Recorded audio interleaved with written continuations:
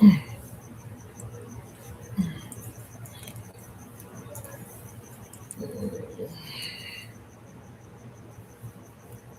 right, greetings, family. This is Cassandra Faye Floyd, son of a bitch. hmm Also known as the daughter of the Fates, founder of the Temple of Evolutionary Emergence. And obviously, it took me much longer to get back than I thought it would. I really don't know my life, yo. Hold on a second. Let me grab one more thing.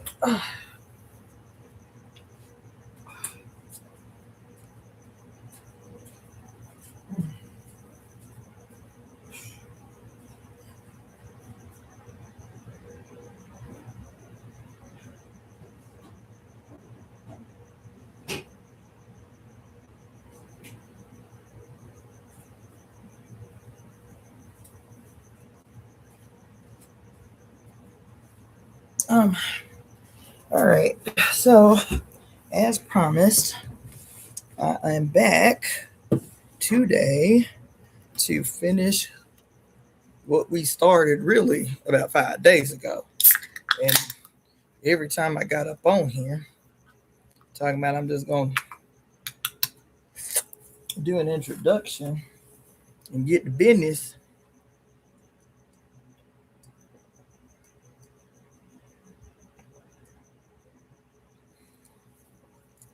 I get off on something else. Not that the something else hasn't been important, but now it's crunch time.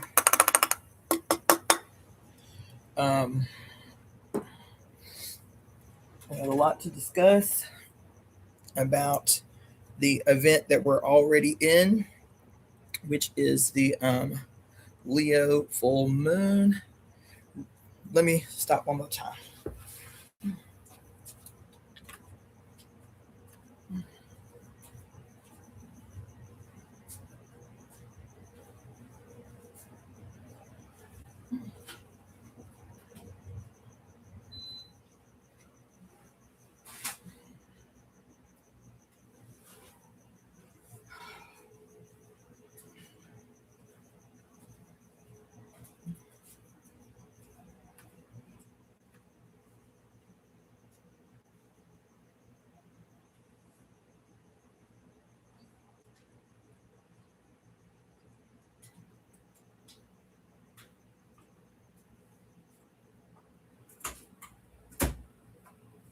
All right, which is the Leo full moon, um, as the introduction to what is promising to be a wild month that is really functioning as the pop off for this year that is still very new for us, right? All right, it's just now for some of you, it's already tomorrow, meaning February 1st. My feet are cold.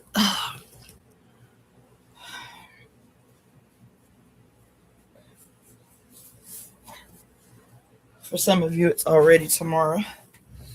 And closing in on the peak of this full moon. So here I am. It's a lot. It's a lot.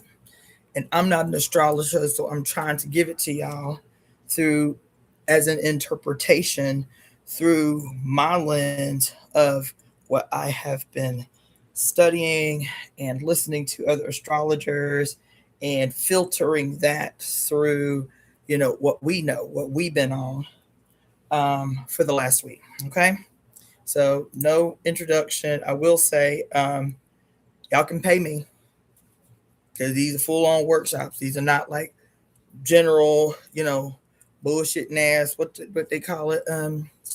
You know, it's a full moon, and so this is the time to do your manifestation rituals and all of that shit. You feel me?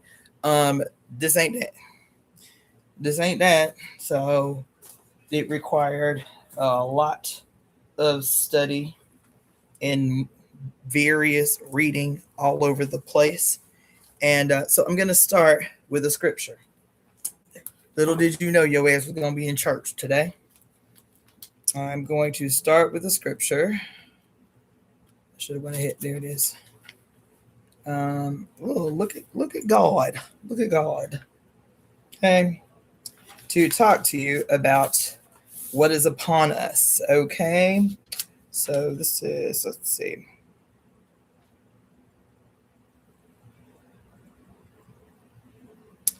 Okay.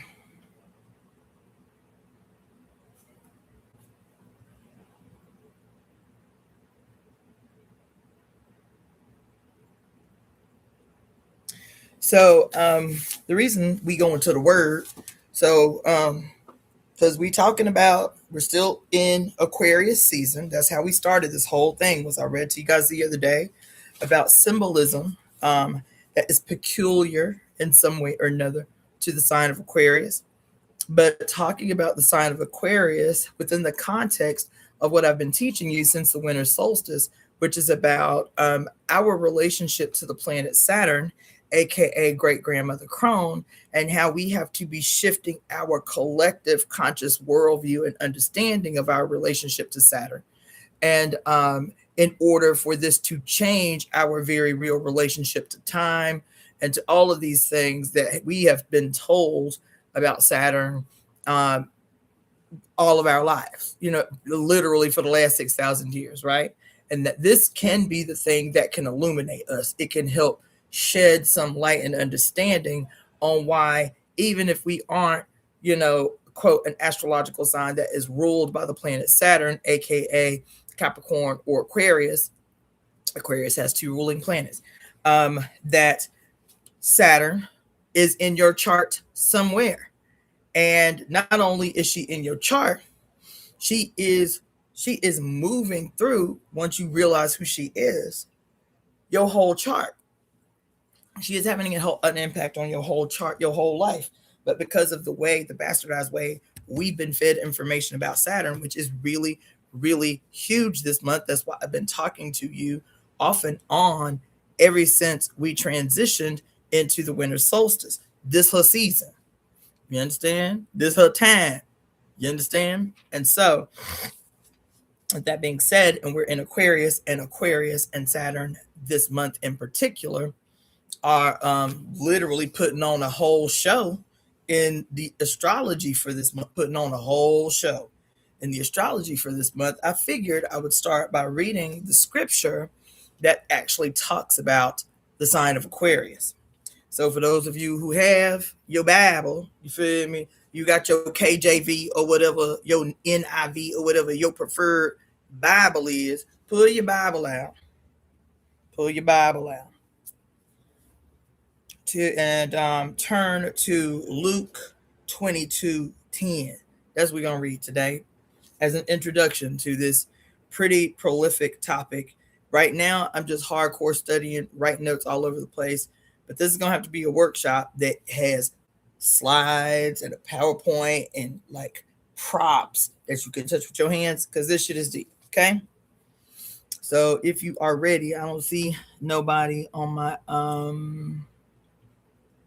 Instagram live. And let me just say, after I got up off the live earlier today, I turned on YouTube on my television and didn't realize that the reason I was hearing, even now, helicopters and sirens and all kind of rigmarole outside my door and all day, all night till 5:45, 5:47 this morning is because apparently the shit started going down Friday night with the nationwide rebellions, the nationwide, quote, protests and demonstrations.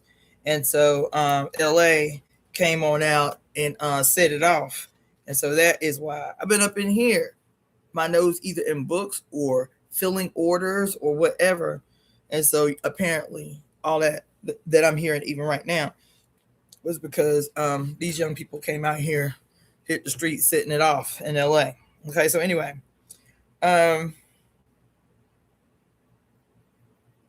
22:10 is what we're supposed to be reading, but as we have found in the past, when we go straight to a scripture, um, when we walking, it ain't but a couple of us up on here right now. But as we have discovered that for us and for what we're talking about, we may need a little bit of context, and so I'm going to go back to actually the beginning of 22, and it says, "Now the feast of unleavened bread drew nigh, which is called the Passover." And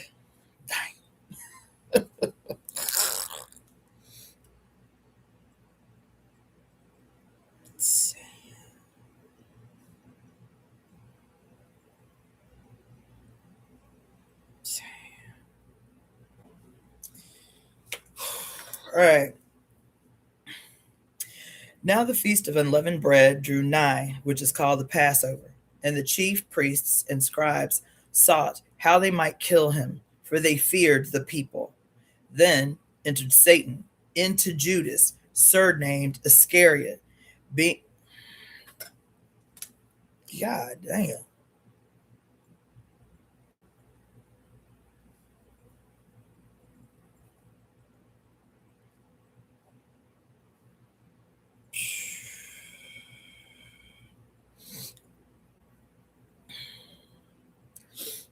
Um, being surnamed Iscariot, Judas Iscariot, uh, being the number of the 12, and he went his way. Let me mark this shit. Sorry about that. I'll read it straight through, but y'all know how it be. It says, and then entered Satan into Judas, surnamed Iscariot, being of the number 12. And he went his way and communed with the chief priest and the captains, how he might betray him unto them. Okay? This is what I've been telling y'all all along. I'll paraphrase for you when we're done. And they were glad and covenanted to give him money. And he promised and saw opportunity to betray him unto them in the absence of the multitude. Then came the day of unleavened bread, when Passover must be killed. And he...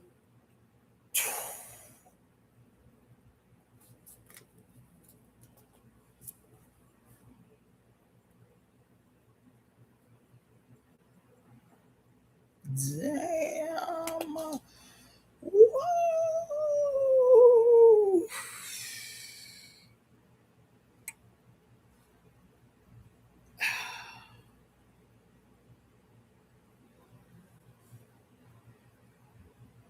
Yo, this shit is really diabolical. The depth of this curse is so diabolical. God damn. It says, and they were glad and covenanted to give him money. And he promised and saw opportunity to betray him unto them in the absence of the multitude. Son of a bitch. Damn. Damn. Then came the day of unleavened bread, when the Passover must be killed. And he sent Peter and John, saying, Go and prepare us the Passover, that we may eat. And they said unto him, Where wilt thou that we prepare? And he said unto them, this is the part that we're getting to, okay? And they talking about the Passover feast, okay? They're talking about Jesus. They're talking about Jesus as the sacrifice, huh? Okay? And he says to them, no, he sent Peter and John, saying, Go and prepare us the Passover, that we may eat. And they said unto him, Where wilt thou that we prepare?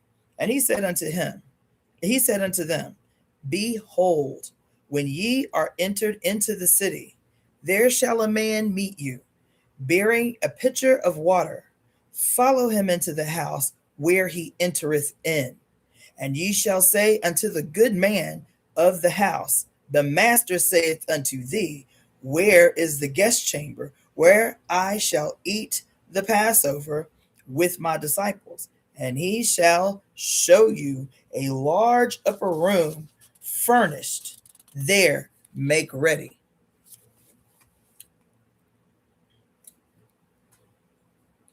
And they went and they found and they went and found as he had said unto them, and they made ready the Passover. And when the hour was come, he sat down, and the 12 apostles with him. And he said unto them, with desire I have desired to eat this Passover with you before I suffer. For I say unto you, I will not any more eat thereof until it be fulfilled in the kingdom of God. And he took the cup, and he gave thanks, and said, Take this and divide it among yourselves. For I say unto you, I will not drink of the fruit of the vine until the kingdom of God shall come. And then he took the bread and gave thanks and brake it and gave it unto them, saying, This is my body, which is given for you. This do in remembrance of me. Likewise, also the cup after supper, saying, This is the cup. This cup is the New Testament in my blood, which is shed for you. But behold, the hand of him that betrayeth me is with me on the table. And truly the Son of Man goeth as it was determined. But woe unto that man by whom he is betrayed. And they began to inquire among themselves which of them it was that should do this thing. And there was also a strife among them, which of them should be accounted the greatest. And he said unto them, The kings of the Gentiles exercise lordship over them, and they that exercise authority upon them are called benefactors. But ye shall not be so. But he that is greatest among you, let him be as the younger, and he that is chief as he that doth serve. Yo, what the yo. The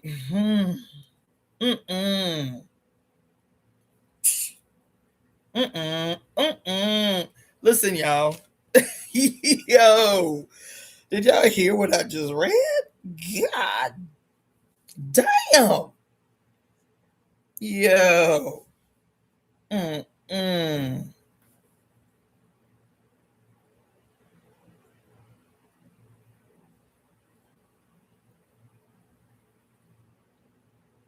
This shit's so wicked.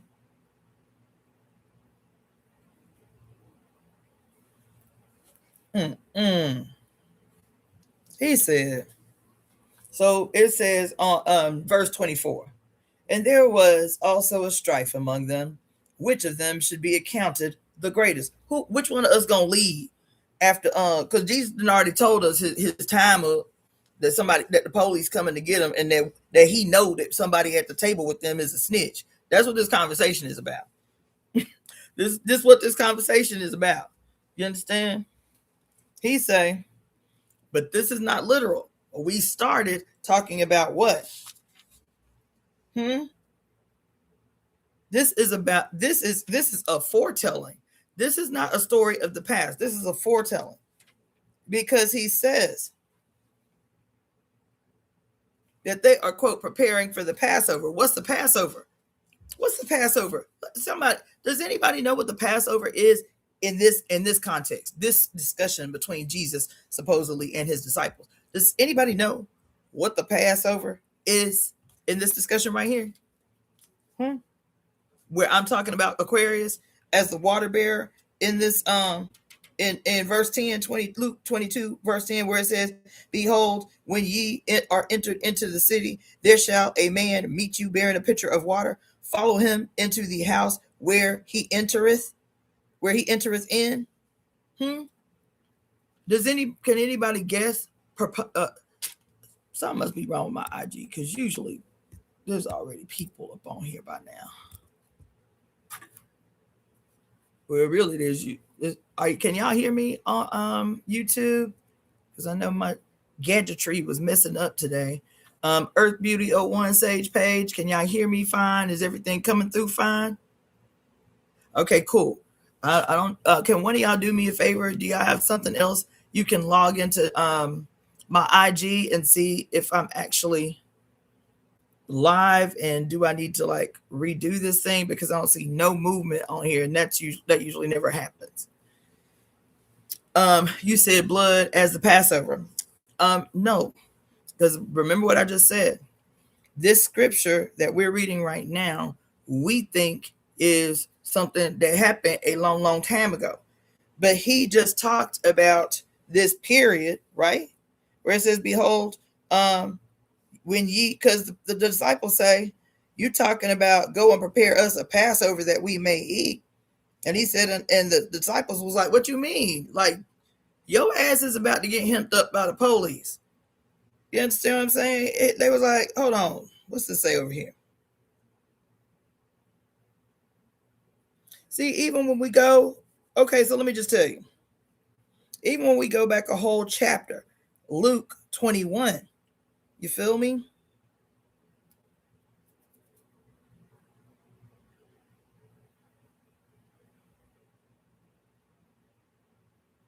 Yeah, even if you go back to 20, this period here in Luke, literally, the little subtitles say, these are signs of the end. This little 21, 20, 21, and 22, these are signs of the end. These are signs of the end. Oh no, don't apologize, baby. Don't apologize. I was just asking. But yes, that's a good guess. That it's the blood. But the reason I'm talking about this as an introduction to why it is important that we are talking about Aquarius in this moment. Okay, I'll read it again. Why it is important that we're talking about Aquarius in this moment. Why it is important that, unlike normal, after a 3-hour freaking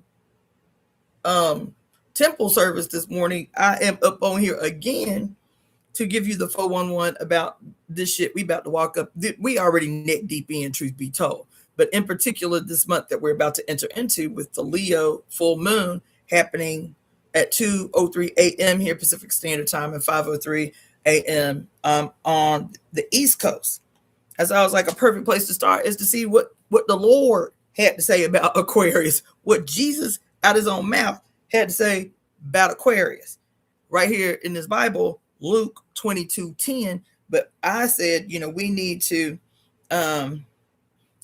go back to give ourselves some context. But even if I go back here one chapter over, right? Because this whole 20, 21, and 22 are what Jesus is teaching the disciples are the things to look out for, quote, at the end of days, the signs of the end. This is not a literal discussion that they're having about, oh, we need to go prepare a meal for the, quote, the holiday of the Passover. He is talking about when he, Jesus, as the sun solar deity, Jesus, in the age of Aquarius, the two fish, in what to look for after his Passover. What's the Passover? The Passover is his transformation from flesh to spirit. It's his death. It's his death on the cross. Why is this significant? Why is Jesus the Passover? God damn. Why is Jesus the Passover? It's literal. It's actually literal because he is trying to rewrite the story of birth and make it now the story of the necessary death, because his ass, as the figurehead in the face, the poster child for a death cult, for a murder cult, then if you have to be born, when you are born, you pass through one realm to another, from unseen to seen. And at death, you pass through another threshold, from seen to unseen. The Passover, with Jesus as the necessary sacrifice for a sun god, solar deity, death cult archetype, the Passover The Passover is him going from, quote, the seen to the unseen. And the cross, just like your mama, the cross becomes the afflicted, corrupted metaphor necessary. It becomes the death ritual necessary to go from the seen to the unseen in a murder cult, in a death cult. Do you hear what I'm telling you? Because the cross, they don't even hide it. They don't have to hide it because they've done such a good job. They've done such a good job making you believe that the cross, the crucifix, that you literally see your whole baby to adult life, you literally looking at the dead carcass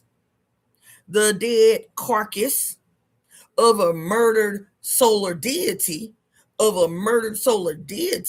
and this, his story as a murdered solar deity, becomes that what you should idolize and look forward to as a disciple of a murder cult, as a disciple of a death cult.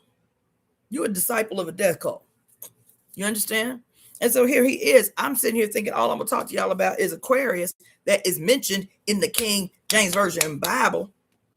But in the chapter, signs of the end of what? Because there is no end. There's no such thing as an end. There's no such thing as an end. There's no such thing as an end. Not in science, not in mathematics. There's no such thing as an end. So what is the end he's talking about? In his transition from one realm to another. Why? Because Jesus is a psychopomp. Remember me telling you this? Jesus is a psychopomp. Maybe I need to explain to y'all again for those who might be new what a psychopomp is. Let's see. Everything in the book was a foretelling of future events, making it correlate with present and life in general. Thank you, beloved. Not correlate, because my other position about this book, as we were taught when we read together the Sibyls, the first prophetesses of MamiWata, and the theft of African prophecy by the Roman Catholic Church.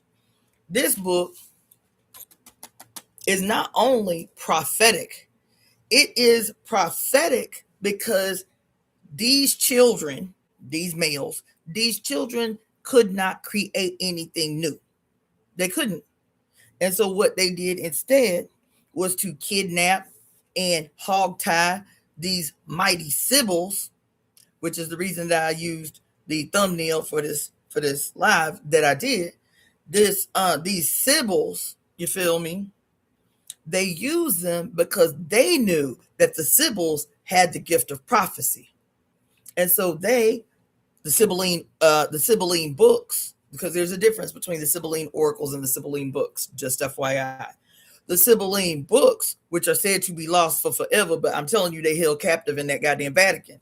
I digress. The Sibylline books, according to Mama Zobe in the Sibyls, the first prophetesses of MamiWata and the theft of African prophecy, the Sibyls, which was a 3,000-year-old tradition of women who were able to embody the goddess so that she could communicate to the many and they could be healed through their direct relationship with the Sibyl. Once the males took over and started kidnapping all these prophetesses and bringing them to this region, Rome, Greece, and all the things, and started to impose being able to use the prophetesses, the Sibyls, to give them an edge in battle and all of this shit.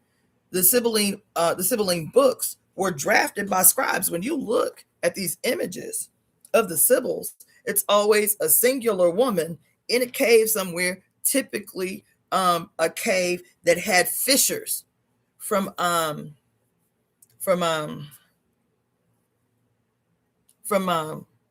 fault lines. These temples, these caves, if it wasn't a cave, it was a temple deliberately built on top of earthquake fault lines that would have fissures in them. So the movement of the rock and the stone with the heat and the earth coming up through these fissures. Look at the images.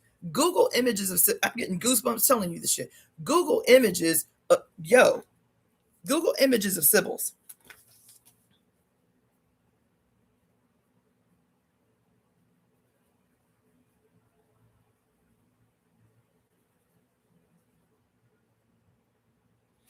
Google images of Sibyls.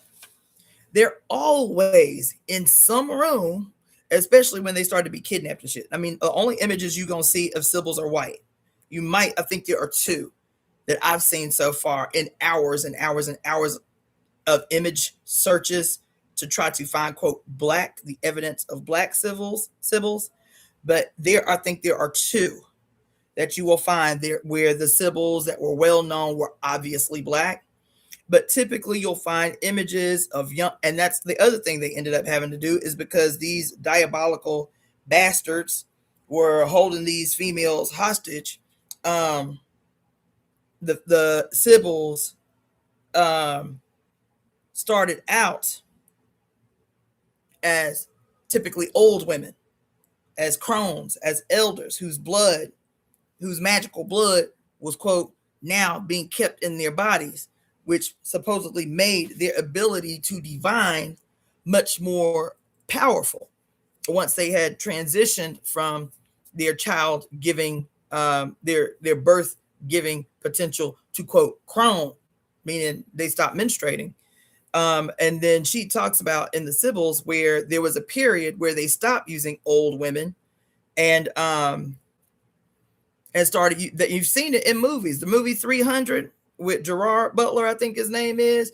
And this is the period where Greece is like there are certain aspects of people in Greece that are trying to stray away from the, quote, witchy old days of spirits and omens. And they're now becoming, quote, men of reason. But because the majority of the people are still hogtied to, quote, the traditions, the, quote, spooky traditions of old, in order to wage a campaign against these Persians, they have to get permission from these priests that are now they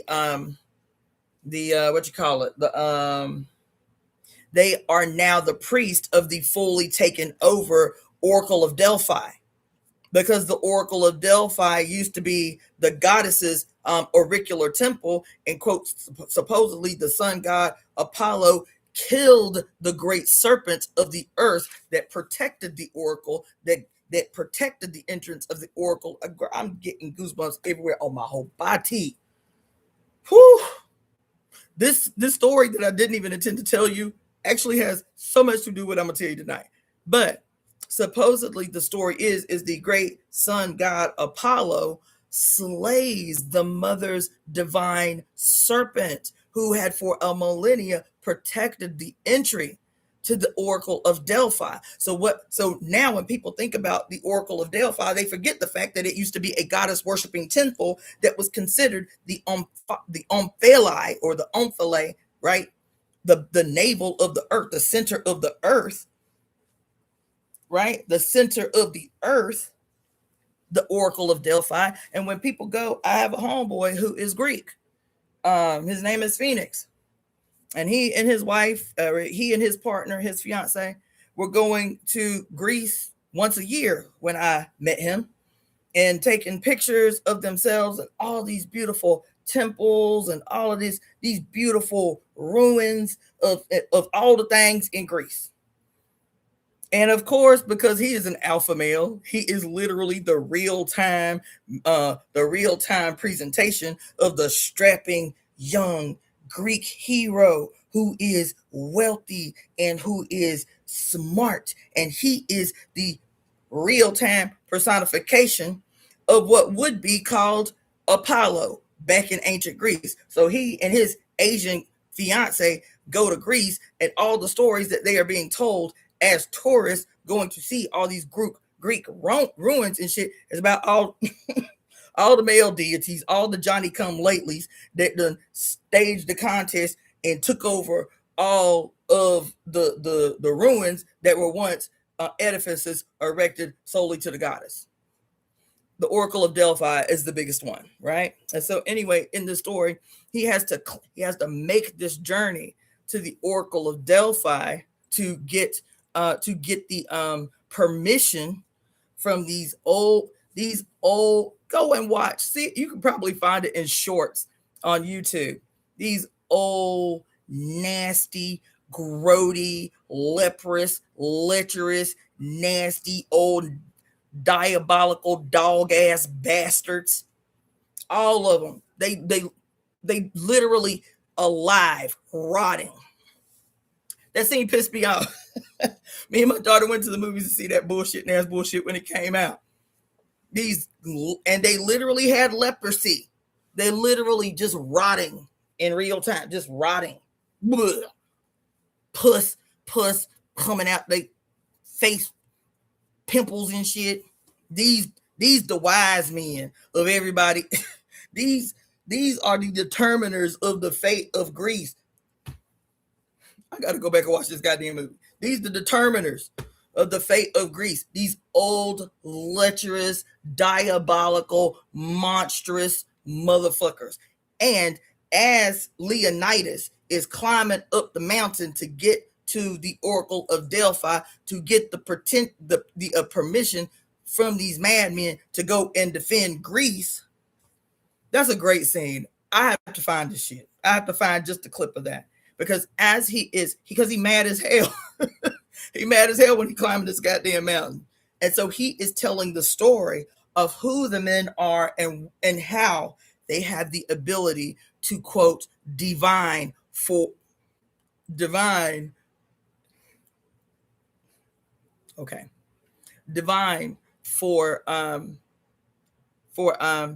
anybody that petitions them. So it's no longer the sibyls, the oracles at the center. So he's climbing up there and he's saying these lecherous old men, these superstitious old men, we got to go up there. The whole fate of our goddamn country is in the hands of these kooks who he tells the story, who these old kooks who go into the villages and kidnap young girls. That's what he said. He said, right now in our country, it's a death sentence to be born female and beautiful, because these old lecherous, diabolical, monstrous motherfuckers will go down into the village every now and again and say that they got a message from the gods that they need to take your baby and your baby, she cute too, your baby and your baby, 10, 11, 12, to live in the auricular temples forever with these grody, disgusting pig monsters. And so he goes up the mountain and enters into the temple, the auricular temple, the Oracle of Delphi. And these girls are given, it's in another movie too. There's a girl named Cassandra in the movie. She's not the Cassandra, but she's a Cassandra. You feel me? But she too is an oracle. It was what is the name of this movie?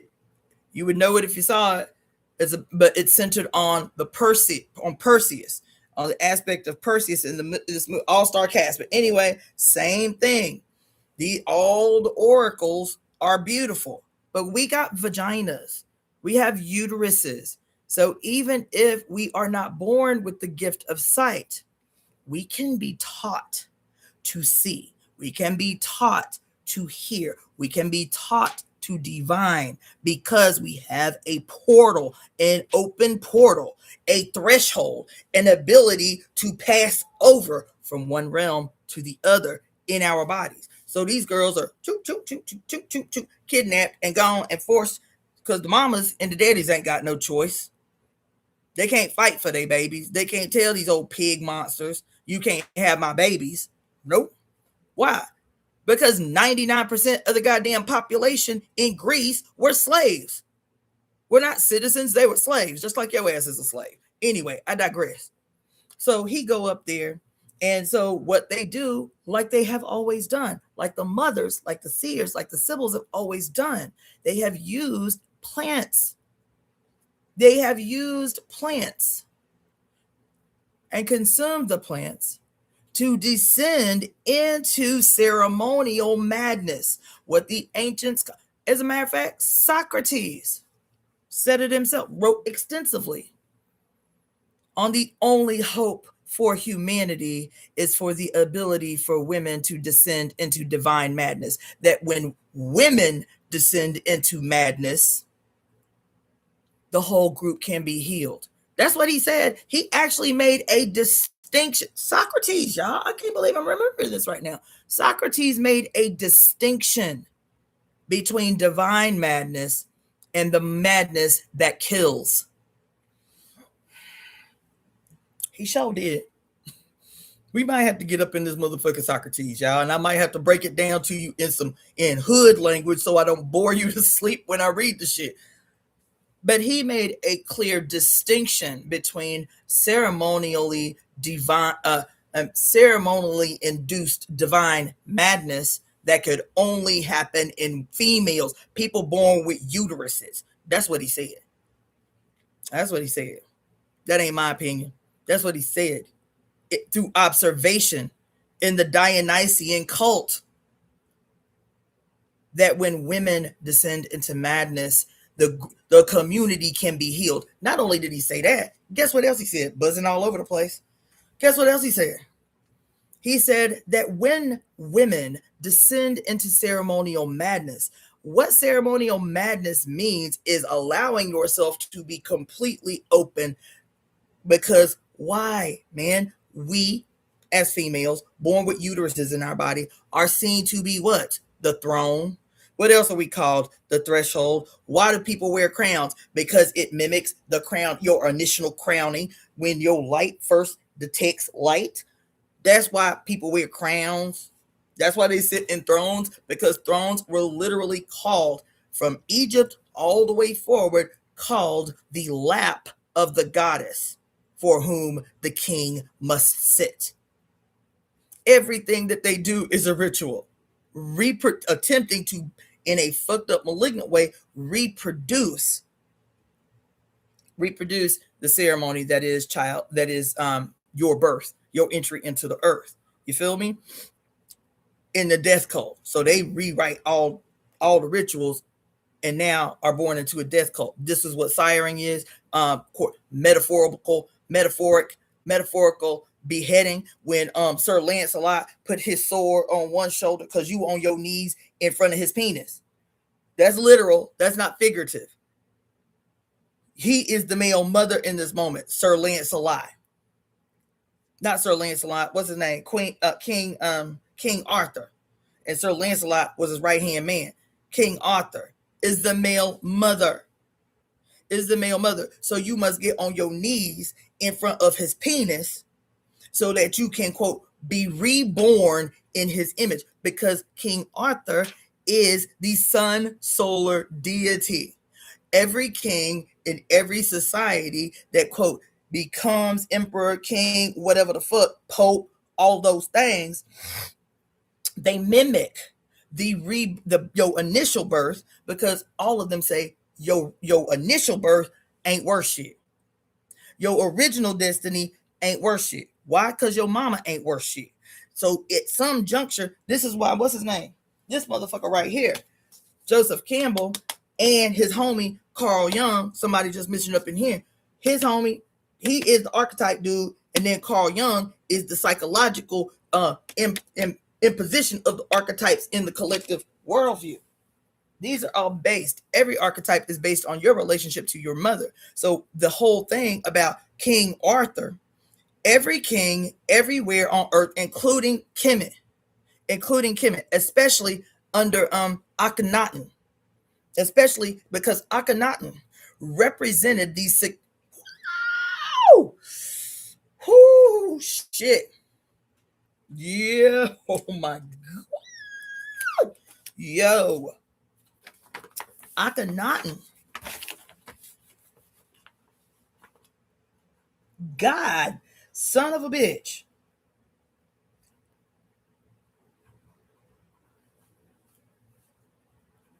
What was that? What was his name? Yeah.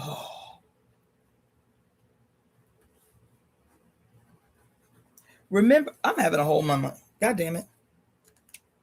And it is still tied to this story about Jesus and the water bearer and all of this shit. Walk with me.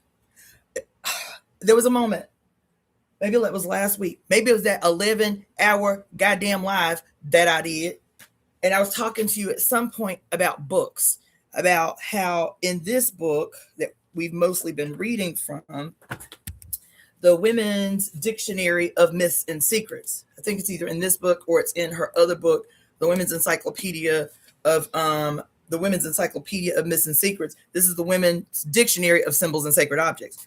And she talked about in one of these books that the book, that's why we say in our conspiracy, is actually based on Barbara Walker's writing, that the book, let me get a smaller book because I got so many bookmarks in here, that a book is actually a representation of the woman, specifically the woman's opening and closings, her opening and closing of the gates to the known and the unknown.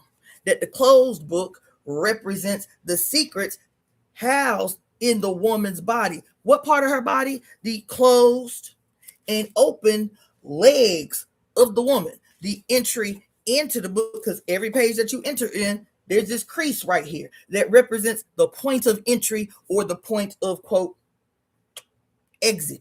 Because as you read in this book, you open the book to gain, quote, entry, right? But you also, while you gain an entry into the information in the book, the information is being, quote, delivered, coming out to you. Huh? The simultaneous entry into and delivering the rest of, yeah. Oh my God. Hold on. Remember, we went on that crazy ass wormhole where we was talking about, when I was talking about in my grimoire, because I'm doing this walk with Saturn, right? I am trying to demystify and liberate our great grandmother Crone, aka Saturn. And I said, okay, well, we've been talking about Saturn for a good 2 years now, off and on. I said, but you know what? Maybe I should start in my grimoire. I started with, what is the origin and the etymology of the letter S? Remember me telling y'all that last week? What is the origin and the etymology of the letter S? And the letter S actually being one of the oldest letters in the written language, starting with Kemet. The letter S literally means to hiss, to whisper. She who whispers secrets. That's what the letter S meant, right? And so I was like, what the fuck, right? She who whispers, she who hisses, right? And the letter S literally looks like a snake. This is why this letter came to mean she who hisses, she who whispers, keeper of secrets, right? The letter S. And then I was, where's that little diagram at? I was like, all this time I've been teaching y'all 5 elements, teaching y'all 5 elements, teaching y'all 5 elements, all in yin yang theory.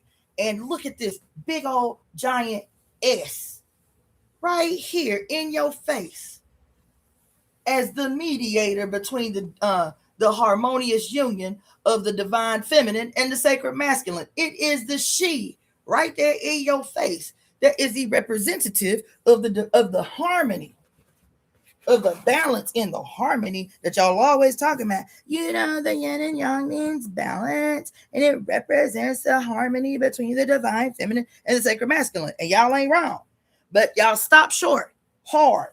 And then I was like, okay, so then I was looking at this version of the yin and yang, because the circle of the yin and yang, as I've told y'all a million times, is a representation in yin yang theory, is a representation of the all that ever has been, will be, all that has been, all that is, and all that ever will be. This is a metaphor for the universe. This is a metaphor for each planet. This is a metaphor for each galaxy. This is a metaphor for the earth itself. This is a metaphor for each one of us as the earth itself. This is a metaphor for the atom that needs this harmonious union, and on and on and on, right? And here she is right here. So if this is a metaphor for the earth, this symbol right here, I need to get a picture of the earth. That's what I need to do. So I'm gonna be drawing again. But if you could visualize this as the earth as opposed to the yin and yang, right? And you see these poles right here, the negative pole and the positive pole, and you put a line straight through this earth like this, that is what? Your equator, right? And you will see this line just like this. When you Google a map of the equator and what we called, and we didn't know why it was important, the Tropic of Capricorn and the Tropic of Cancer, like listed below right here. What are you looking at right here? You see this cross right here? You see this motherfucking cross right here? Y'all see that cross right there? Y'all see that cross right there with the serpent? With the serpent literally strung on the cross, like you see. Where's that note at? Where is it at? Like in the Bible, where they show you images of, quote, Moses with the staff, that, and the original staff of Moses wasn't just a straight staff. It literally had, and it didn't look like this kind of cross. It looked like this kind of cross. It looked like a T. You feel me? But that T had a serpent wrapped around it. You feel me? You see this cross right here? That is your equator. And then your equator, yeah, like this. And your equator, right? And so this S represents the sun solar deity. It represents the sun, bitch. That S is the secret. It represents the sun. That S as the serpent. What I've been telling y'all all this time, that, quote, what you see in your mind's eye, because it's been driven into your mind's eye as the light-skinned, long-haired, hippie-esque, just borderline effeminate personification of the Jesus, you feel me, traipsing to and fro in the desert, is the light side personification of the one. And the devil who be tempting him in the garden and shit, that is the dark side of him. This is your 24-hour day. This is your 365-day year. He is the one. Just the one. I'm talking about the S-U-N, the solar deity that these stories attempt to personify. The secret is we ain't got but one son. We ain't got but one son. You feel me? That's it. That's all we got. And so when you learn the mathematics of, like, what you call these, the parallel, the, what is it? Shit, I got to relearn this whole shit. The map shit, the longitudinal lines, the latitudinal lines, the equator, and the Tropic of Capricorn and the Tropic of Cancer. When the sun in his, quote, light side, see here, in his light side personification is in the northern hemisphere, because this again is the equator. You see? And so when the sun is in his light side in his annual wobble, not his annual wobble, our annual wobble around him on our axis, right? On our axis, our annual wobble. So this is how we experience the sun, as a serpent that engulfs the earth, that, quote, rules the world. The serpent, the Leviathan, the snake that rules the world. Why? Because our relationship, our very necessary relationship with the sun, literally slithers around the earth. He will live on top of the earth, and then he will seek into the primordial deep. What's the primordial deep? Where the equator is concerned, the southern hemisphere. It's the southern hemisphere. So when he is shining bright in the northern hemisphere, we experience what? The end, our transition out of Aries. The sun, quote, is born right here in Aries. He born in Aries. You feel me? And then at the summer solstice, which is in the June, which is in the sign of Cancer, this is where he is at his apex, his victory over dark. And then as soon as the summer solstice passes, the days get shorter and shorter and shorter. They literally fall. Because here's the season fall. As soon as he is victorious, the longest day of the year, the summer solstice, he falls. And here, in the sign of Libra, what? It is equal day and equal night. You understand? And then he continues to fall into the southern hemisphere, where he is here at the sign of Capricorn, which what happens? Because this is the peak of his fall.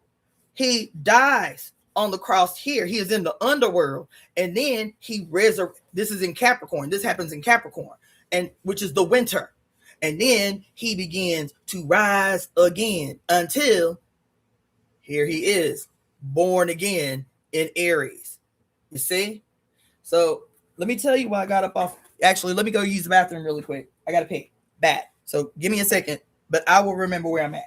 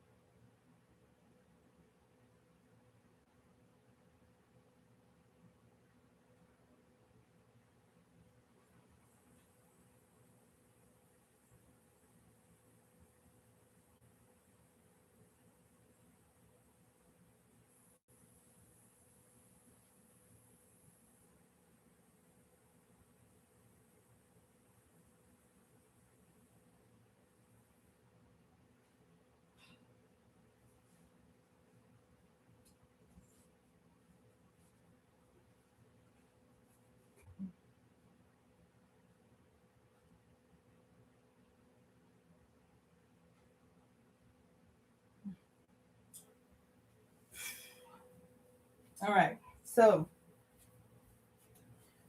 this is a perfect opportunity for me to do some housekeeping really quick. So those of you who are visiting for the first time, my name is Cassandra Faye Floyd. I am also known as the Daughter of the Fates, the founder of the religious 501c3 located here in California called the Temple of Evolutionary Emergence.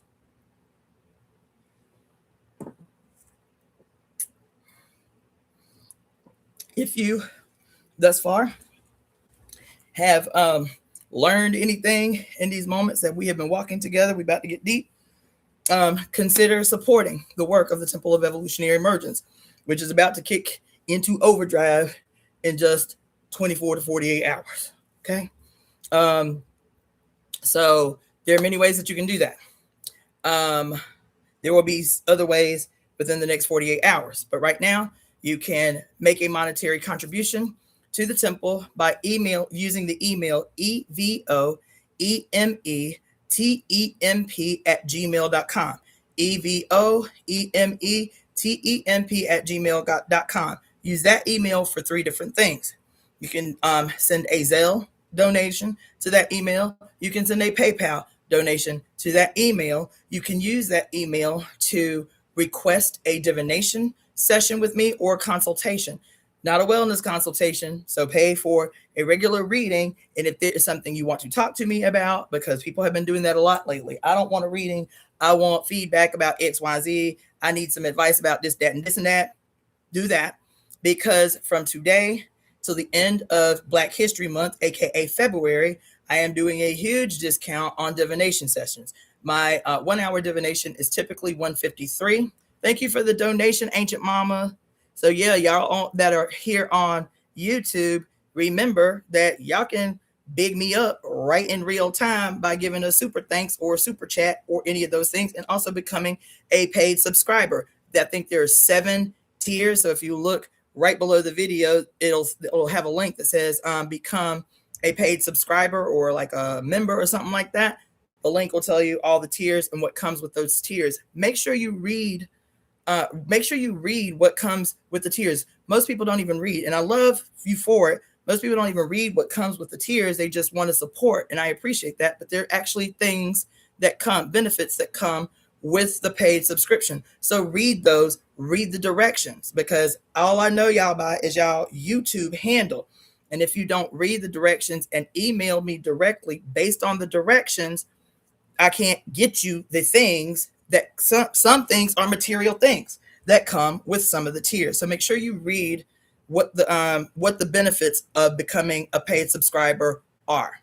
And that's unending. So if you have been a subscriber for a certain period of time and you just subscribe so you can support but didn't actually read the benefits of becoming a paid subscriber, I don't care how long you've been a member, hit me up once you read what is offered as benefits of the of becoming a paid subscriber, so that we can go ahead and close out that part of the deal. You feel me?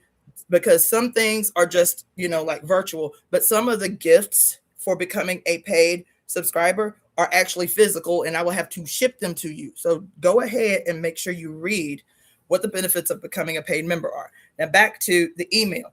So this month, from today all the way to the end of February, I am doing, so my typical 1 hour divination, aka consult, is $153. For this month alone, I am doing that consultation for $100. My 30-minute consultation, aka divination, is typically $90. I'm doing that for $60 for this month only. I'm doing that for $60, 30 minutes, $100 for an hour. Let's see. I woke up this morning thinking of you and felt moved by the mother to send you support via Cashapp. Did you receive it? I can't recall, but I will check my, you know what? Where is my other phone? Because I can do that right now. You know what? Yeah, I'll do it tomorrow. I'm going to shout y'all out on the next live that I do, because it's already 9:32. Let's see. Awesome. Tesotle, I see that you have booked a 30-minute consultation. So as soon as I get off here, I will respond to your email and set up your Zoom link. Okay. Let's see really quick here. I'm sure I did. Earth Beauty 01. If you said you sent it this morning, then I'm certain I got it. Hold on.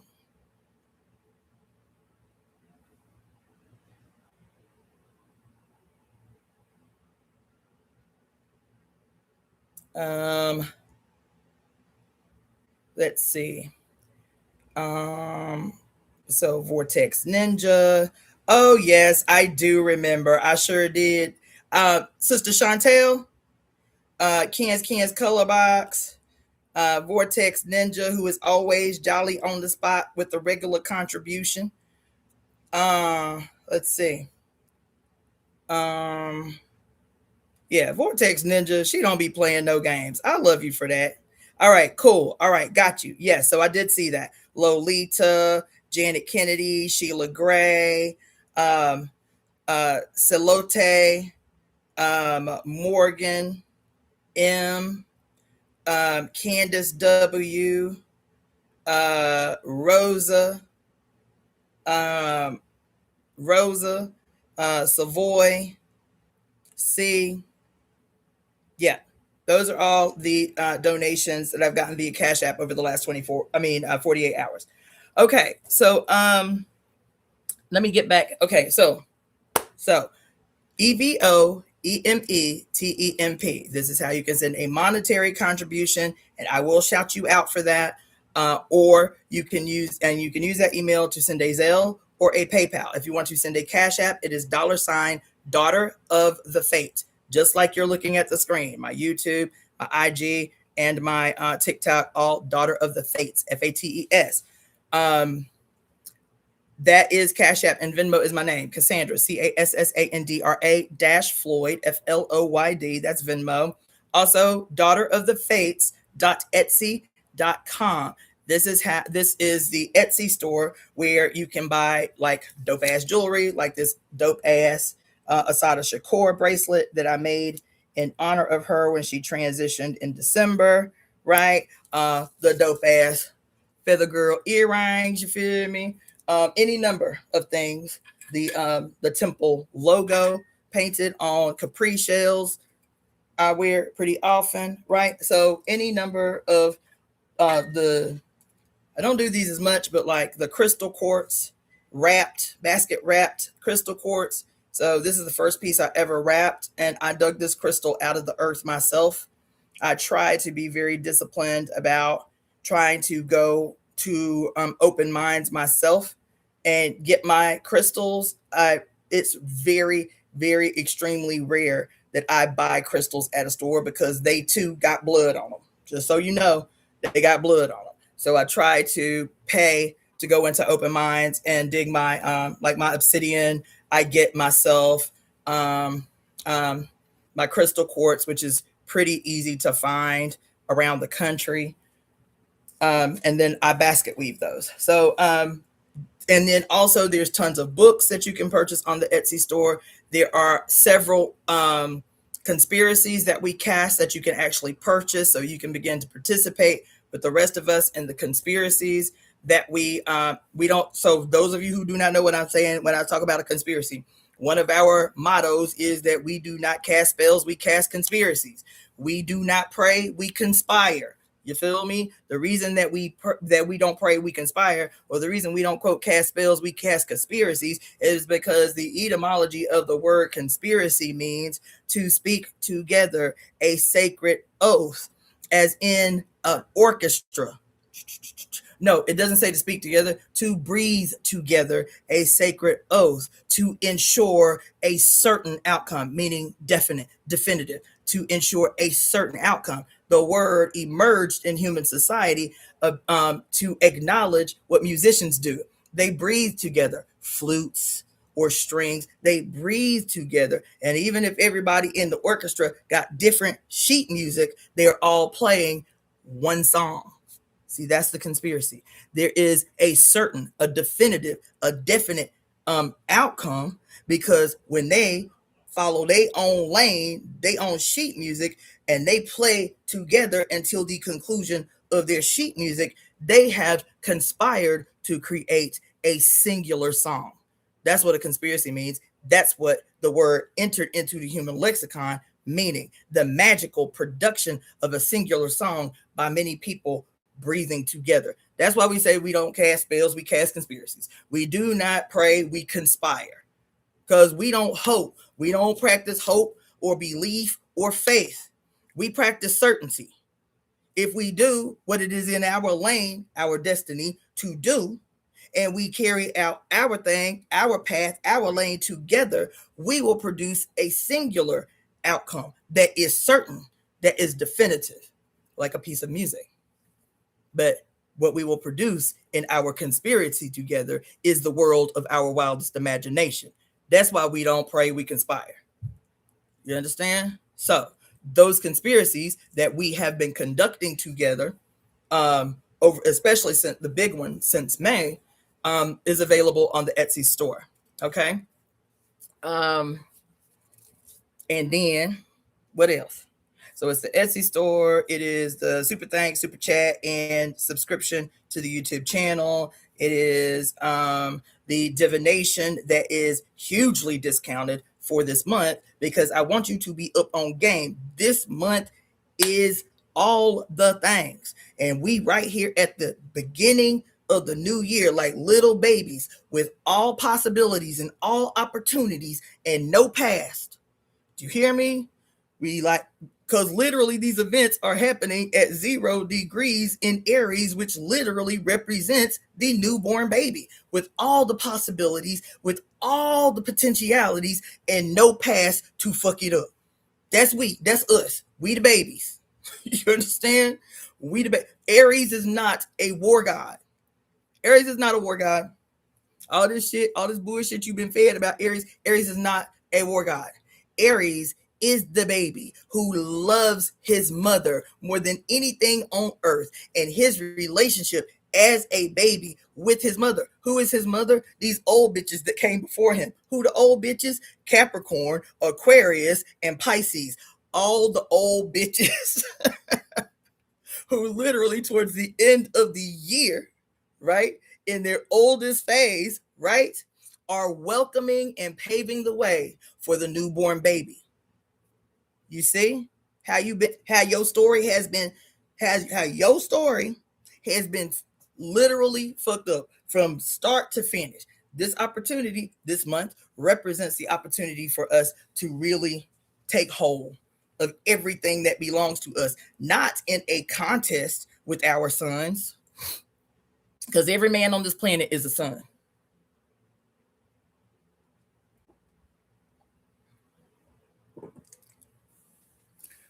Not to wage a contest with our sons. Remember, I was telling y'all about the white guy. I forget his name, but his YouTube channel is called Morgue Official. Morgue Official. I like this guy's channel. But again, he, like every other man on earth, black, white, red, yellow, brown, who are, quote, learning esoterics or the occult or like the conspiracies and or philosophy or religion or spirituality, because this thing has been so effective and precise, no matter how deep they get, child, they will always stop right before they get to the mother. There's a point, man, where they can't go no deeper. We have to lead the little babies. We have to help them over the goddamn threshold, y'all. We do, because they can't. I'm telling you, I have been in conversation over the last year with some pretty brilliant men, and every time I think, yes, oh my gosh, they're gonna do it by themselves. They're gonna come to the right. They're gonna see her right there in their face. And every time they get right to the threshold, baby, they stop and retreat. I'm like, oh. Anyway, so this dude was saying, he was, quote, reading the lost book of Thomas of the Bible. You feel me?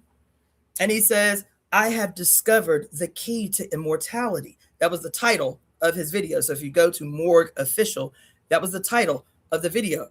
I have discovered the secret or the key to immortality. And he was saying that it was in this book of Thomas, right? From Jesus's own words. And he says a lot.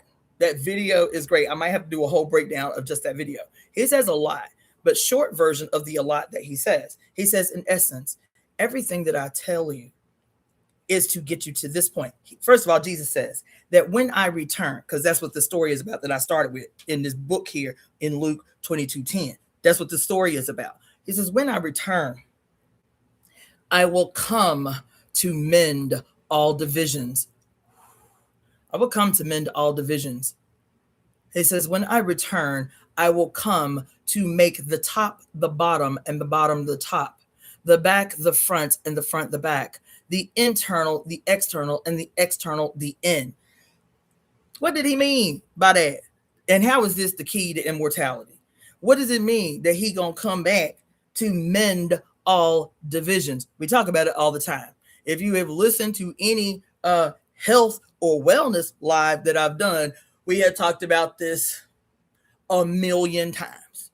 What does it mean when he says, when I return, as the key to immortality, when I return, as the key to immortality, as the necessary key to immortality? When I return, I will return to mend all divisions, to make the seen unseen and the unseen, and to make the seen unseen and the unseen seen, to make the top the bottom and the bottom the top, the front the back and the back the front. He is talking about this, which is cyclical. It is always moving. It's always in flux. It's always interdependent, interchangeable. But this has turned, the division of this, the split in the one, right? The split in the one has become this. Remember when I told you I was having a breakthrough? Is this a prophecy that we're looking at? This sigil that we think is just a quote glyph for Cancer, is this actually a prophecy? Quote, AKA literally, when the one is split away from itself, it becomes Cancer. Is that literal? Is that literal? Because I told you that this is an actual, not just metaphorical, not just philosophical, not just ideological, not just theological. This is scientific, because this is what I used. This was what I was taught that you have to use as a doctor of Oriental medicine to diagnose a person sitting in front of you. You use this to understand where the disharmony is. Is there, quote, too much yin and not enough yang, not enough fire, not enough chi? Is the chi deficient? Is the fire deficient? Is the yang deficient? This is a diagnostic tool when sitting here looking at a person in their face to see where the disharmony is. Is there all of this black and just a little sliver of the white? Is the yang so deficient that your ass is 250, 300 pounds because you got too much yin and not enough fire to move and harmonize all this yin? This is a diagnostic tool. So when I'm telling you that we just see this and we say it means harmony, it means balance, it means the unity between the divine feminine and the sacred masculine, and you are not wrong. But you are thinking so linearly and narrowly that you cannot see. This symbol relates to politics. This symbol relates to economics. This symbol represents everything in the universe, from the greatest imperceptibility to the atom, which in 1942, a diabolical, monstrous motherfucker so split away from his mother decided that he was going to literally split the one in half. He was going to split the one away from itself in a process called fission. Oppenheimer, who split the atom to create the most destructive weapon known to humanity. And so remember, I was going in that deep dive and I was like, damn, if the universe, this astrology, right? If the universe is, you can see the universe like this is the astrology, but you do not see this astrology as you. You are everything in this little zodiacal chart. You are both the sun at the center and the moon, the chart itself. Remember how we was talking about why Earth ain't represented on the zodiacal chart? The Earth is in the solar system too. Why the Earth ain't represented on the zodiacal chart? And I was like, just last night, staying up till 5:47 in the morning, doing this research to put y'all up on game. I said, oh my God, all this time we've been asking this question. Even astrologers, when I pitch it to them, because I'm not an astrologer, I'm like, do you have any idea why the Earth don't have a symbol up on this thing here, this zodiacal chart? The Earth is a part of the solar system, so why the Earth don't have no glyph on the chart? And they don't know either. I've asked several astrologers, and they're like, that's a good point. A lot of the attributes that we associate with the Earth actually correspond with this, with Cancer. Every astrologer that I've asked They're like, you got a point. But they call it the moon. But a lot of the attributes of the earth that we would say, okay, this is specific to the earth, we associate with the sign of Cancer, which is identified by the moon, right? I was like, damn. So I was really puzzled by it. Why the earth don't have its own little glyph up on the zodiacal chart? And last night at 2:00 in the morning, I was like, oh, fuck. And most astrologers, at least that I've asked here, don't know either. Why? Yeah, you know what? You're right. Why the earth don't have a spot on the block with all her sisterin and brethren, homie planets? And last night, up in here in this motherfucking deep dive, trying to put y'all on game about what we have to do to leap forward in this bitch, the mother said loud, I've been right there all along. The earth is the entire universe, child.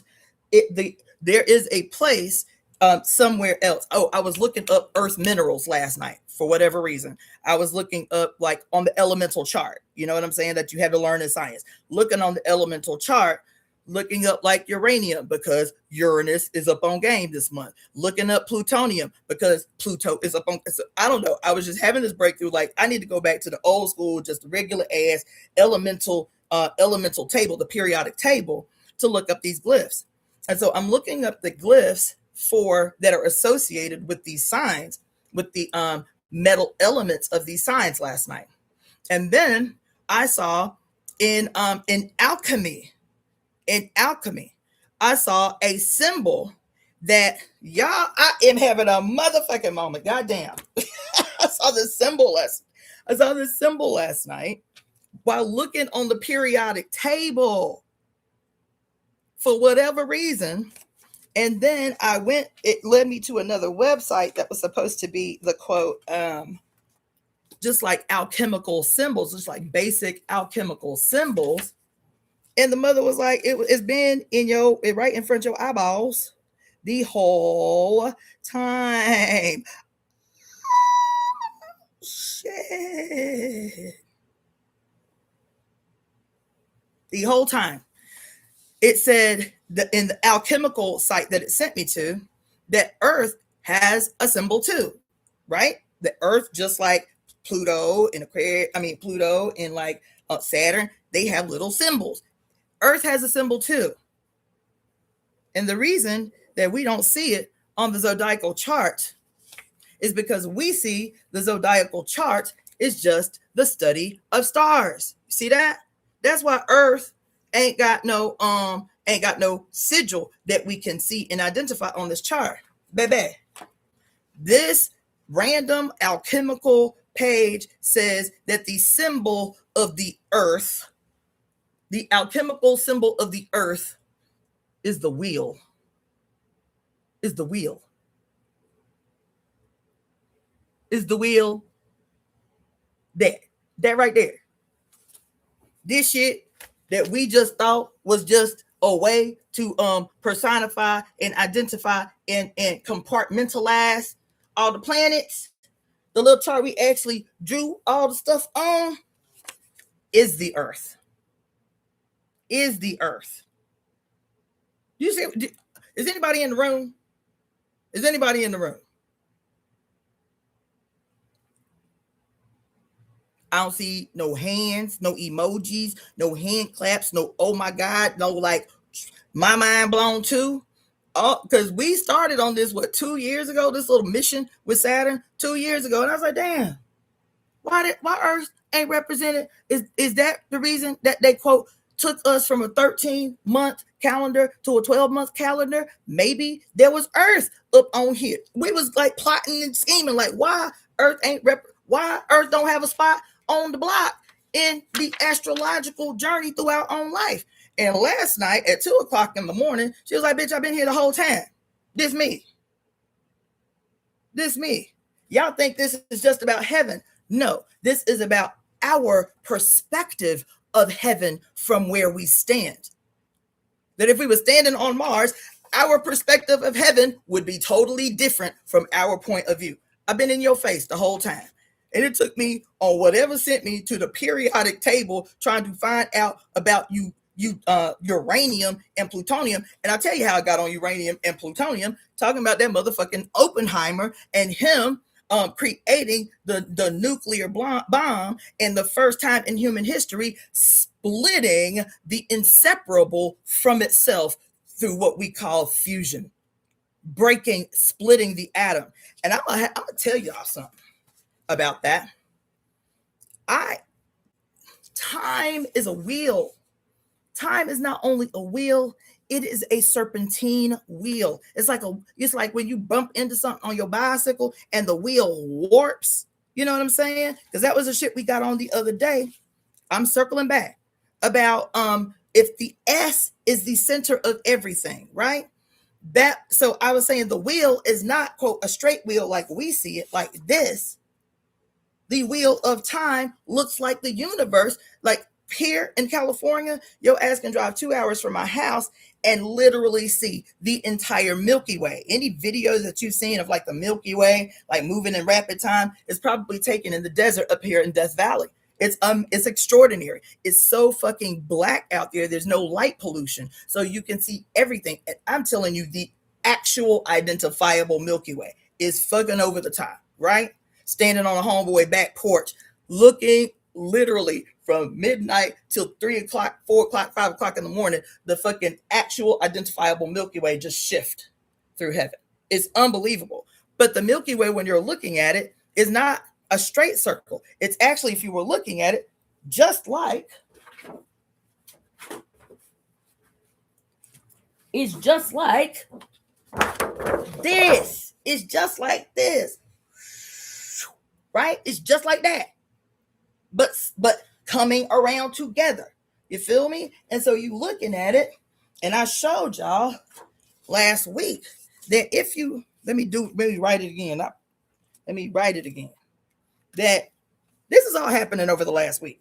These breakthroughs. You feel me? That if you have an S, a regular S, like your alphabet. If you got an S, right, like that,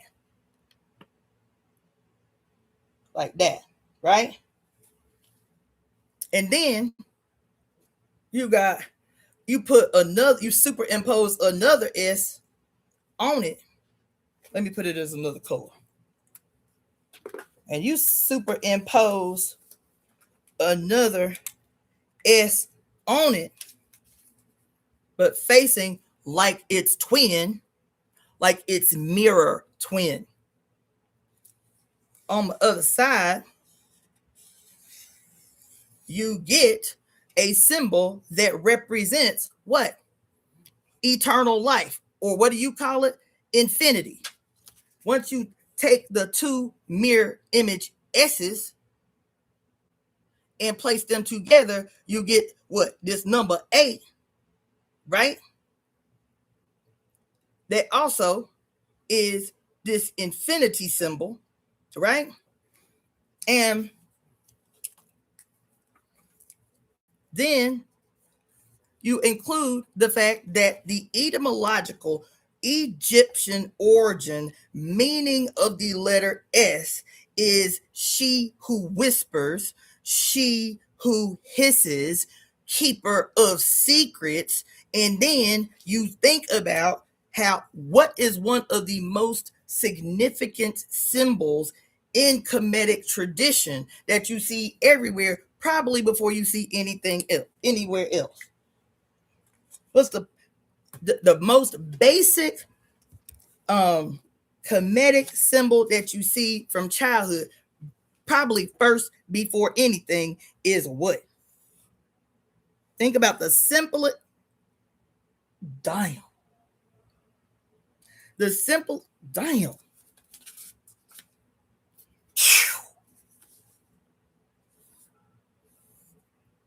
Damn.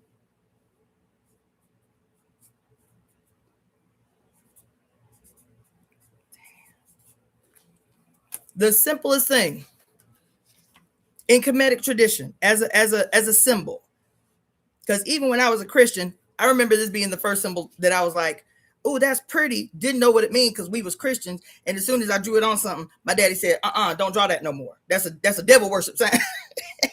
that's demonic, right? It was, how do you draw it? How do you draw it?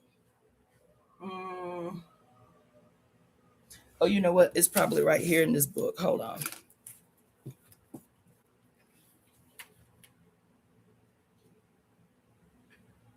It most definitely is in this book.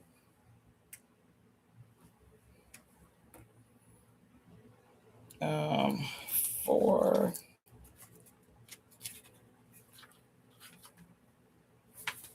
110.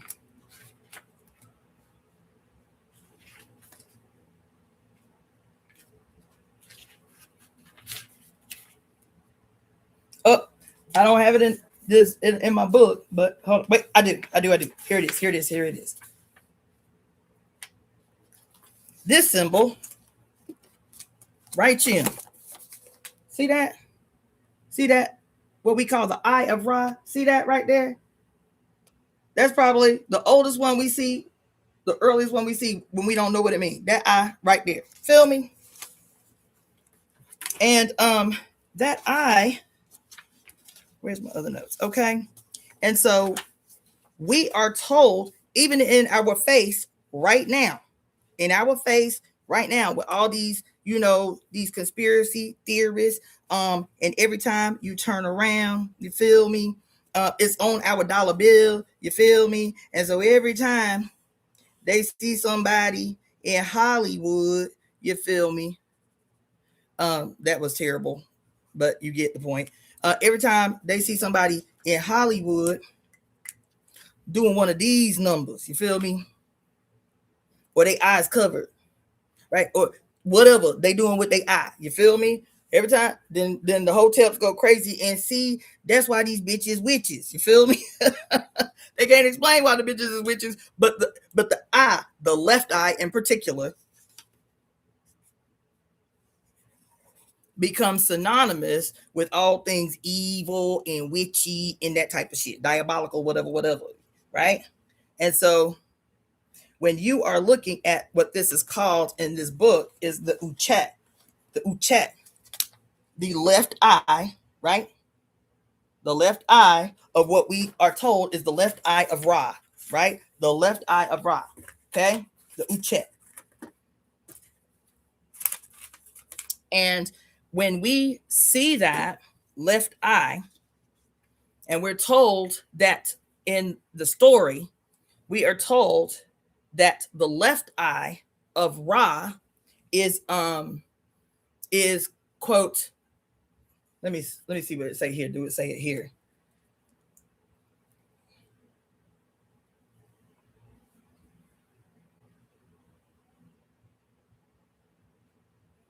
I should read this to you. But in a minute. So, because I don't want to lose my thought about why I started talking about the I where the S is concerned. Okay. So what you're seeing here is the left eye of Ra. And what we are told in Kemetic, it doesn't say that here, but in Kemetic tradition, we are told that the left eye of Ra is Sekhmet. That the goddess Sekhmet, the lion-headed, is represented by her, quote, father, Ra, in her destructive phase. That she is Ra's hand of judgment, Sekhmet. That she is Ra's hand of judgment, pictured or personified as his left eye. Okay?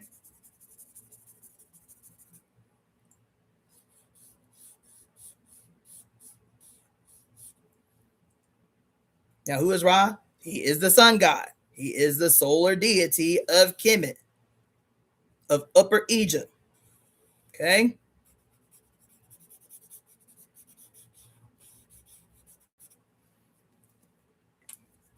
This is what we are told. Okay? And that's why it's at the upper, it's at the upper top of the pyramid. I could go deep, but I'm not going to. Maybe another day. Okay? And so I was saying here, that when you have the two S's as the mirror image of each other, that is the symbol for infinity, no beginning, no end, right? And that this is not only, quote, infinity in general as a concept, but that it is also what is represented in this here. Because if you turn this upside down, because the yin and yang is what? Always in flux. It's always, like I was saying, if you could conceptualize the yin and yang 5-dimensionally, then it would always be moving, it would always be in flux, it would always be turned up and down, because this is a clock too, right? So if you was looking at the yin and yang as a clock, then you would have the yin and yang facing this way, and this would be high noon. Why? Because high noon, there's no shadow cast. This is Chinese theory. Like the old school, they used to have a sundial, and the way that they knew that it was noon is because the sundial, at noon, when the sun was directly up above, it would cast no shadow, and all shadow is considered yin. So this would be noon on your clock, just a daytime clock. This would be noon. This would be 3 o'clock. Right? Is that right? This would be high noon. This would be high noon. This would be 3 o'clock. This would be, quote, sunset. No, that's wrong. This would be a 24-hour clock. We only have a 12-hour clock. This would be a 24-hour clock. You feel me? This would be noon. Here, no yin present. High noon, no yin present. This would be midnight. This would be midnight. So on a 24-hour clock, whatever the time would be, whatever. But this would be no yin present. This would be high noon, and this would be midnight. Okay, so this can be a clock. This can be a calendar. This can be your zodiac.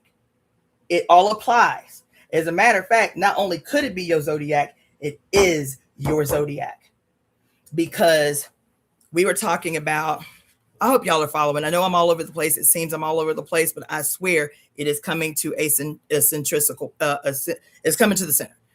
We were talking about, remember we were talking about for a long time, Ophiuchus, the 13th zodiac.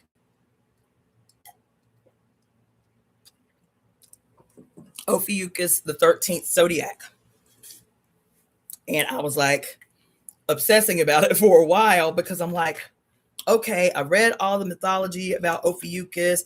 I knew about Ophiuchus before I even got into astrology because I went to medical school and we learned about Asclepius, right? We learned about Asclepius as, so Ophiuchus is the sign and he is based on the character known as Asclepius. God damn.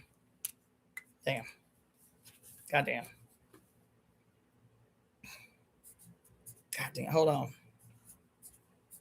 I don't even know how I missed this last night. Oh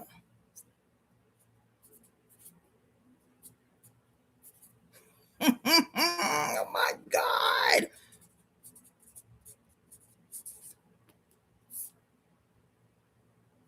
Okay.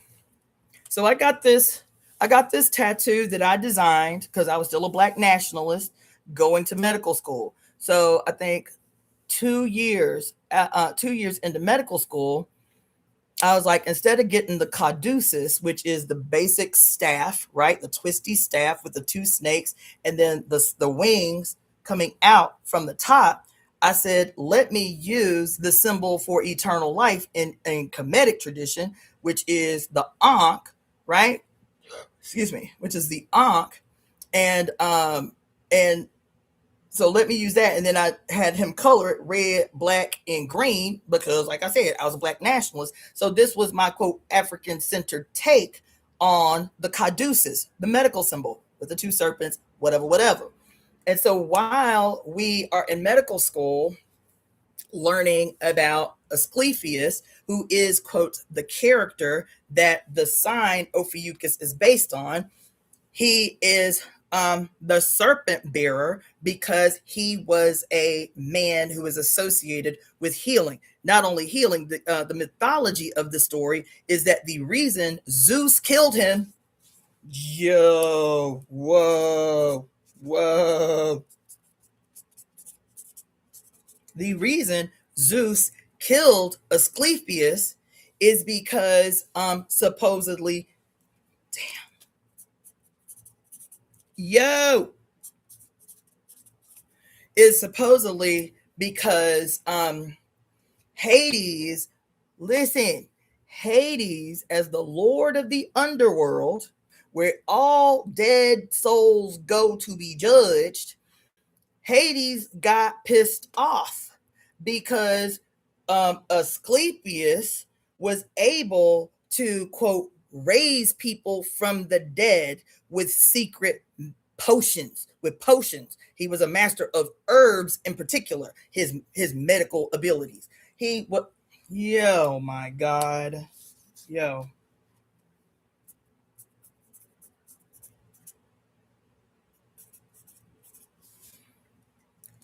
His specialty was raising the dead with herbs, but he would mix secret ingredients with the herbs. He would use snake venom with the herbs to raise the dead. And so Hades petitioned because Zeus was like, damn, that's dope what he doing down there. And Hades was like, no the fuck it ain't dope. He is denying me what is mine, which is what? Dead souls. And so Zeus was like, damn, I ain't even think about it like that. I ain't think about it like that. And Hades was like, I'm gonna need you to off this bitch. I'm gonna need you to, because he fucking up my game right here. He fucking up my stilo. He fucking up what I got going on down here. I'm gonna need you to off this bitch. And so Zeus kills him with a bolt of lightning. Oh my God. Kills him with a bolt of light. Damn.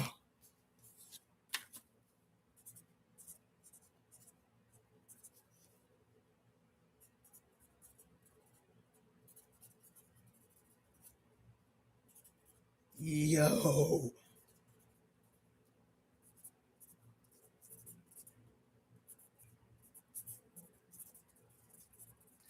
That's why I have to be talking out loud. I can be up in here studying for hours and hours and hours and hours and hours, have really deep ass breakthroughs, but when I'm trying to work the shit out loud, that I'm like, oh shit.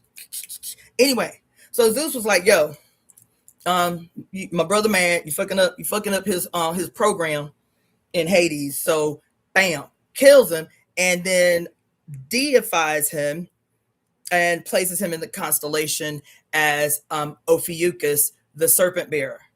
Now, the reason that this was significant when I was in medical school is because we learned that the story of Asclepius was actually based on, supposedly, somebody gonna get mad, okay? But supposedly the story of Asclepius as this master healer was based on an African man named Imhotep.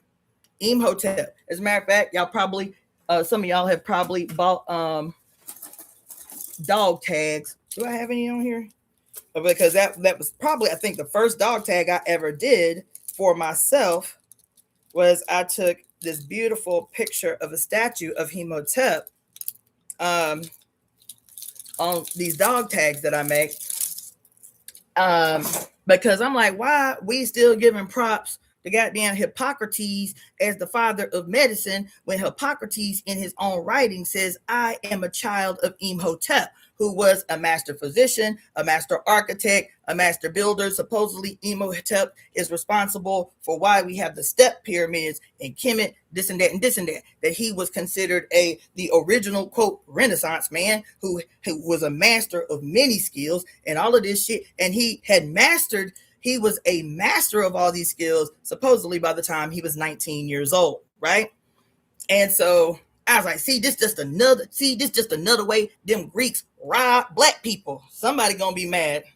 because just like Asclepius is a story told of one who was born on earth and was, quote, went from being human to deity, he was elevated to, quote, God status upon his death. EvoEmeTemp's story is exactly the same. We learned the story about the master architect, the master builder, the master physician, EvoEmeTemp, who was not only born a man, that he was born a pauper, that he was not noble, he was not of noble blood, that he was born poor, that he was born of the class, if you will. And because he paid attention to everything and he learned everything, he was brought into the palace to do these wonderful things for the Pharaoh, you feel me? And then given the education that he needed on top of what he already had, was erected to this high status, master builder, master architect, this and that and this and that, while he was in the palace. And when he died, his contributions were so many to Kemet that he was placed in Kemet. He was deified upon his death. Sound familiar? He was deified. God damn, he was deified upon his death. You feel me?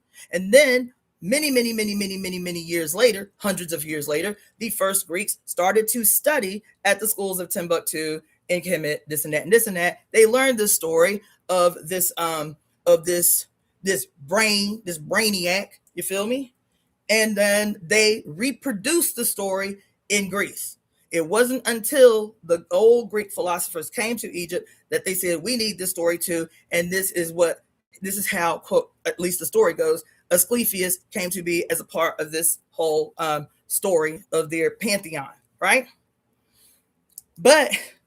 And so as a person in medical school, I was like 32. I was 32 years old. It was my second year of medical school, but I'm also a full-time activist, right? And so I go to our, the organization I'm talking about, the serpent bear and why the caduceus is a medical symbol and all of this shit. And then I was like, and so somebody says, oh, that's based on EvoEmeTemp. I was like, damn, I ain't never even heard of him. Let me Google information about EvoEmeTemp.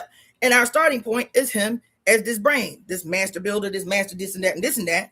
And I love the story. And I was like, cool, EvoEmeTemp is the man. Then just a few years ago, because that's always been the story, that EvoEmeTemp is the true, quote, father of medicine, EvoEmeTemp. And he was so profound in what he contributed that he was deified after he died. And didn't ask any questions past that until 2 years ago, when we started talking at length about Ophiuchus, about Asclepius, his story, and how they bit that shit from EvoEmeTemp. Now, I'm going to tell y'all something. I said, because our starting point had always been that EvoEmeTemp was who he was. And just like we always do, this story is so relevant to how I started this question. Just like we always do, just like I was telling y'all on that 11-hour goddamn live I did a few days ago. I started out by saying, everywhere you go, there you are. Everywhere you go, there you are. Everywhere you go, there you are. Everywhere you go, there you are. But you have been so efficiently and effectively hidden that you cannot see you nowhere. You can't see you nowhere. You can't see you nowhere. You can't see you nowhere. Everywhere you go, there you are. And so I'm back on this thing when we started just a few months ago going hard about Asclepius and about Ophiuchus, the 13th zodiac, and this and that and this and that. And I was like, you know what? Let me go back to EvoEmeTemp. And I went back to EvoEmeTemp because all I learned was about EvoEmeTemp. And the question that none of us ever ask yourself right in this moment. When I talk about everywhere you go, there you are, the one question that no matter how deep our deep dives are, that we never ask, the one question that is absolutely important that we never ask about anybody that we are reading about, any genius, any master of this and that, any scientist, any doctor, anything. The one question as we will go into these whole ass deep dives about who they are and what their importance was. And this was the basis of why that live that I did. Everywhere you go, there you are, the most hidden, the most invisible. And so I go back to EvoEmeTemp, all my obsession all these years as a doctor of Oriental medicine over EvoEmeTemp and his contribution and this and that and this and that. And the one question, even as I became a devotee of E5 after I finished medical school, that I never asked, never thought to ask until we got on this walk with great grandmother Crown, aka the planet Saturn, a couple years ago. I was like, oh my God, who was his mama? That's the question we never ask. It is the question we never ask about anybody great, about anybody. We never ask the question, who was his mama? If he did this miraculous, awesome thing in the world that has changed the world forever and ever and ever and ever and ever, who was his mama? Who was his mama? Who was his mama? What was she made of? What was her life before she became a divine portal that allowed him through? Who was his mama? So I was like, all right, I'm you know what? It was right in front of my face. I didn't see it. So let me find out who EvoEmeTemp mama was. Who his mama was. Somebody say EvoEmeTemp was the god of medicine written in stone on the side of Jocelyn Diabetes Clinic in Boston, Massachusetts. Okay, who was his mama? Before he acquired, quote, God status, because that's how we were always taught. EvoEmeTemp. Is that EvoEmeTemp was born a male child in poverty. He was not born into nobility. He was born in poverty, right? And then, because of his brilliance or some wonderful thing that he did, he was given access to nobility. And that access to nobility was so permanently transformative that upon his death, the Pharaoh gave him God status. Understand? That's why when we see statues of EvoEmeTemp, he looks no different than because Pharaoh and the queens were considered the living embodiment of God. And so when they died, they were adorned as if they were gods, living like gods on earth, right? And so somebody says, I looked it up.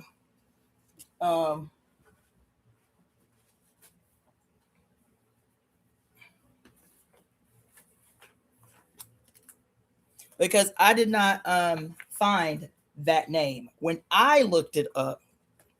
If you would, Cammy Love 4323, if you would email that to me so I can go into it later.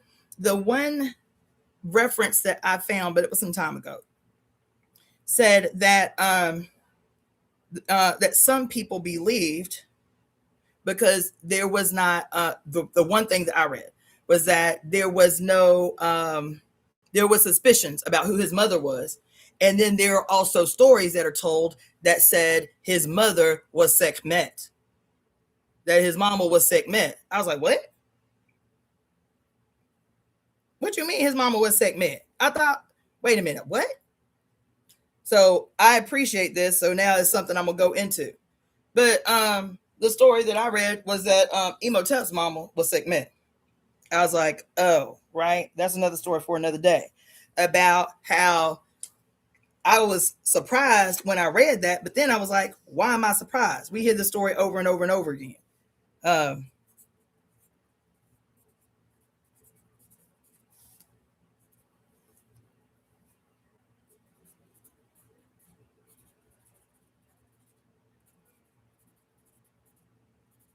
Anyway, so to circle back to why I got on the S in the first place, because that's how I got on Asclepius and all of that shit, and Kemet, when I was talking to y'all about the I and the S, right?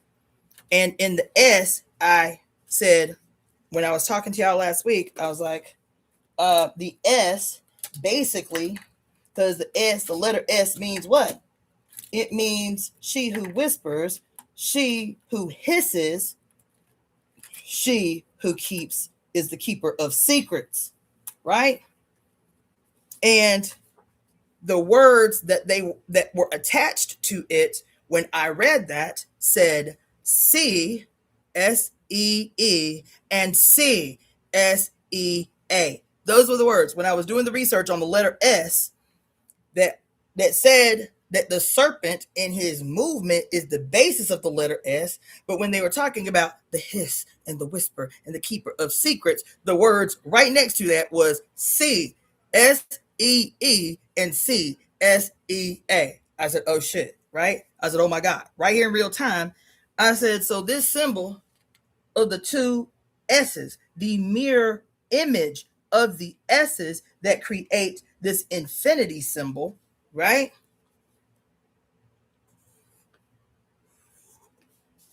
And these S's, meaning to hiss, to whisper, to keep secrets.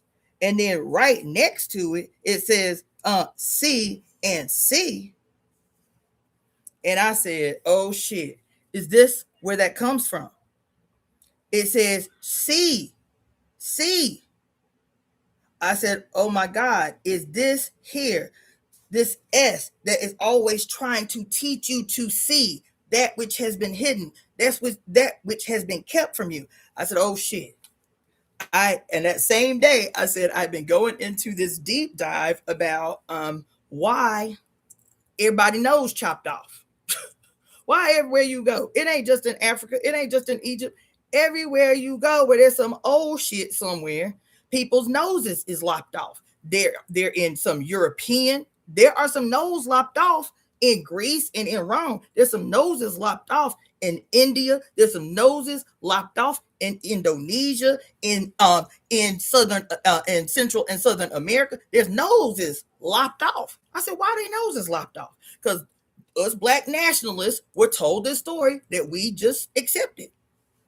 That the reason that the noses is lopped off, because we were told the only place they lock people's noses off was in Africa, right? And the reason that their nose is lopped off is because our big ass nose is distinguishable from anybody else's, and they did not want everybody to know that these big old giant statues was the geniuses of black skinned people in Africa, and so they lopped off our big ass nose so that people would not be able to know that the Egyptians was black. That was the story that we got as black nationalists. And we accepted it because it sounded about right. That Napoleon and Alexander and all these people, once they came in contact with this greatness, they was like, we don't need nobody to know they was black folks. And so they locked the noses off. We was like, that makes sense, that track.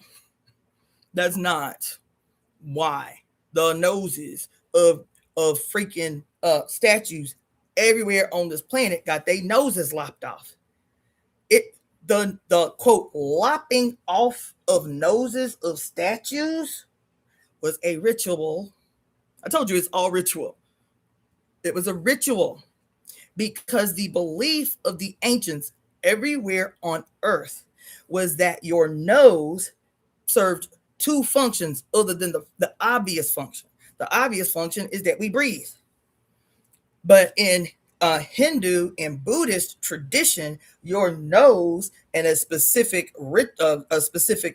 meditation that you can do that is about your breath and your tongue is what can stimulate your pineal gland. I forget what it's called, but it's crazy. I would never do it, but it's called it's a part of pranayama meditation. It's called it is called tapping the elixir of life. I think that's the translation. Tapping the elixir of life, where you attempt to swallow your tongue, like roll your tongue backwards, like as if you was going to swallow it, but then tilt your nose upward into your nasal cavity, and your nasal cavity straight back here, straight where your pineal gland reaches, right? That your that was the other thing about this. Don't let me get off. But that if you take and put your tongue up to where your nasal cavity meets where you swallow up, which is behind your uvula. So you have to try to, in meditation and through breathing, roll your tongue back and tilt your tongue up behind the little dangly thing in the back of your throat, the uvula. Tip your tongue up, and it will actually release what they called what they call it? What do they call it, y'all? The super occultist, the Christos, the elixir of life. That there is a pranayamic meditation that you can do, you have to slow your breathing, roll your tongue back, and almost like you're about to gag on your tongue, tip your tongue up behind your I know it's the pineal fluid, but it's the Christos, it's the elixir of life. You tilt your tongue back behind your uvula, and it said that you will stimulate the pineal gland to release the Christos. You feel me? Okay. So the nose was seen as the bridge to enlightenment. Where is the bridge? Right here at the bridge of your nose. Why is the bridge of your nose significant? Because you see the symbol right here, where I was like, damn, is that what they was talking about? These two S's that govern this secret that you must see. Why? Because, and I drew it like this, because if you were looking at this, like this, at the horizontally, if you were looking at this little infinity symbol, right? Like this, horizontally, and you were looking at this here, you were placing this symbol here, horizontally, right here at the bridge of your nose. This can also be, I'm convinced it is, the symbol for what they call the optic chiasma. That's the medical terminology. The optic chiasma.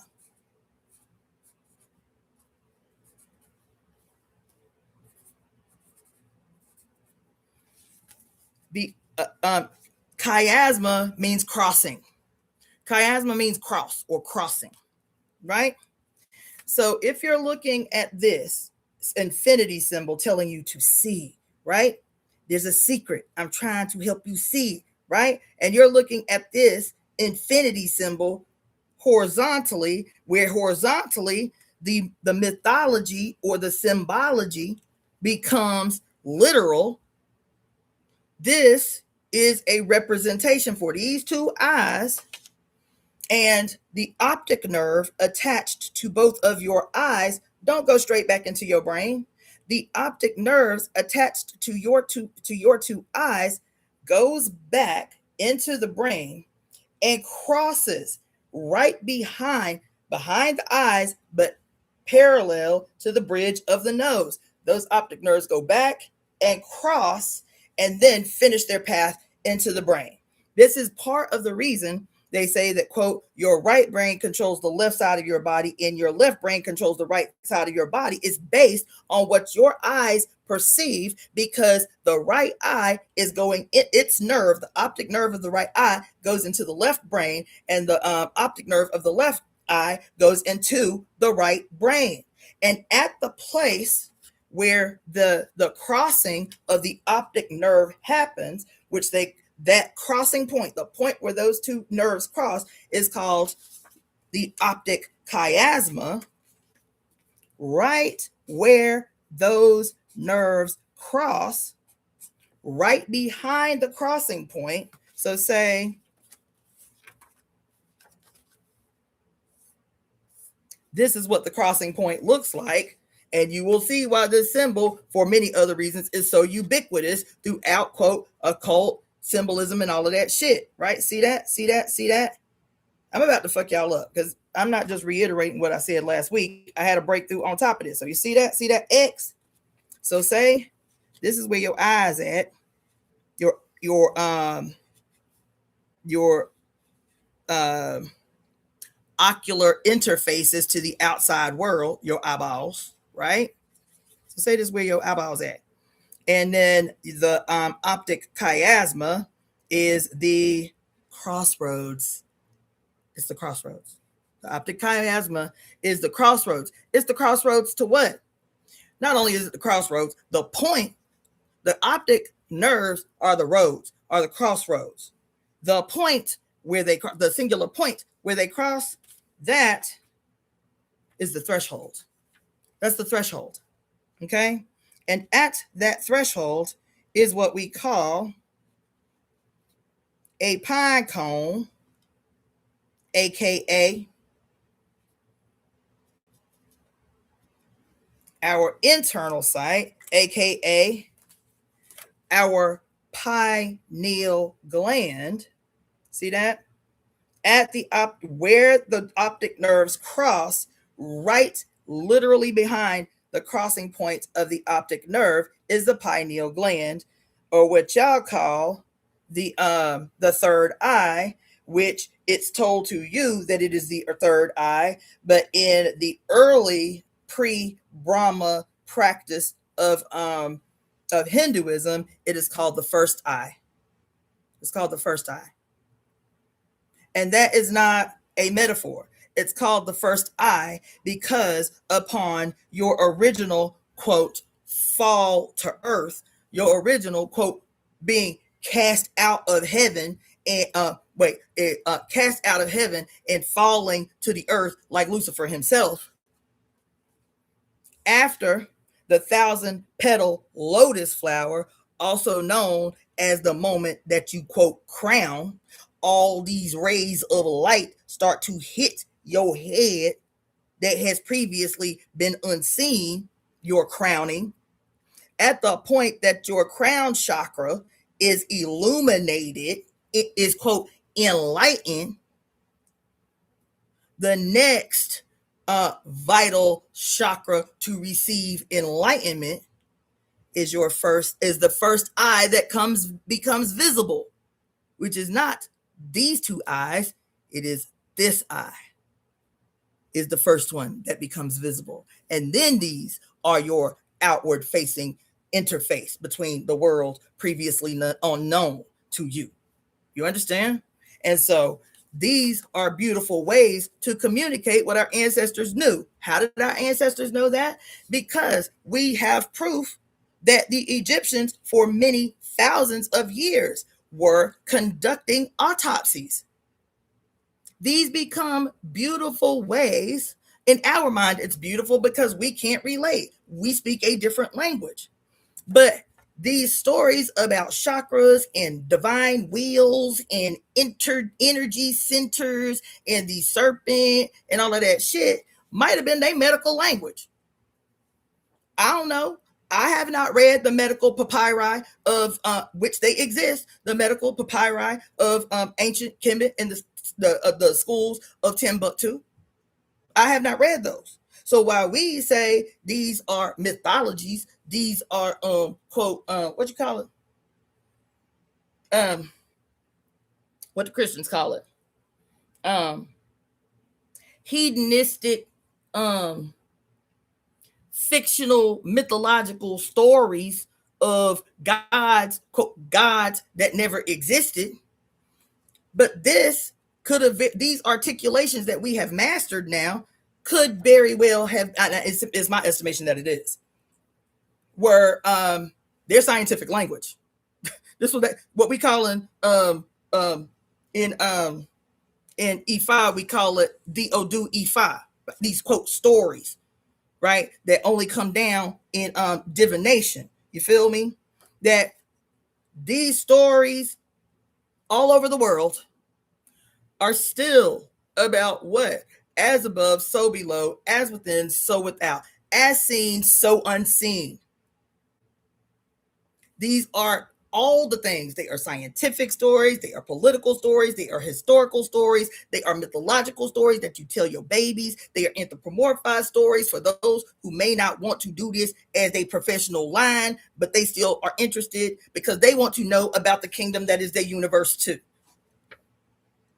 And so we talk about the first eye and or the third eye, as y'all call it, and these two eyes. And then I tell you that in pre-Brahmic history, this was the first eye because the Indian culture and Chinese culture are the only two that we know of.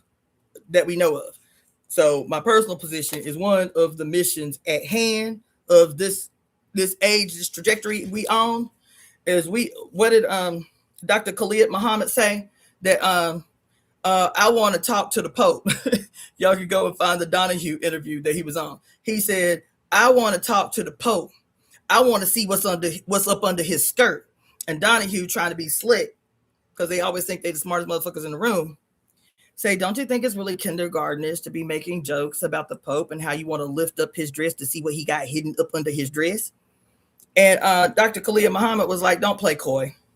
Your ass is a good Jewish kid who had a bar mitzvah and had to read the Torah.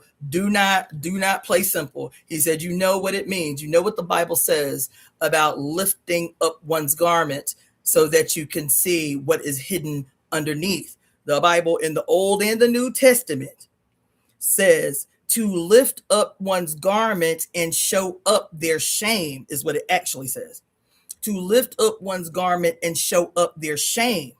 And so he's telling them that when I say that we need to go to the Pope and see what he got hidden up under that dress, I am talking about what the Bible says, that to lift up one's garment is to show up their shame. To lift up one's garment and reveal what has been hidden is to show up so it can be seen the crimes they have committed, that which they have hidden in their most sacred space. And so that's what I'm on. I was like, we gotta kick in the doors of the goddamn Vatican, bitch, and rescue our shit, release our shit, reveal our shit. How you got 52 square miles of hidden documents in the catacombs under the Vatican?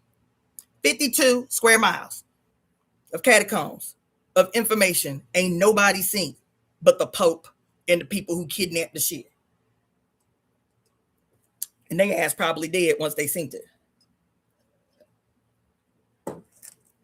The reason I'm mentioning this is because all of us out here, conspiracy theorists, deep esotericists, philosophers, this and that, we trying to piece together what remains in the world, and we all trying to piece together that which has not only been hidden, has been stolen and collected and held captive in 52 square miles of catacombs in the Vatican.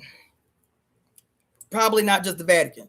Probably all these men that created the world that we live in are hiding pieces of it everywhere. So in Tibet, in the monasteries up in Tibet that can't nobody get to, can't nobody go and visit. And now that Tibet has Tibet's borders have been closed to the outside world, you can't, quote, visit Tibet. Did y'all know that? I didn't know that until I saw that damn documentary a few weeks ago over here when I told y'all that, what's his name, Richard Gere was leading the panel discussion because he was the executive producer. I did not know. I think he said 13 years, 23 years, something like that the borders of Tibet are closed. And it ain't just monks that live in Tibet. They said that there's about 1.3 million people that live in Tibet, regular everyday folks that live in Tibet, and then the monasteries are up on the mountains. But that the borders are completely closed. No visitors, by China. No visitors, no press, no nobody. And so the Dalai Lama has not been back to Tibet since he escaped. Did y'all know that? That Tibet is literally locked down from the external world. But anyway, I'm convinced there's some shit secret up in there that they've been holding hostage, just like the Vatican. I'm convinced that those big ass temples that, remember I was telling y'all about the 12 islands on this planet. Did you know that there are 12 islands on this planet that are protected by UNESCO, which is like, what do they call UNESCO? It's like World Heritage Sites. They are the ones to establish what the heritage sites are around the world, like the big ones, UNESCO. There are 12 islands on this planet right now. 12. Isn't that interesting? 12 islands on this planet right now, protected by UNESCO. And these 12 islands that are protected by UNESCO, all 12 of them forbid women from entering. 12 islands on this planet where women cannot step their feet. Did y'all know that? 12 islands on this planet where it is absolutely forbidden for females to put their feet. Did you know that half of those islands, and they ain't just Catholic, the majority of them are Catholic, but they ain't just Catholic, that 6 of the 12, the deity that is the object of worship by these men who forbid women from going, you feel me? 6 of these islands, the deities are female deities, including 3 Catholic ones. That the object of their prayer, ritual, and ceremony is the Virgin Mary. She's the only female we need. So much so that the island that I saw the documentary on in Greece, it's the most famous one, the one that Hitler had his sights set on. And guess what happened? Hitler goes to visit the island that he has his sights on to, quote, conquer and get all the stuff and shit. He visits for a week, and when he leaves the island, he vows to the monks of the island that while he runs shit, nobody will get up on that island. I respect the island. I will not, because his aim was that they were gonna invade the island.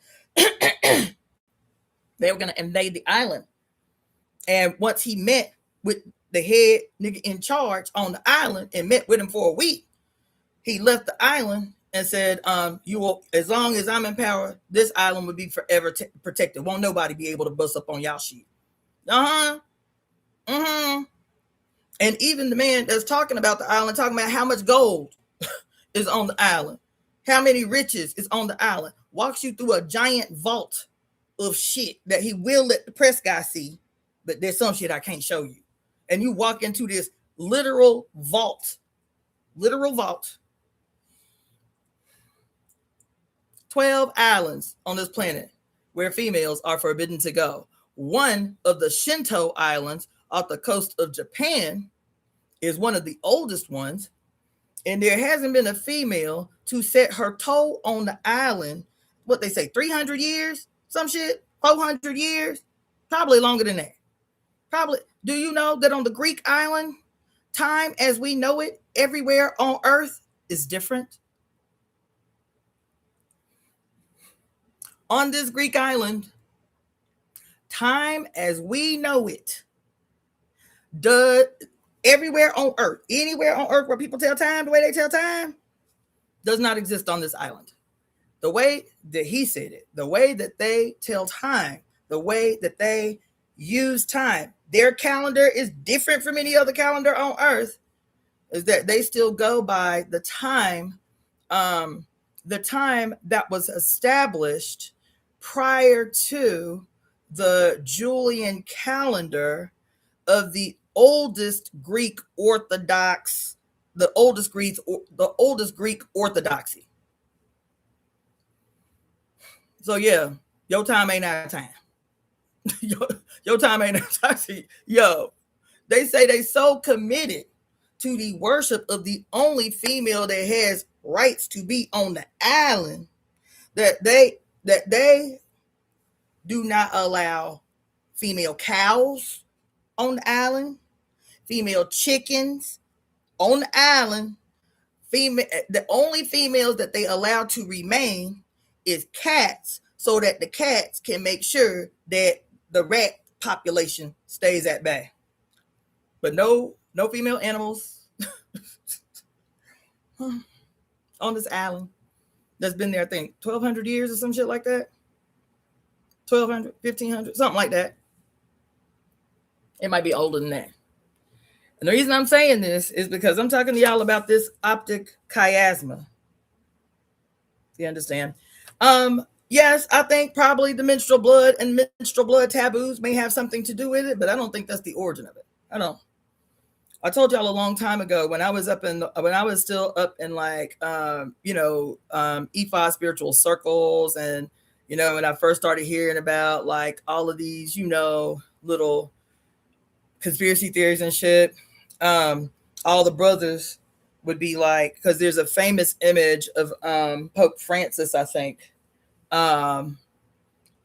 allowing for media. This was some time ago, a long time ago, allowing for media to come into the Vatican where he does his own quote prayers and meditations and shit. And the image of him like, circled around the globe like wildfire, where he is dressed in all white, and he is on his hands and knees kissing the feet of this black Madonna that is inside the Vatican. And all the brothers was like, see, even the white people know the black woman is God. This was big in the early 2000s, right? Because that's around the time he did it. This was big. Even the white people know that the black woman is God. And this giant, massive, I mean, the black Madonna that's in the Vatican is enormous, and she's coal black. And the baby Jesus is coal black. You feel me? And I saw that image. I said, I do not see a man worshiping God. That's not what I see. When I see this black Madonna in the Vatican, surrounded by men 24 hours a day, not only men dressed in the color of the primordial mother. What's the colors of the primordial mother?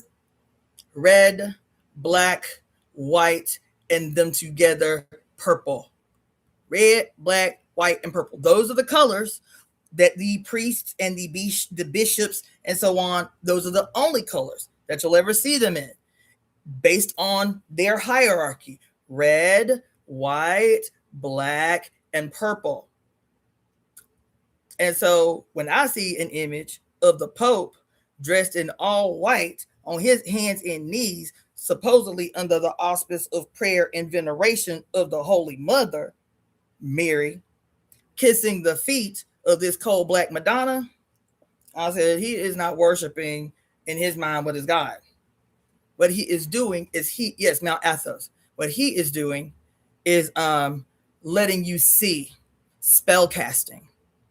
Not only spell casting, that's a binding ritual that he was doing. That's a binding ritual that he was doing. Kissing the feet of the black. It's a binding ritual that he was doing. And we've seen it before, though we didn't know what we were looking at. He was doing a binding ritual. That if you, Pope of the whole world, you, high priest of the most high God, right? You are supposed to be the face of God on earth, which is what they tell you. That's why you call him Father. That's why you call him Father. Is because he, just like every king, he, just like every emperor, is supposed to be the embodiment of the solar sun god deity in the flesh. You feel me? And so if he, solar sun god deity, the Pope, he as the manifestation of the solar sun god deity in the flesh, the Pope, is dressed in all white, kissing the feet of the venerable mother, quote, the mother of God, right? What you are looking is no different than the story that they told you that we just read all the way back in the beginning about what? About then entered Satan into Judas, surnamed Iscariot, being of the number 12, and he went his way and communed with the chief priests and captains how he might betray him unto them. How? What did he tell the priest and the captains? Wait a minute. The priest. What did he tell the priest and the captains that what would be the signal that that they would know that this the one. This is where we get the phrase to betray him with a kiss. He was betrayed by a kiss. This is where we get it from, this story right here, where Judas Iscariot say, the way that you know who he is that you need to get is I will kiss him on the cheek. And so when I see the Pope kissing the feet of the quote venerable mother, the Black Madonna, I was like, this is a binding ritual. This is a kiss of betrayal that you are watching, that you are witnessing with your own eyes. It is a spell cast to bind the power of she who is held captive in this place where she is surrounded on all sides 24 hours a day since the erection of this institution. And what was it? 300 years after the Council of Nicaea? But the Vatican is the building of the Vatican is pretty young. I think the Vatican was built in the 1500s, the 1400s, something like that. But the institution known as the Roman Catholic Church, that was 600 and something. That the institution was finally finalized as the Roman Catholic Church. The starting point was 325 AD, which is why we did that 3-month ritual. The starting point was 325 AD, but there was another Council of Nicaea, and then the official church, I think it was in 600, like 300 years later. But she, the Black Madonna, who was the Black Madonna on earth that we started out talking about? The Sibyls. She who could open herself up so that the quote mother could sit in her lap. The Sibyls. As the Black Madonna on earth. What's his name? Asclepius, the serpent bearer, Asclepius, the serpent bearer, who, that's why I had that moment where he, according to the story, could resurrect the dead by healing herbs and mixing healing herbs with serpent venom, with snake venom. That we read as a story, but it's actually one of the main potions created by Medea. Medea wasn't make-believe. Medea wasn't, quote, a goddess. She was elevated to goddess status. But Medea was a healer that was kidnapped from Libya. Although you can Google images of Medea, and she will always be some white woman with red hair. Every image that I've searched, she always a white woman with red hair. However, if you read the story of Medea, who was said to be the daughter of Hecate, because of her ability to manipulate the threshold between life and death, Medea, the reason she was able to do that is because she was a doctor. she was an actual doctor with actual what we call pharmacopoeias. I told you about the crazy white boy. His channel is called, I think it's called Mystery Babylon or Babylon something like that. But this dude is a historian, an archaeologist, and an anthropologist.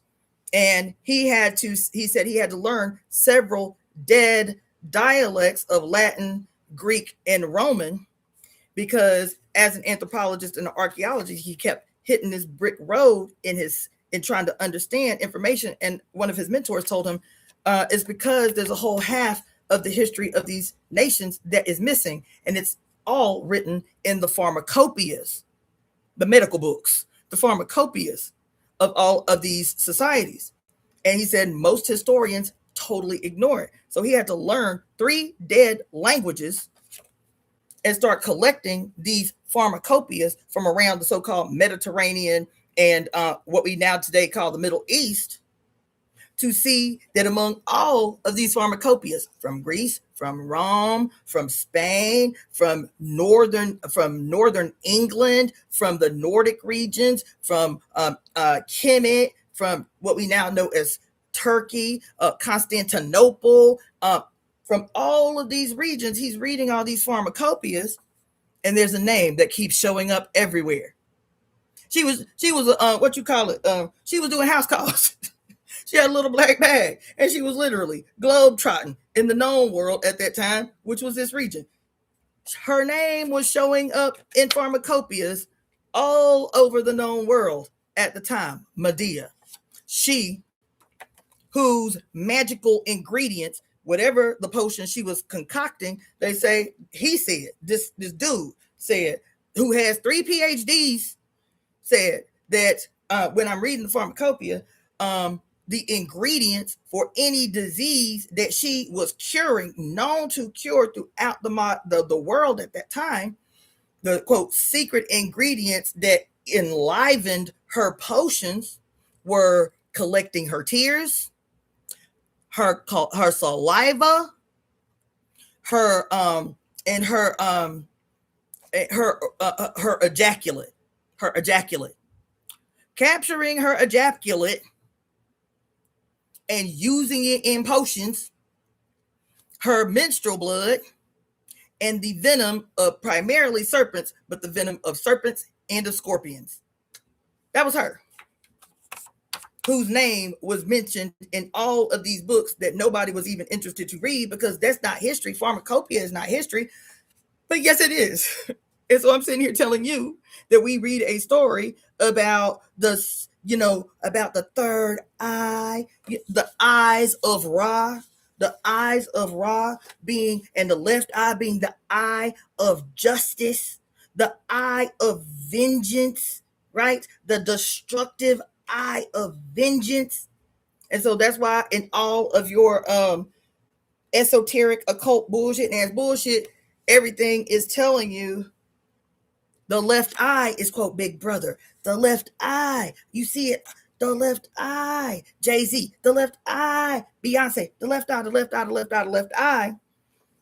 Right? And how the right eye is wisdom and shit, right? The right eye is wisdom. Okay? And how the left eye in Kemetic history becomes synonymous with death, destruction, judgment, all that shit. And the face of the left eye is Sekhmet, the lion-headed. Sekhmet, the lion-headed, right? Sekhmet as Ra's eye of destruction, right? And the reason that this is important is a number of reasons. Is because Ra is said to be I don't want to get that deep. But just to say that these metaphors have a scientific basis, and that at the chiasma, the optic chiasma is what that's why in Hindu tradition, that third eye is written like this. Is written, you'll see it on goddesses. It's like this eye, but turned on its side, right? That's where it lives, is behind the cross, the threshold, the crossroads, right? That's where it is. And the Bible even says something about that. When the light of the sun enters the eye, it doesn't say the eyes. The light of the sun enters the eye and illuminates the whole body. It's somebody in my comment section, look up the scripture that talks about when the light of the sun enters the eye and illuminates the whole body.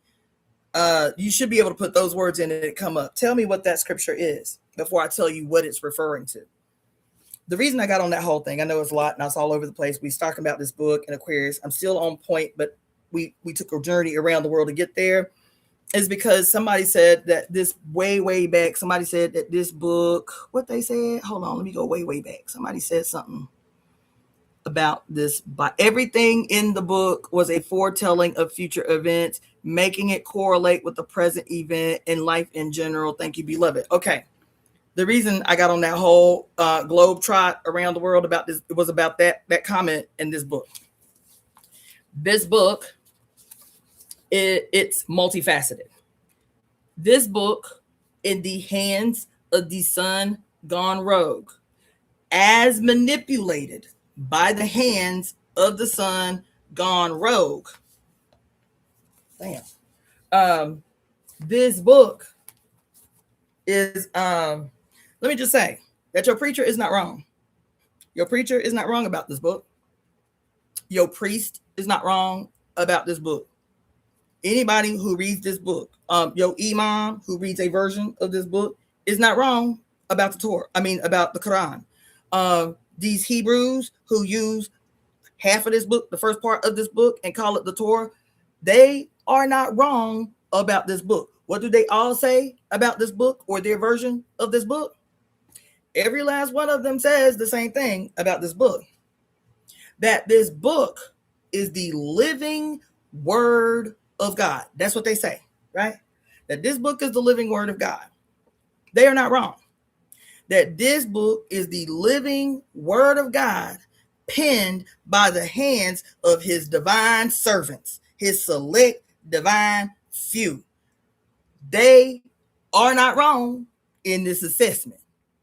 This was why I got started in this conversation about the Sibyls and about how you see the Sibyls all the time. That's why I mentioned 300 and the young oracles who were stolen from their homes and put up in these high places away from everybody so that they could be brutalized by these old wretches and shit, and then given medicine to divine, right?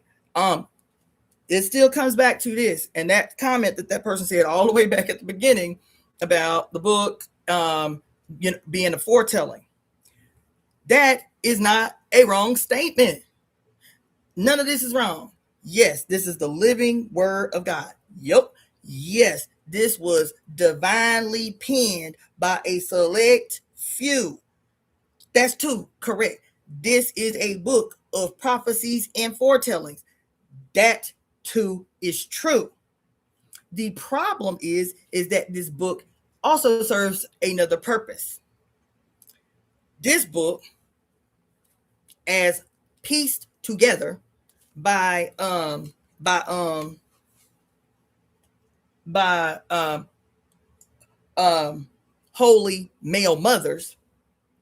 male mothers, this book pieced together by holy male mothers, was strategic about what to leave out, about what to change and transmorph and transmute, about how it would be placed and pieced together. You understand?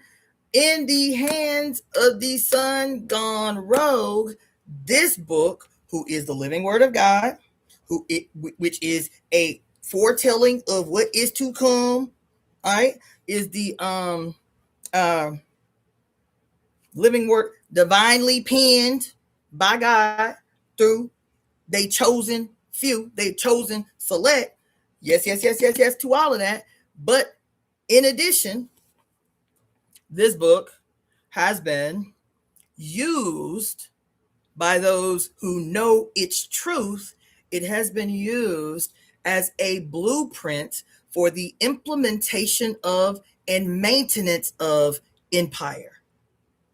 That when you have a book divinely penned, when you have a book that is the spoken word of God divinely penned through the select few, that is to tell of things to come and signs that are to come, and you keep it to yourself, which the Roman Catholic Church did for a long time. What was it, 500 years? More than that. What was it, 700 years? That this book in the hands of the Roman Catholic Church was written only in Latin, and it was only spoken in Latin, and then Latin was not taught to the masses so that they could understand. They just had to trust that what these people were speaking in Latin was for their best benefit. So for 700 years, couldn't nobody read the text but men in the highest places of high, the Roman Catholic Church, for 700 years. 5 of those 700 years were directly correlative to what we now call in modern history the Dark Ages. The Dark Ages, right? And so this book that had been in the sole possession of priests and imams and rabbis.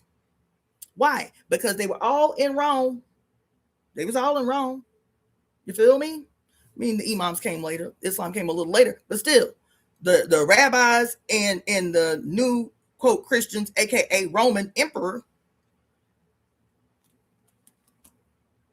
determined for themselves in the closed door session that we just did a ritual for 3 months from May 20th to August 25th to determine what this new global this new one world religion was going to be.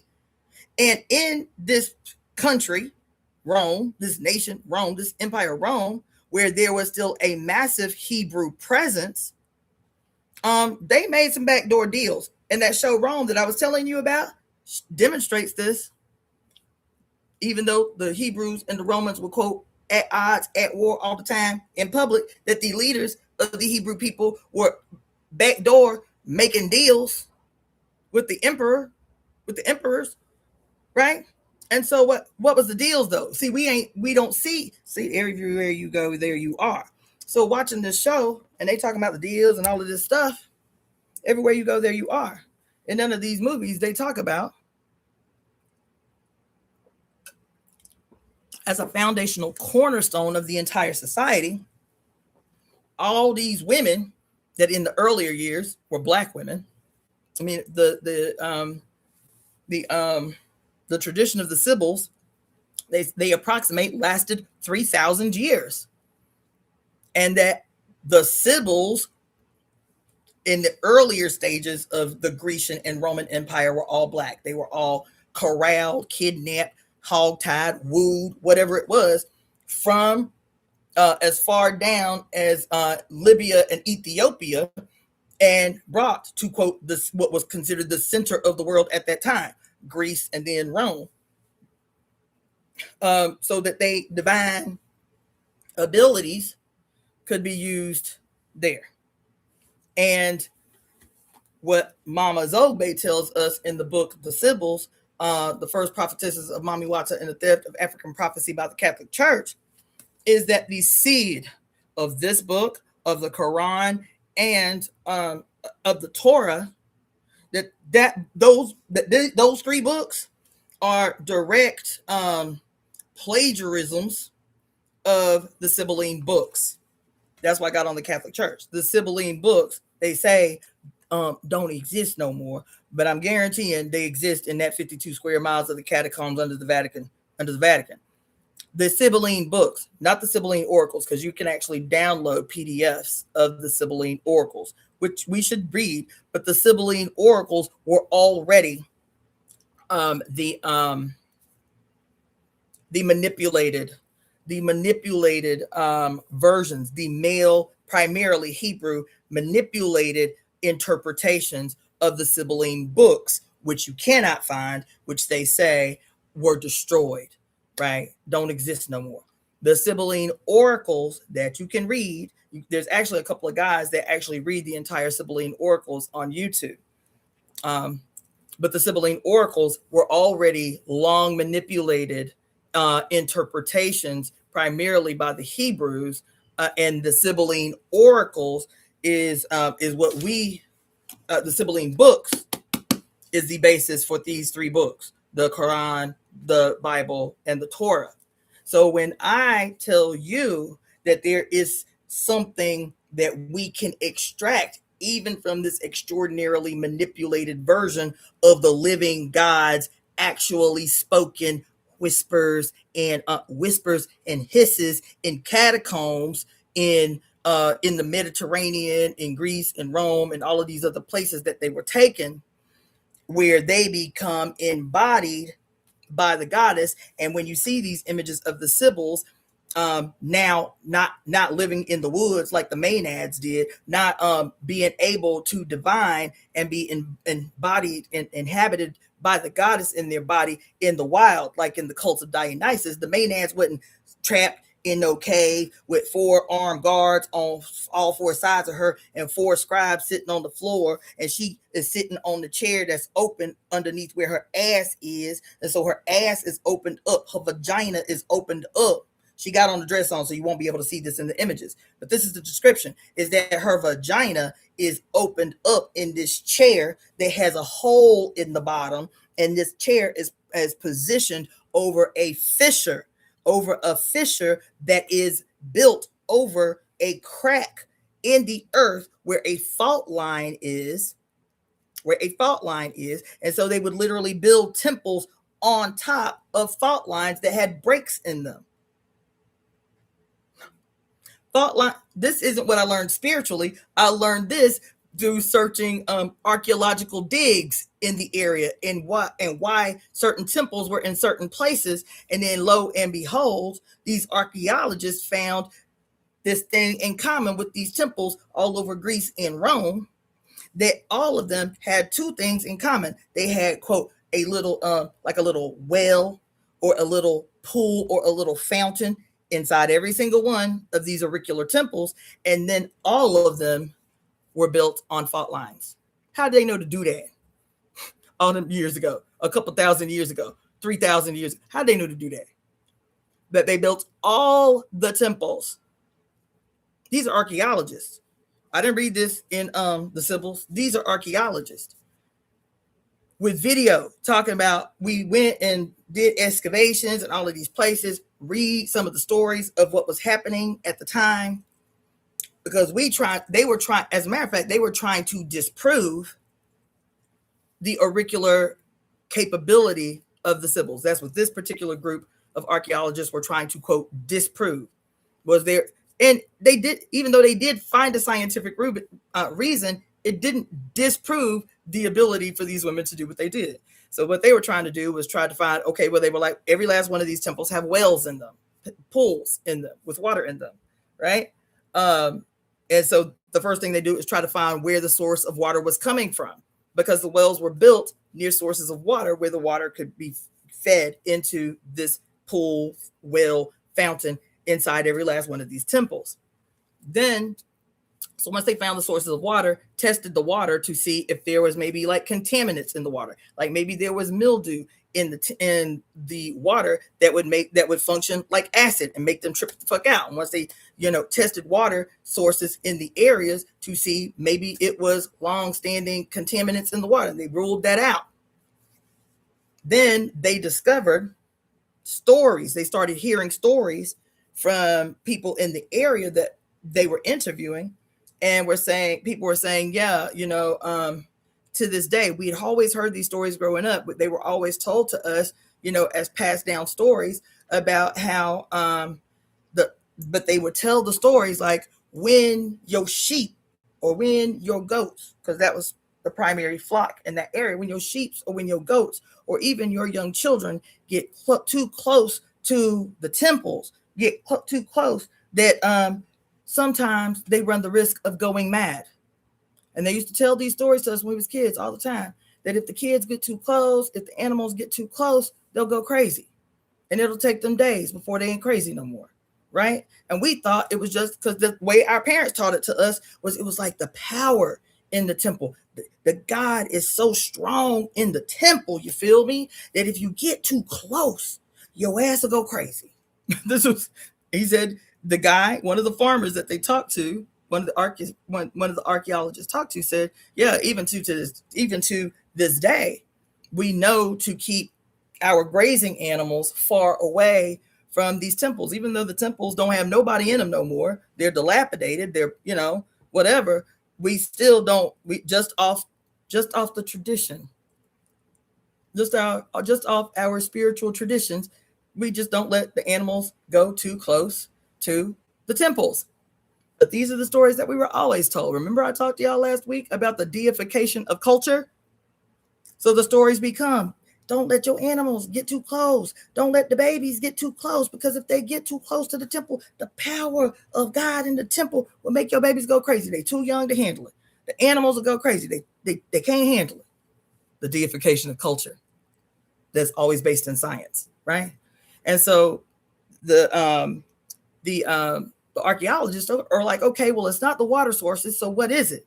So they start to really pay attention to these anomalies in the temples that they weren't really paying attention to, right? And the one thing, the anomaly that was evident everywhere, were they could see little cracks in the ground, not open. If you've ever seen a fault line, you see that it's just like a weird anomaly in the earth. That's an obvious, like the earth has shifted, like it don't match, right? And so they started to do mild digs where they started to see these anomalies, these weird cracks or splits in the earth, and come to find out that every single one of them were actually dormant fault lines. They were dormant fault lines. And so the center, because they show you the architecture of these temples, like you're looking face down at the architecture, and the temples were architecturally designed where we thought it was the pool that was the center of the quote ritual, because of all of these stories about the divine well, right? The divine pit, right? So here we were thinking all the time that the pool was the most significant thing in these temples because it occurred in all these temples, but it was actually, if you look at the architectural design, at the very center of every temple is what we were just walking over, not even paying any attention to, were these weird, subtle shifts in the earth where it looked like the earth didn't match. These were dormant fault lines that back 1,200, 1,500, 1,000, 2,000, 3,000 years ago may have very well been slightly active fault lines where these splits we're seeing, these vapors, and you'll see it in every image that you Google of these symbols. You will see a woman sitting in a chair, just like y'all go and do vaginal steams right now. She was getting a vaginal steam. She's sitting in a chair, propped up with her legs open, her vagina open, and this steam is going up under the chair. And what they found was that there was an element in the earth that if it was aggravated or agitated by steam and heat, the water, steam and heat, and these vapors that were already emanating out of the deep of it's because it's magma that's under the earthquake. The magma, these vapors that are from the elements in the earth, the element of the vapor was hallucinogenic. That's what they discovered. These archaeologists trying to disprove, and in their mind that disproved it. Oh, she was just high. Oh, she was just high. She wasn't talking to God. She was just high. But that was the conclusion, was that it was a specific element. I don't remember what the element was. It was a whole documentary I saw. But that the element in the earth, if the fault line was even moderately active, these cracks and these fissures would spew steam out of it. And that heat from the steam would cause that particular element in the crack to cause hallucinations. And so when you Google images of Sibyls, they're always sitting over this, it's either a tri-leg or a four-leg tall chair with their vaginas open. I mean, you just see them sitting on the chair, but their legs are spread, sitting on this chair with a hole in it, and this steam is coming up from above them. You'll see them with steam all over them. And then all these men with spears and shit on the four corners, and then scribes sitting on the floor in four corners, writing every word that she says when she's, quote, in ceremony, writing everything that she says. These are where the Sibylline books came from. This is the basis. This was built off of that. Stolen from them, hijacked by males, delivering their own interpretation, divvying it up among themselves to use as a blueprint, because this is a book of prophecy. Using this book of prophecy as a blueprint for the implementation of and maintenance of empire. That's why they always seem one step ahead. And so this book, and so I was telling y'all, like, I had a hard time getting back into this book because it was the source of most of my trauma as a child. But a week before my first grandchild was born, this book was like, now crack me open and see me in it. Crack me open and see it. Within it is me speaking through all this bullshit they did. This me. And so here,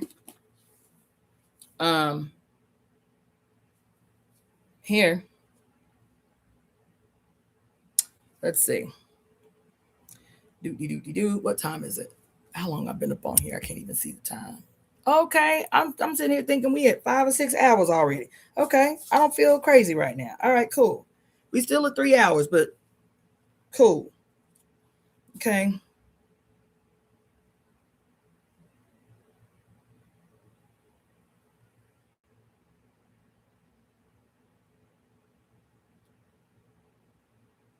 Yo, we could probably read chapter 20, 21, and 22 because this whole thing is considered it says right here at the top in the where it tells you what the content of these pages that you're reading is, the signs of the end, right?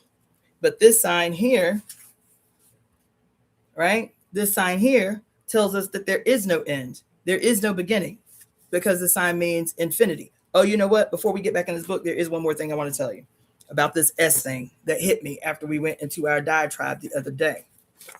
Because everybody is so, especially now, the more scared they get, the deeper they get into this occult shit.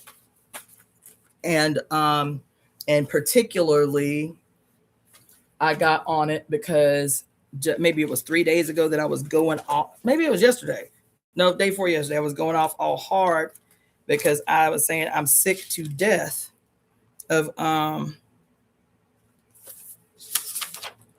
white people talking about the Gestapo and about Nazis and about that shit, right? I'm like, stop. Remember me going off yesterday about that and the day before about that? Please stop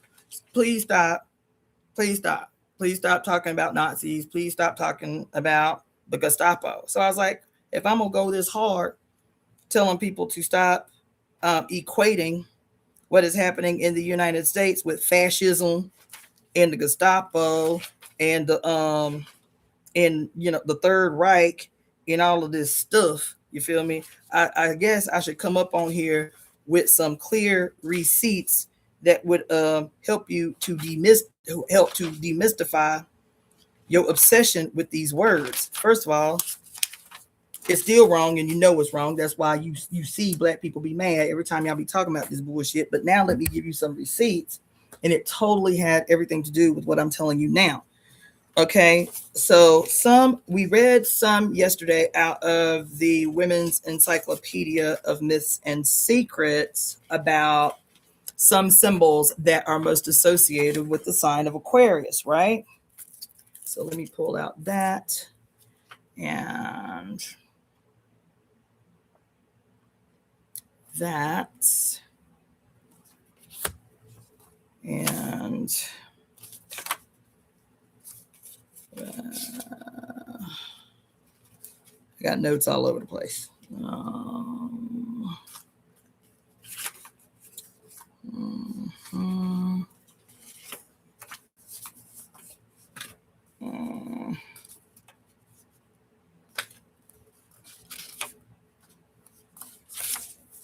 I'll just have this thing out. Okay, that.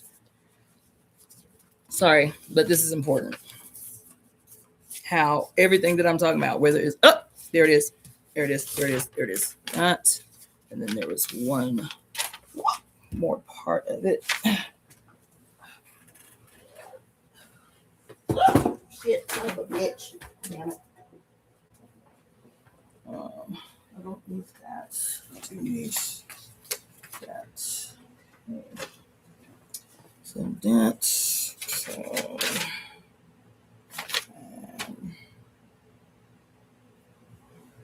yeah, we're going to need that. Mm.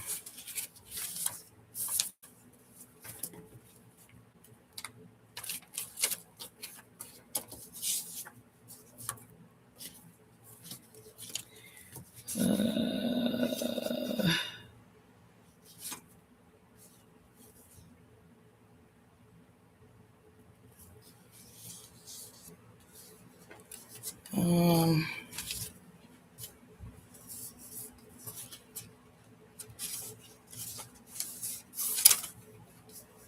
there was one more that I had, but I can't find it. But I got enough to put y'all up on game. So let's see here. All right. Okay. Now this is still, we're still on the S. We're still on the S, and this is still, it still is drawing everything together. Okay. Because we went on the S. I showed you my little charts with the S that's always hidden in plain sight, right? There's one more thing, but I'll put that off for a second. It still has to do with Aquarius. It still has to do with the S. Okay. Now, what does that have to do with why I'm telling y'all to stop saying that bullshit about fascism and about Hitler, and particularly about the Gestapo? Even about, as a matter of fact, let me take it back a little bit more. Even about Elon Musk, you know what I'm saying, and his infamous little salute, you feel me? And everybody was all hot. Thank you for that, Cammy Love. I'm gonna go back to that in a minute. Now he's all hot and bothered because he did that thing that was obvious, and they try to play in your face and try to make you unsee what you saw. You feel me? And then several months ago, what was it? I think it was October. Let me tell y'all how shit come together. It was October. Let me tell you how shit comes together, because I didn't even know it was going to mean anything. It was even going to be significant for any reason. But in October, we were all, even though I don't give a fuck about them, we were all caught up. We were all caught up in this little controversy between what's her name? Taylor Swift. Shit. Taylor Swift and the other girl who punked her with the video response to her little racist coding in her video, directly popping shots at the black girl about her whole old ugly ass boyfriend that nobody wants, right? And so that was all over social media, and and she did, the little sister did her little thing, dressing like what's her name? Toni Morrison? No, not Toni Morrison. What's her name? Y'all know what I'm talking about. And I was telling y'all that the blowback was harsh because they were talking about the words to Taylor Swift's songs. And I told y'all specifically about one white girl who responded because they were talking about, because she was saying, why y'all keep protecting Taylor Swift, and saying that we're, quote, that black women are seeing too much into these things that Taylor Swift is talking about. And this white girl said, I grew up in a family, Tony Braxton, thank you. I grew up in a family of white nationalists. So y'all don't have a frame of reference, but I have a frame of reference. There's so many symbols. There's so much that's so much more subtle that Taylor Swift does and uses in her, especially in this last album, that if you were not a white nationalist, if you were not in white nationalist circles, you would not know that these are symbols associated with white nationalism.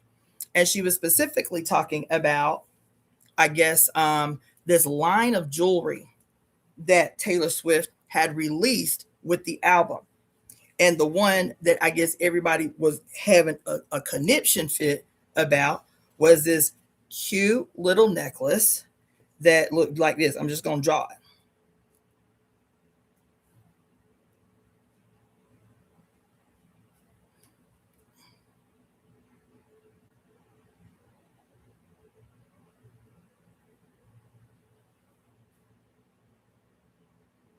I'm having to draw backwards, so just bear with me. 1, 2, 4. Yeah. This is going to blow y'all mind. Y'all are not going to see how this is connected until I explain it to you. And how this just, I didn't even know it was going to be relevant for any reason other than that thing. Can y'all just like stop trying to give away shit, please? Let me just walk my walk through, please. I see y'all, and yes, you're right, but let me just walk through my little explanation and why it's relevant to what we are talking about tonight. Trying to jump the gun.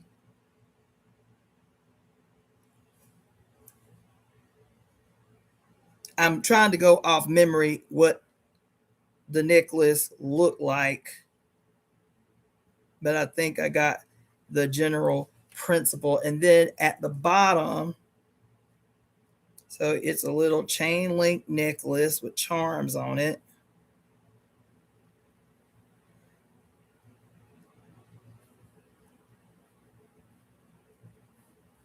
And then at the bottom, because you know she got that song called Opalite, and everybody was like, what's she talking about? You feel me? And it was like, damn, what was at the bottom? Fuck. What was at the bottom of this necklace?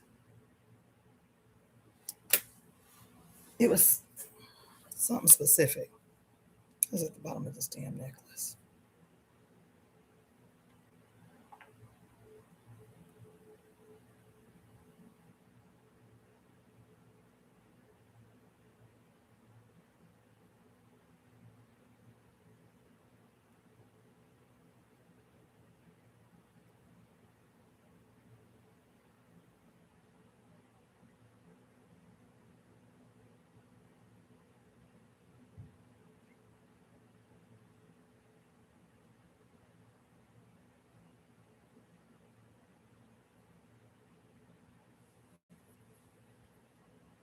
Oh, okay. That's what it was. And so at the bottom of the necklace, and I used to draw this all the time as a kid, like all the time. Right. And so I'm not going to, well, let's see. I'll just do it like this.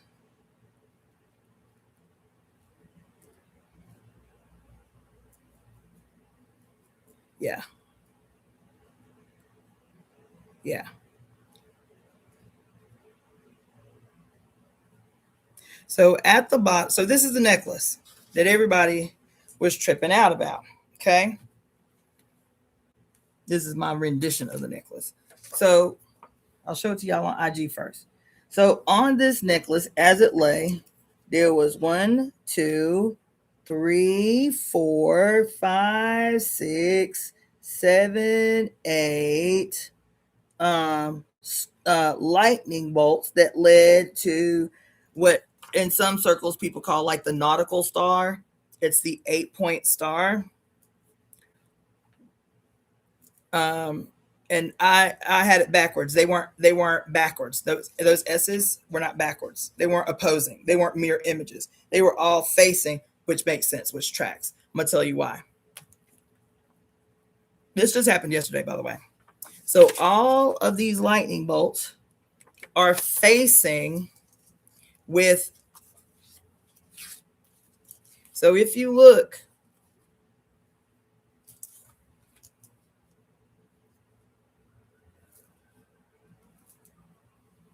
at the lightning bolts that are supposed to, that very clearly are supposed to represent the SS Army, right? Right? So your regular facing S and the 2 lightning bolts, that's what the S's are for, okay? And the reason for the 8-point star at the bottom is because the number 8, let me write it on a fresh piece of paper. The number 8, according to the white girl who is breaking down Nazi symbolism and white nationalist symbolism based on having grown up in a house with people who were white nationalists, right? And so She said people are speculating because they see the lightning bolts and they're like, oh yeah, the lightning bolts are, especially side by side, the lightning bolts are a symbol for the SS Army, right? The Third Reich. And so she said, but what's the 8-point star? She said, if you know anything about, I know y'all can't see, I don't know why the glare on my computer screen is so bad, but the 8 in Nazi symbolism, because you know the Nazis were huge into the occult. The number 8 supposedly is a secret hint at H, the number 8, the letter H. The reason why is because the letter H is the 8th number of the alphabet. The number H, the letter H is the 8th number of the alphabet. And the letter H, just in case you were not sure that that's what she was coding at, then you got the little 8-point star, which white nationalists use, which is called the nautical star, because the letter H, and then you've got this quote on the necklace, this SS, SS, SS, SS 8 times. So you've got the 8 lightning bolts of SS's, and then you've got the 8-point star. So you got the 8 and the 8, which is HH, Heil Hitler. That's the salute, right? So the necklace was this is what the little white girl's saying, was overtly a white nationalist dog whistle, right? Because you got the 8 SS's, that's one 8. Then you got the 8-point star, that's the second H, 8, and the 8 number of the alphabet is H. So Heil Hitler, right? This is what the little white girl's saying.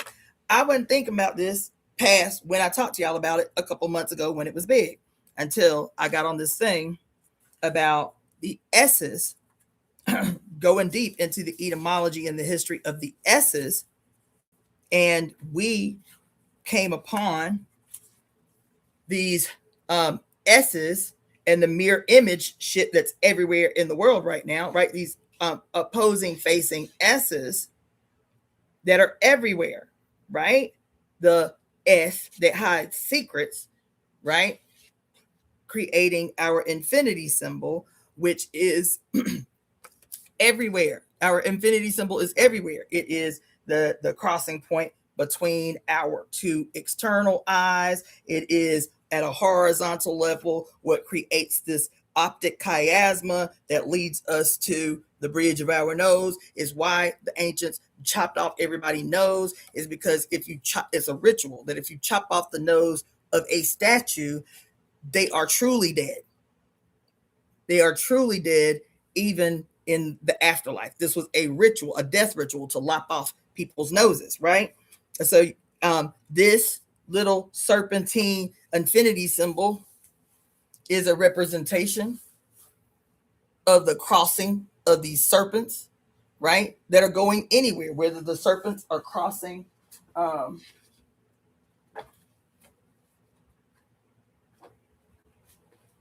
these serpents as the sign in mathematics, or the and the reason I got on Asclepius is because I was talking about this, is because we were talking about Ophiuchus and how even though they say there were 13 houses or 13 months in the year, and that the ancients, the men, removed the 13th zodiac. But I was saying, what if they didn't remove the 13th zodiac?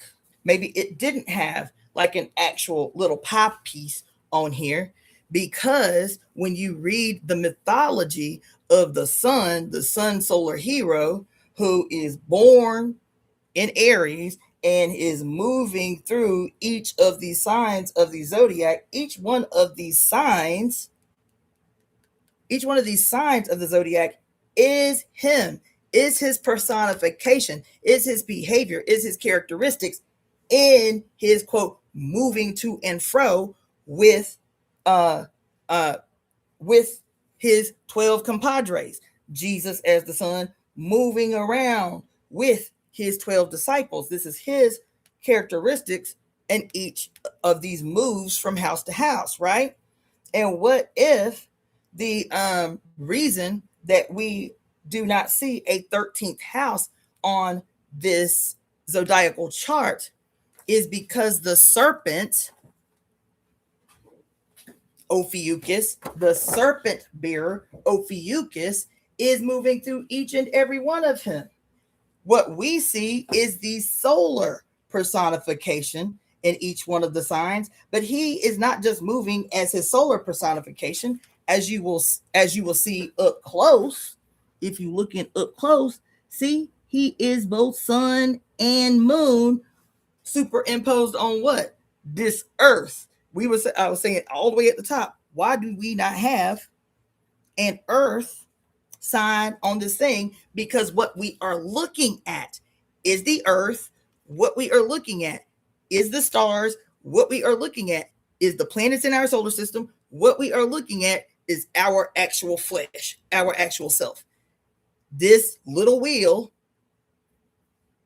is earth, is the sign. This little symbol that represents the him that is emerging brand new at 0 degrees Aries and traveling around with the homies, right, is him in his personification. But we only see this as the sun. And it's not until we look up close and personal that it is both moon and sun on earth, moving through these symbols superimposed on the macro in heaven.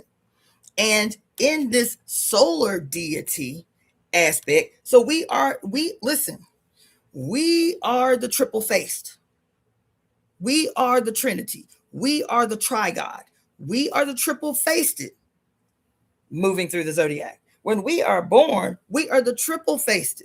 Why are we the triple faced? Because I had a breakthrough. I'm still on task. Is because it is both our shadow self, our dark time self, who we are at night, who we are in the day. It is our shadow self. It is our sun self. It is our moon sign, sun sign, and our ascendant. What is our ascendant? Have me tell it. Because it's also called, what is your ascendant sign? That's what it is. What is your ascendant sign also called? It is called your rising sign, your ascendant, your rising sign, right? So we are three things primarily. We are our solar self, our lunar self, and our ascendant self, right? And so it is all three of us, the triple faced. It is all three of us moving on earth, on earth. See, we don't need an earth sign because we are earth. We don't need an earth sign. We need a sun sign. We need a moon sign, because these two are the most important relationships as earth, us on earth as earth, us on earth as earth, we earth. And so we don't need an earth sign because we are earth, and we share the same relationship as our mother earth with the sun and the moon. So we need our sun sign, our moon sign, and the hidden, what? The secret, what? The hissing and the whispering, telling you to see that I am everywhere all the time. Ophiuchus is our ascendant. That's what I'm working with. Ophiuchus, the hidden, right? Ophiuchus, the serpent bearer. Ophiuchus, that's hidden in plain sight all the time, right? Ophiuchus is our ascendant.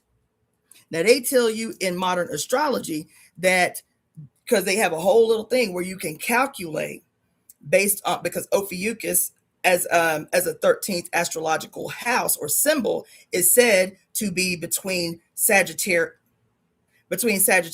and Capricorn. It's said to be that if we went back to a quote 13-month year, and there were 13 spaces on the zodiacal chart, right? That Ophiuchus, and we and each day had 28 days. Each day of the 13-year month would have 28 days. then Ophiuchus would be positioned right between Capricorn and Sagittarius. But the way the actual constellation moves, this is astronomy, the way the actual constellation moves and behaves within the context of the other constellations, it behaves differently because, quote, it appears to move in and out of each and every sign. Do you hear what I'm telling you? Now, the science observation of the actual constellation Ophiuchus, unlike any of the other signs, appears from our perspective as Earth to move through each and every single sign. Why is this important? Why is it important? Why is it important for astronomers and astrologers to see this as the two sides of a singular science? We call it sister sciences. No, it's a singular science that has two aspects. Why is it important? Because we just see now the sun and the moon as one moving through this thing. We know our sun sign, we know our moon sign, we know our ascendant, but we do not even articulate as a symbol what the ascendant is. And it is because this zodiacal chart has never had 13 houses. Now, we may have had in the ancient time 13 months. It does not mean that this thing had 13 houses. The reason why is because the mythology of all of these stories tell you where the serpent is.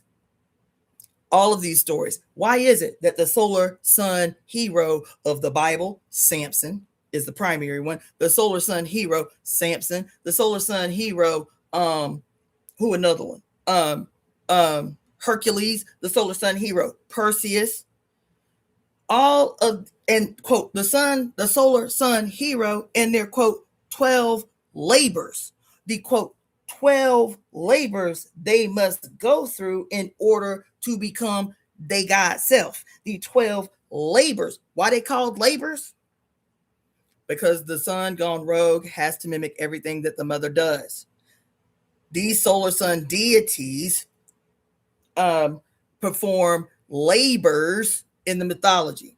Labors that always equate to death. Each one of the labors, they have to kill something. Why? Because it's a murder cult. Yes, even when we talk about Zeus. Yes, even when we talk about what's his name, Jupiter. Yes, even when we talking about Enki. Yes, even when we talking about Ae. Yes, I mean Ae. Yes, even when we talk about whoever. As a matter of fact, somebody gonna be mad. Even when we talk about Shango as the solar sun deity of the Ifa, of the tradition of Ifa, Shango is the solar sun deity that must die in order to become his God self. Ain't that the story? Hold on. There's more. Think about a solar sun deity in your tradition. You feel what I'm saying?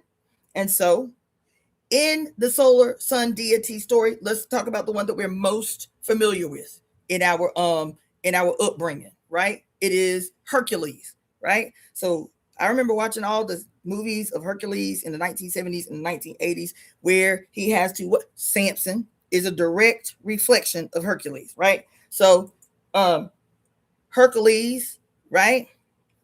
Another thing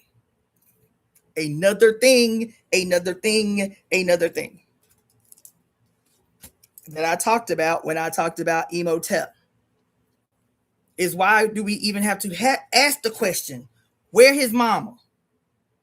Who his mama? Where his mama? Who his mama? You feel what I'm saying? Because I was talking to this young sister about the hero's journey as given to us by Joseph Campbell, right? Joseph Campbell and also later Carl Jung gives us this whole idea, this concept that is now everywhere. It is literally the foundational basis behind every book, every movie, every tale, everything is the hero's journey. And when you Google images of the graft of the hero's journey. Where my card at? I'm not off of this thing with your homegirl, Taylor Swift. But I had to digress just a second to explain. Fuck. Well, anyway, my little circle of the wheel, my little circle with the wheel, the hero's journey, the detailing of the journey of the hero until he becomes his higher self is the basis for all of these secret society rituals. Is the hero's journey. It's the hero's journey, right? And so in the hero's journey, he receives the call, the call to go beyond where he is in his basic ass life, right?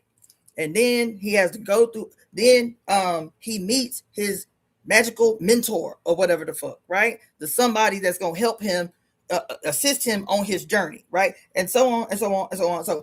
So in these stories about Hercules, about these sun, solar, the heroes, the only reason I got on that is because the hero's journey is based off of this. This is where it's the zodiac is where the bastardized version of our relationship to the zodiac is where the hero's journey comes from. The hero in these stories, Hercules, Samson, on and on. As a matter of fact, Samson, let's start with Samson. Samson is said to have to be of a particular type of people, and he is strong beyond anything that anybody can imagine. And what does the Bible say? He has 7 long locks. 7 long locks. Sound like rays, don't it? Sound like rays. 7 long locks, right? He got 7 long locks, and his covenant with God is that he cannot touch the flesh of dead animals. He cannot touch the flesh of dead animals, and he cannot cut his hair, and he cannot, and there's some other thing that if you do any of these things, if you break this covenant, you will be like regular ass human beings, okay? And so on his journey to go fight the Philistines by himself, he go to fight the Philistines, and he comes across a lion, and he and the lion duke it out, and he kills the lion. Who is the lion? Who is the lion? Where's she at? Who is the lion? Here she is right here. Here she is. Okay. Then he kills the lion. Then he goes to the Philistine, go to where the Philistines at, which is modern day Palestine. Just FYI. The Philistines lived in what is today modern Palestine. Just FYI. And so he has to go, and he goes there, and he meets this woman who is the most beautiful woman that she has ever seen, and this and that and this and that, right? And this woman catches him off guard. She's beautiful, right? And so something like he leaves or whatever, and he's going back through the wilderness, and he comes back across the dead carcass of this lion that he killed, right? And when he comes upon the dead carcass of the lion, what does the Bible say happened?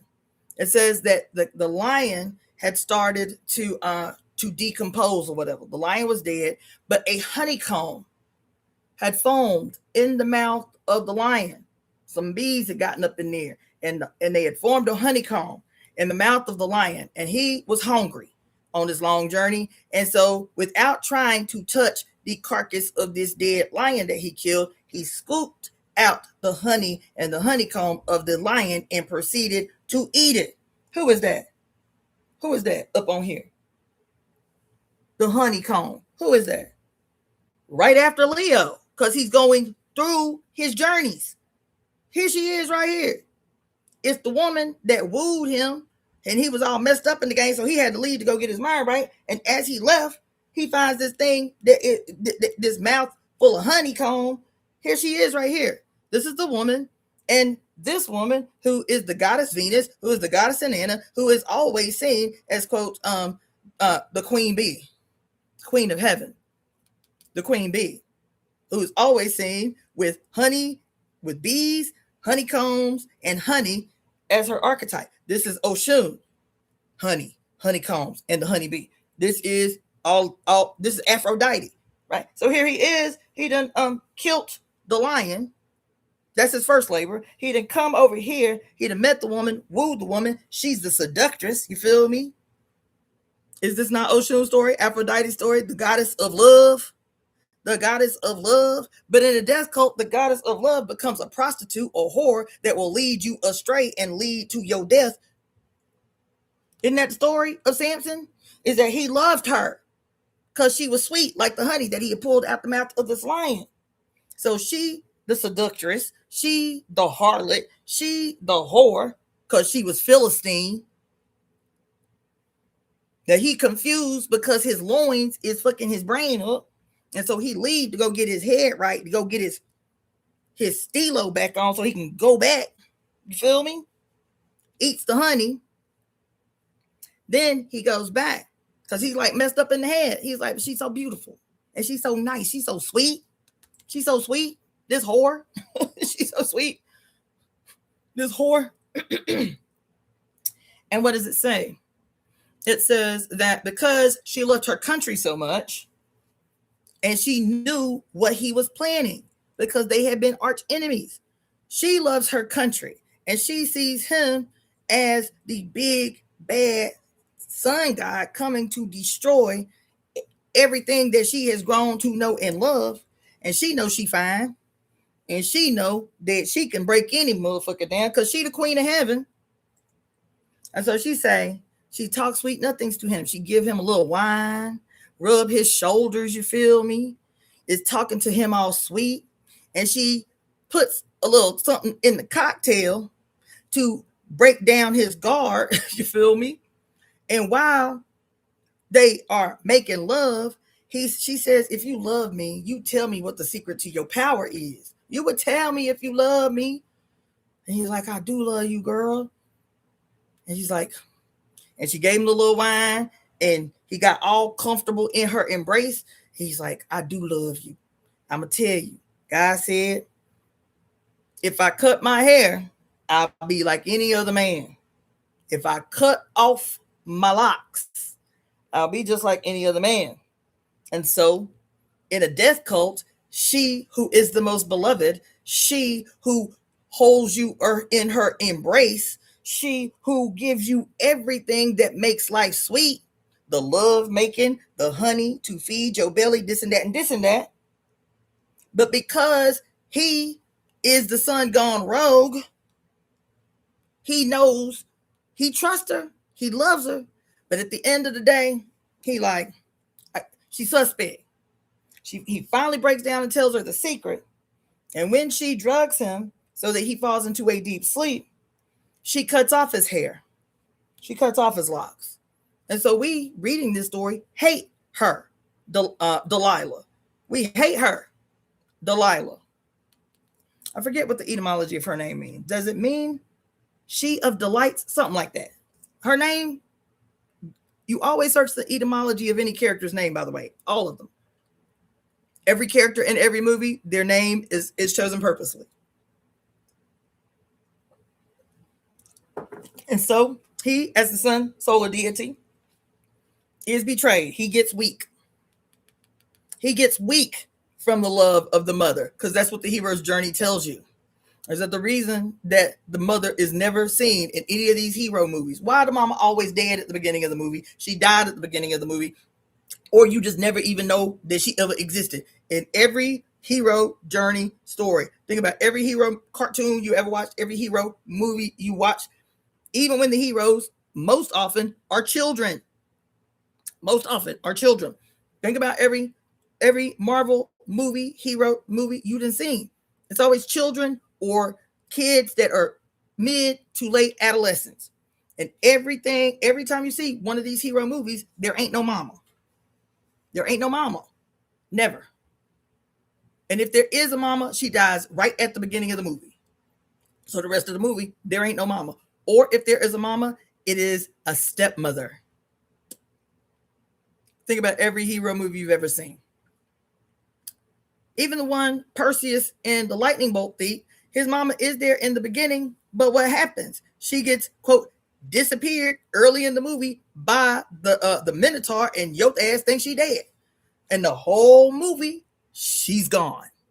Every movie, including in the story about Samson, right? This bastardized, flipped upside down version of the story is about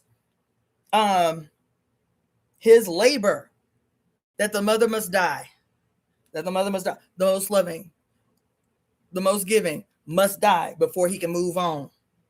And so what happens is Sun Solar Hero right here, you feel me? Samson, having killed the lion, who also is the mother. Why? Because the serpent. Why? Ophiuchus. Why? EvoEmeTemp. Why? Asclepius. Excuse me, Asclepius. Why? And I was saying, when I had that whole moment about Asclepius, and his magical herbs always had serpent venom in it. And oh my God, there is a real world story about Medea being this globe-trotting healer who used serpent venom to embolden her potions to cure people and shit. And Asclepius may be a metaphor stolen that he was actually a she, the mother, as Medea, healing people to and fro, but they could not afford for a big, thick, black bitch from Libya to go down in history as the, quote, savior of mankind, literally, on the earth. And so they create a story of Asclepius using her words in her pharmacopoeia and superimposing them in their mythology, again, to raise the son up over the mother. Here he is. He kills the lion, which is everywhere known as the consort of the mother. Then he kills Delilah. He kills his mother. He kills the queen of heaven. He kills Delilah. He kills Delilah. You feel me? And this is what is supposed to be justice. Every solar hero. And then the other thing is so whether they're killing a woman, whether they're killing the lion is a big one, by the way. The lion is a big one. The chimera, when you think about all of these, I think it was Perseus, that one of his labors was to kill the chimera. He had to kill, and the main portion, so the chimera was a amalgamation of several of the animals of the zodiac. The chimera had like a lion's face and like a serpent's body and like an eagle's claws or something. Like the chimera was like an amalgamation, and Perseus had to kill the chimera. Who else? But guess what else? Hercules, as the sun solar deity of his age, he had to kill a lion. He had to kill, when he was a baby, he killed the two serpents that, quote, tried to kill him. He did kill the two serpents. Remember that story I just told y'all the other day about in the movie when the baby Hercules kills the red serpent and the blue serpent? That the red serpent and the blue serpent come from both sides and crawl up to him, and as his baby self, he holds on to both their necks and ties them together and throws them away. Remember that? I was like, oh shit, those two little serpents were his mother. Was his little kundalini, was his connection to his mother, who in this movie he is separated from. Why? Because in this movie, you know that Hera is his mama and Zeus is his daddy, and he is, quote, kidnapped by Hades, the evil, you feel me, and cast out of heaven down to earth. Isn't this a story? Hercules is cast from heaven, where he is apart from his mother and his father. What's his mother and his father? The sperm and the egg. What's heaven? Her uterus, where they resided, tied together as one to make him. But then he is cast out of heaven and falls to the earth, little baby Hercules. And then in his hero's journey that starts once he is severed from his mother. Is this a metaphor? Is this a metaphor? It may be a metaphor, but does that metaphor mean that it's false, fiction, fake, or myth? No, because the hero can only start his journey at the moment that he is fully realized out of his mother's body, cast to earth out of heaven, tied, still bound and tied by this, quote, heavenly cord. This heavenly cord that binds you to your mother, that must be severed. So imagine the Pisces fish. And you know how every time you see the Pisces in the zodiac, they're opposite facing.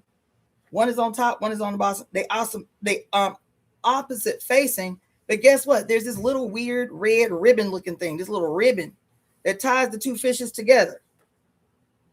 That's your mama umbilical cord. That's the little serpentine looking, weird looking cord that still connects you and your mother, even once y'all are separated. Even once you are fully out of her body, you are still connected by this sacred cord. And then that cord is cut, severed, and you are completely away from your mama, right? And so baby Hercules, now separate from his mother, meaning outside of heaven, meaning cast away from her. But what the son gone rogue did is made this a story about the death of the mother. Because in the hero's journey, as told to us by Joseph Campbell and Carl Jung, the mother is forever gone.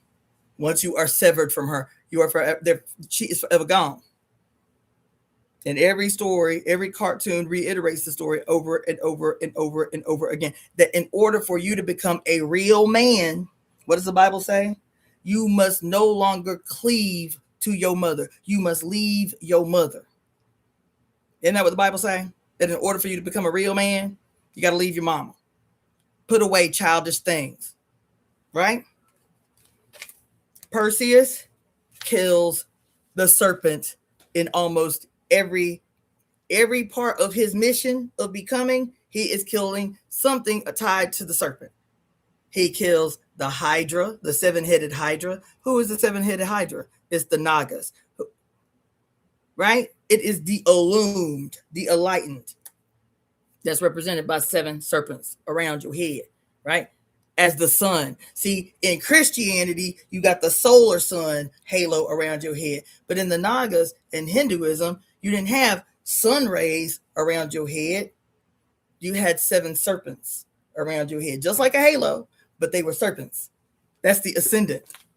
That's the ascendant hidden behind the moon and the sun. That is also you. That's the serpent who is also moving through, just like Ophiuchus, each one of these signs. But the sun who is blinding you to the moon and to the ascendant, the sun who is blinding you, the song Blinded by the Light, who is blinding you, you only think it's your solar circular, your solar journey through the 12 signs. Meanwhile, your moon is right there, and hidden behind the both of you is your ascendant, your ascending serpent. Every step of the way, and every step of the way being blinded by the light, you kill the serpent, you kill the seven-headed Hydra, you kill the two little serpents on the side of you as the baby, he killed the seven-headed Hydra, he killed the two little serpents, he killed great grandmother Medusa, he killed the Medusa, the snake-bodied and the snake-headed, he killed Medusa. Hold on, who else he killed? The Kraken, that we thought was a bear-looking animal, but the Kraken was a sea serpent. He killed the Kraken. Who else he killed? So while we may have the ability to have 13 months with 28 equal days, this chart here, I have a sneaking suspicion that it probably never had 13 houses. That she was the ever-present, because as Earth, with your own personal relationship to the sun and your own personal relationship to the moon, once you are born, and your ascendant that is hidden behind them, you feel me? You as the center, as the sun center of your universe, is moving through your own relationship to each one of these signs. Having accepted that the solar aspect of ourselves is the only important or the most dominant, we kill the serpent. We hide the moon, we kill the serpent. We hide the moon, we kill the serpent. Because the serpent is always there. Astrologically, the serpent is always there. Astronomically, and the serpent is always there metaphorically, and the serpent is always there on the whole of us that is known as the earth and the sun, and our particular and peculiar relationship in our annual wobble on our axis, aka on our cross that winds, that has the sun wind up and down, visible and invisible, invisible throughout the year. The S is everywhere. The serpent, the she, the everywhere, the everywhere, the everywhere. And the she, the S is synonymous with the she. That's always hidden in plain sight, right? Now, back to your old girl and why this matters. When your girl is, quote, attempting to quiet code her allegiance with, quote, what she perceives as Nazism, and knowing that Hitler was heavy in the occult, that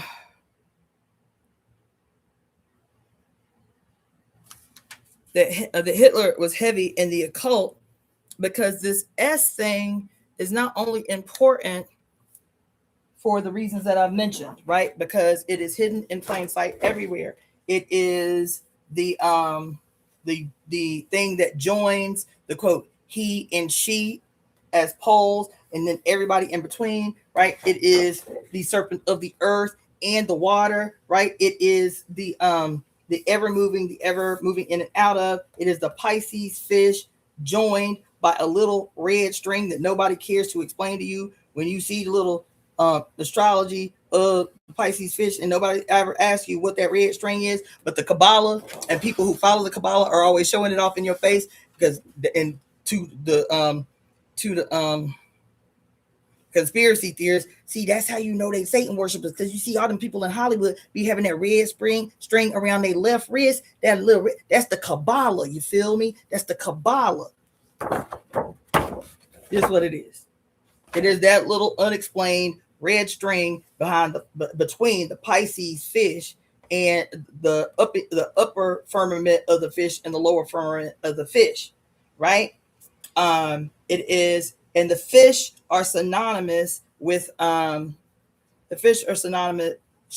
fish, but the fish is also synonymous with, because she's the fish are also synonymous with the god Neptune, the god Poseidon. It's why the Pope wears a hat that looks like the open mouth of a fish when looking at it from the side, because of the story of the god of the ocean deep, Neptune.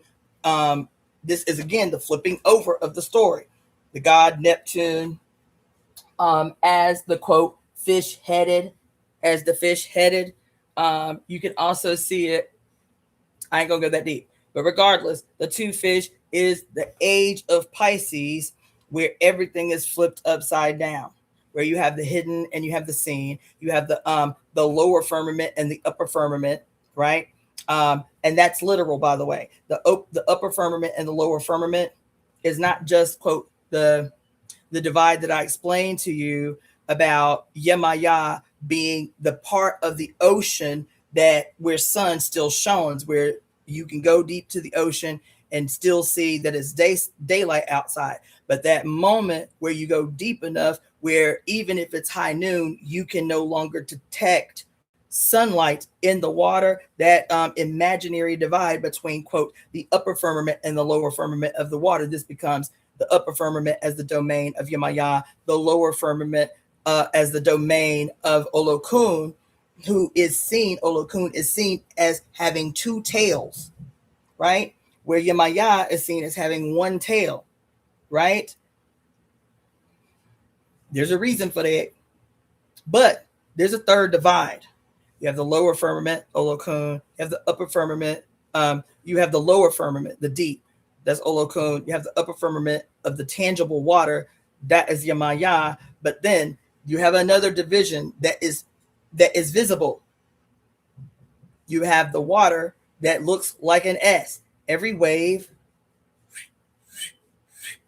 looks like an S, right? And that divide between the ocean that's visible and the ocean that is invisible, which is what? The air above it, which is what?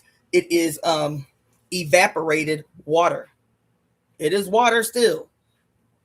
From the ocean up is still another firmament, right? And it is all divided by the waves. Quote, the sign, the same sign. And when I say sign, I could mean SINE, the SINE in mathematics, or the SIGN, like signs and symbols, right? Because we also talk about metaphors, but the sign, right? And then also, shit, there was one more thing. But anyway, that's why I got up on that. So the S is everywhere. The S is she. The S is always her. Okay? That being said, why was Taylor Swift playing in our face with this necklace? Right? The 8 lightning bolts. Why is the lightning bolt considered one of the signs in this whole culture of the signs of the Illuminati takeover of hip hop? You feel me? The lightning bolt is like one of those big ones. It's a telltale sign that they worship the devil. Okay. And the reason why the lightning bolt is because this gonna mess y'all up. It is because I need more paper. it is because the lightning bolt that is pervasive everywhere, right? The lightning bolt representing the swift, sudden light of illumination, right? The lightning bolt is old, right? Zeus got a lightning bolt. Thor got a lightning bolt. Odin Allfather has a lightning bolt. Shango has a lightning bolt. Who else? Who else got a lightning bolt? Who else is associated with the lightning bolts? Prometheus.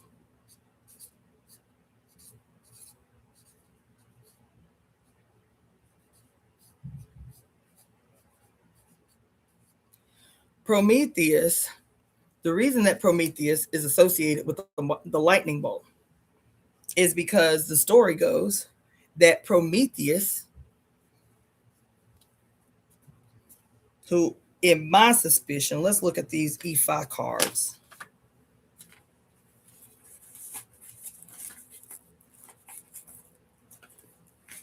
Because the reason that the story gets really confusing, could get really confusing, but I'm walking through this, is because Prometheus, all of these cards, these Orisha, astrological Orisha cards,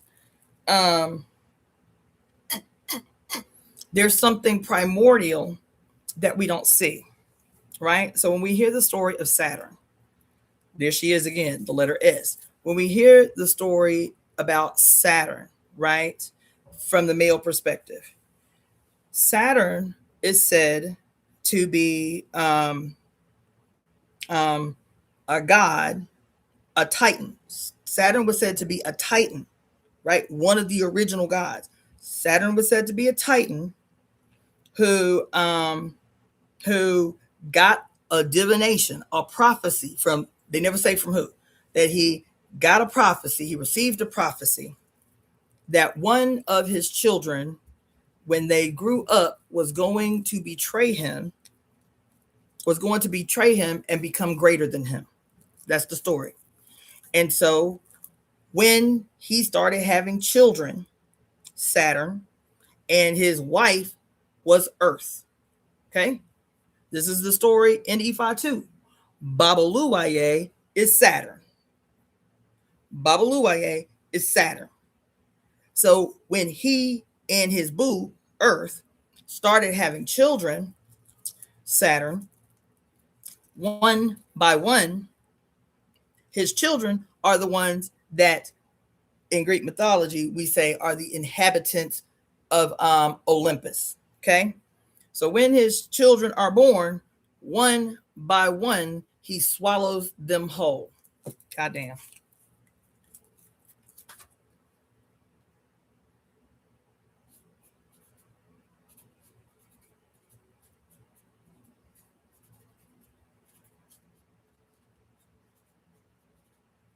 One by one, he swallows them whole. Okay, he swallows his kids whole. Now, the Pope ended up petitioning that painting that we see that's more like a horror story where he's got all these dangling, look like baby bodies, dangling bodies in his hands, biting as a lion. Listen, Saturn is seen in this picture petitioned by the Pope as having a lion's head. But the lion, in all the mythology and astrology that you read, the lion isn't associated as an archetype with Saturn, is it? Do you recall anywhere where Saturn is associated with a lion? So why in this painting by Francisco Goya, petitioned by the Pope of the Roman Catholic Church at that time, called Saturn Devours His Children, why does he have a lion's head while he is eating off the heads, headlessness cult, eating off the heads of his children when the story says he swallowed them whole, right? I was like, why they did that? Why is he eating off the heads when he has a lion's head eating the bodies in this picture? So Saturn devours all of his children except Zeus, because Mother Earth, I forget her name in this story. So his wife supposedly rescues the youngest, which is Zeus, okay? Or Jupiter if you're using Saturn as the archetype, because it's Cronus in Greek mythology. In Greek mythology, it is Cronus and Zeus, okay? In Roman mythology, it is Saturn and Jupiter, this relationship, all right? And so Saturn, and so Mama, protecting the youngest one, puts them aside, takes a little rock, a stone, wraps the stone in a swaddling blanket, and gives it to Kronos, aka Saturn, to eat because he's swallowing the kids whole. So he's like, bloop, and swallows what he thinks is Zeus. Okay. Meanwhile, Mother Earth takes baby Zeus and puts baby Zeus in a cave. And in this cave, it is a goat. It's a goat. It's a she-goat in the cave that nurses Zeus until he grows up to become a strong god that can now fight his, quote, father and become the king of heaven. So when you read these stories, that's typically the story that we're told.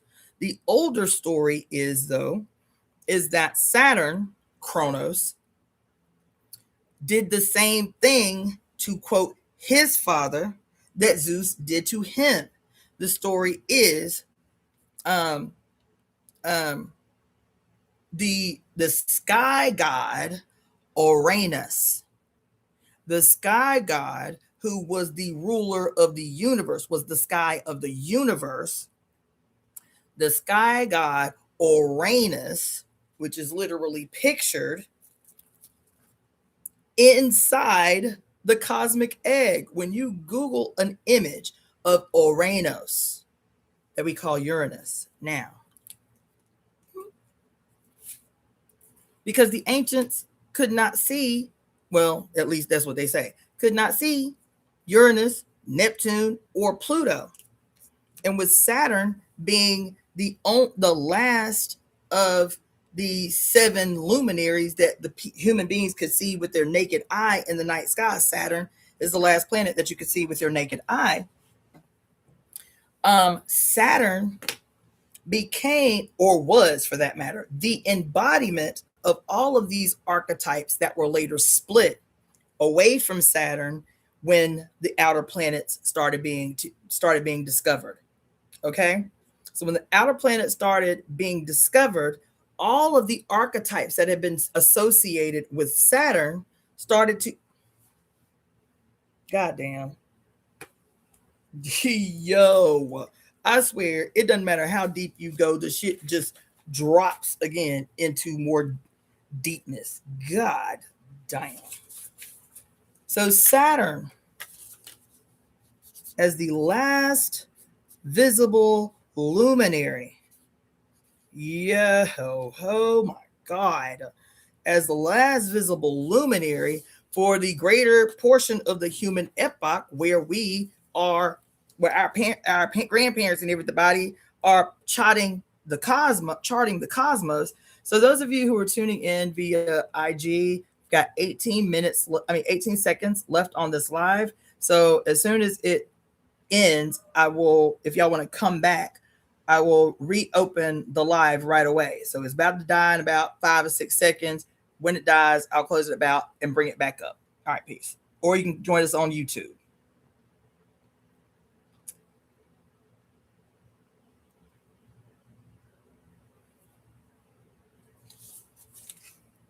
Yo, oh my God.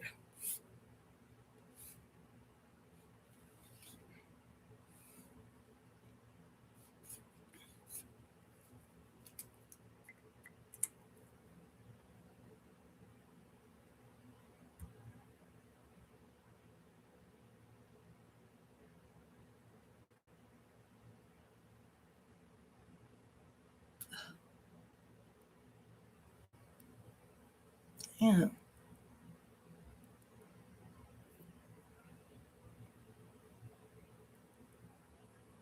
Okay.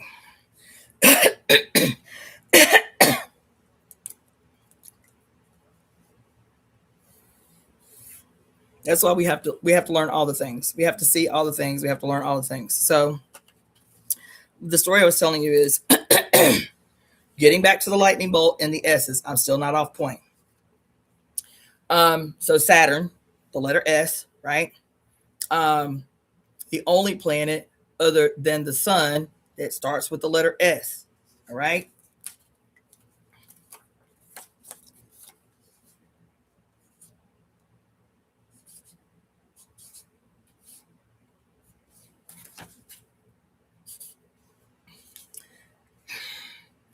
The planet Saturn, for many thousands and thousands and thousands of years, all over the planet, every culture, every group of people who have the same ability based on where their sun is at any given time, being able to look up at the night sky and see these 7 luminaries that they could tell were not stars, they knew were something else that they could see with their naked eyes. So for the greater portion of the quote science of astrology and astronomy, Saturn was the last planet. And Saturn, as the last planet, as the last of the luminaries, embodied at one time all of the characteristics that we associate with Uranus, Neptune, and Pluto. And there was a point in time where Saturn's attributes are divided. They're divided. I think it's older than white men. I think it's older than Europe, even though we're told that nowhere on Earth, no, and I don't believe this because I think there's stories of like the Dogon knowing that there were 9 planets for modern Europeans did, right? But anyway, at least where the astrology, the modern astrology is concerned, the first outer planet to be discovered was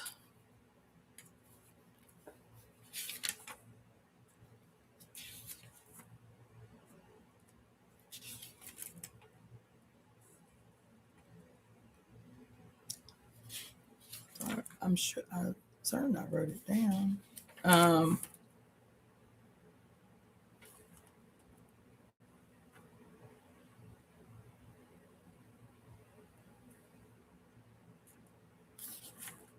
Damn, I thought I wrote it down. I don't know why I wouldn't have done. I did write it down somewhere. Let me find this note.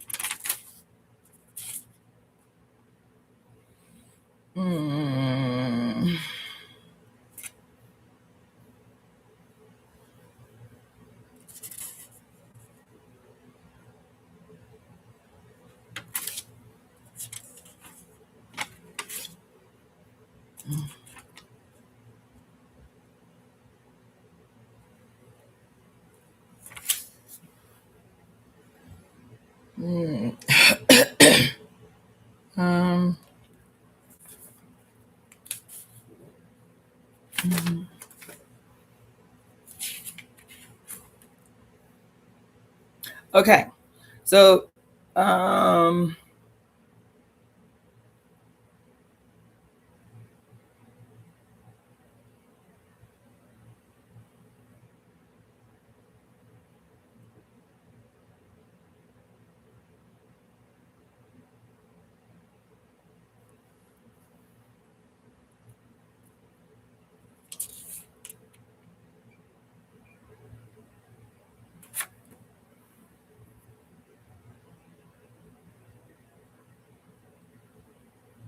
I took a gang of notes last night. Hold on a second.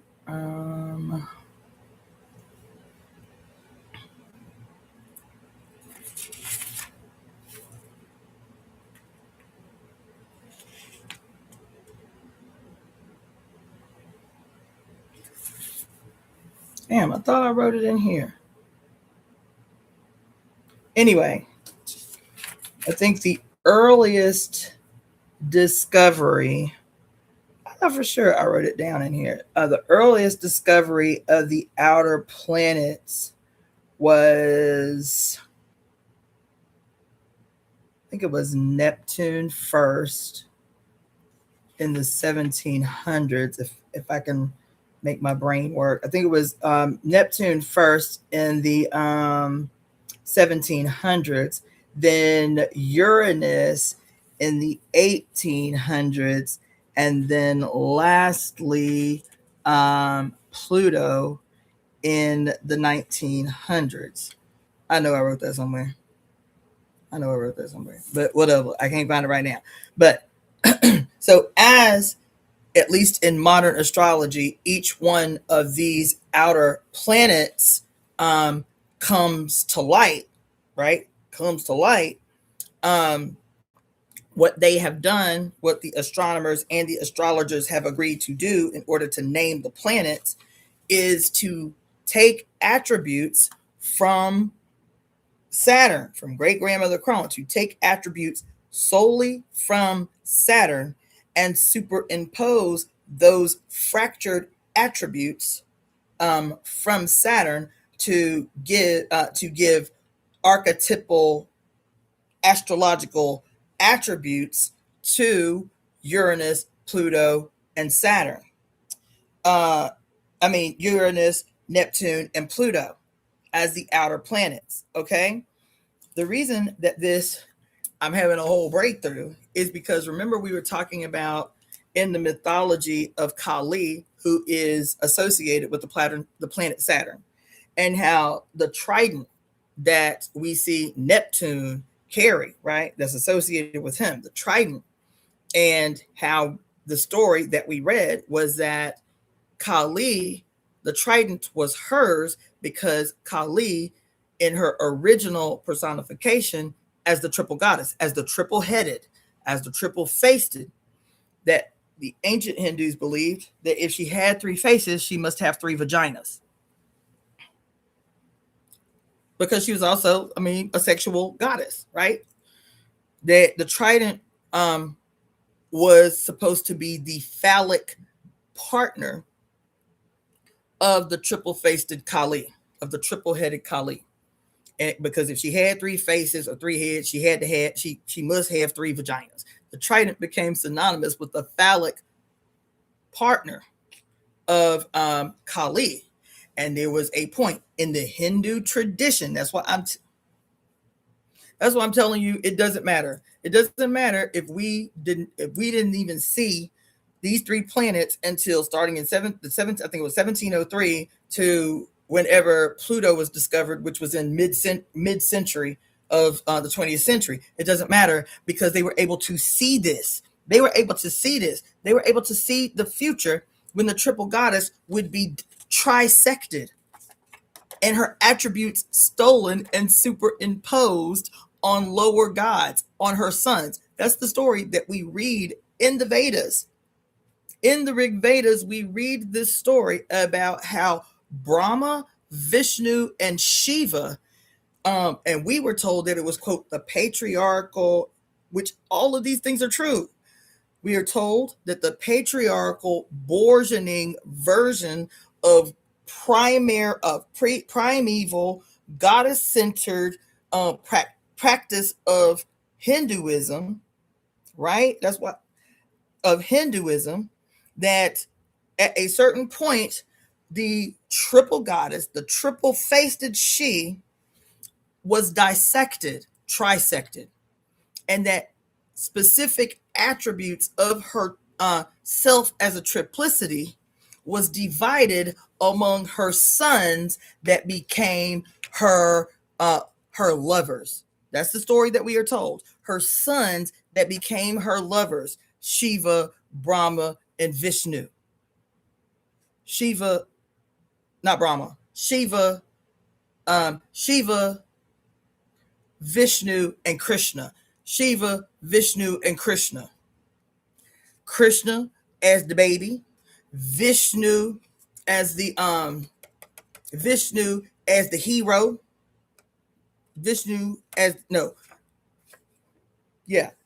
Krishna as the baby, Vishnu as the hero, and Shiva as the destroyer. Okay?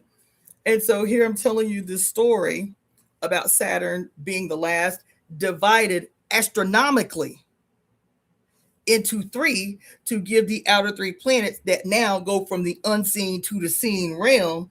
So they just take attributes off of her and associate them with these three outer planets. This is the same story that we read in the Vedas that are 3,000 to 5,000 years old, the Vedas. This is the same story. Is this not future telling about a period in human history where the she, the primordial she, will be divided into three? This story that I just told you in real time, right? So how I got on that is because when we're talking about the lightning bolt and the significance of the lightning bolt, I was reading last night because I was obsessing over this Taylor Swift bullshit and her obsession in the creating of this necklace of the SS that becomes, quote, the two right-facing lightning bolts. The right-facing lightning bolts. Not only that, not for her, but this was the other little wormhole I went on, right? So you've got the SS Army, and they literally show it like this. Then you've got the SS as lightning bolts, you feel me? Because they played this off some runes, some Nordic runes. It was a singular S. I'll tell you about that in a minute. And then the H, which is the 8th number in the alphabet, but the 8, because they all slide of hands and slick like in their study of the occult, right? The 8 is what? Hidden in plain sight, the mirror image of their already archetype. The mirror image, meaning two S's placed on top of each other to give you, see the S there? The 8. And then they say, oh, okay, so the two mirror image 8s that we see everywhere in human history and iconography, what's the 8th letter of the modern alphabet? Oh, it's H. okay, Heil Hitler, this will become the little code for what is already happening up in here. Why is that important? Why is the lightning bolt some sleight of hand shit? Because the rune that this is based off of is only one lightning bolt. Why? Because one more thing, where the Nazis are concerned, is because another symbol that they stole, and because of what they did when hijacking this symbol, that there are places around the world where the use of this symbol is banned because of Hitler and Nazi Germany, right? This symbol is banned, though this symbol can literally be seen everywhere in Egypt, in West Africa, all over Asia, all over the Americas, from one tip to the other. This symbol can be found everywhere. And it is not until Nazi Germany, under the direction of Hitler, that this symbol becomes so synonymous with what? Death. That not only death, quote, genocide, that it is banned in many places around the world. Okay? So this symbol, which is sometimes seen straight up and down like this, because of its relationship to the cross, this symbol is sometimes seen as straight up and down like this because of its relationship to the cross, right? On the flag, it is seen like this.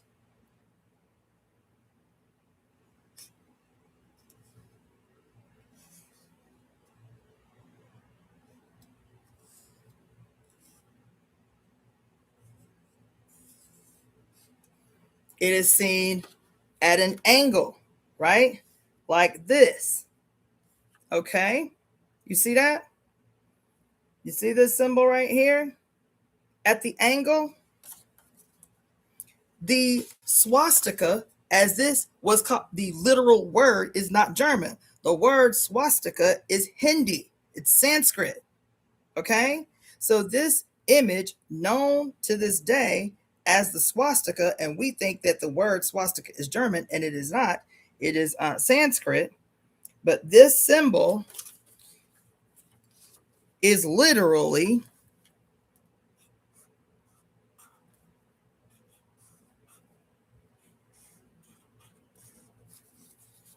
two S's superimposed on one another. See that? It's two S's superimposed on one another, right? And so when people started talking about how the Nazis stole this symbol and then flipped it upside down, you feel me, to give it another meaning, right? What have you heard them say? That the symbol, the Nazi symbol, that's what I always heard, was that the Nazi symbol, quote, do what white people always do. They take some from somebody else and flip it upside down, and then it becomes the opposite meaning, right? This symbol, which is literally not my imagination, not my interpretation, I'm going to tell you why, is literally two S's superimposed on each other in the tradition of what they were always trying to hide in plain sight, the significance and the power of the S. Okay? And so here you've got all of these interpretations of the same energy. The right facing S, the right facing swastika. The right facing swastika. Now, in these other traditions, we were told that before the Nazis took it, the swastika was left facing, meaning eternal life. Isn't that what I've been saying all this time? All this time, all this time, all this time, all this time? That when supposedly before the Nazis stole, quote, stole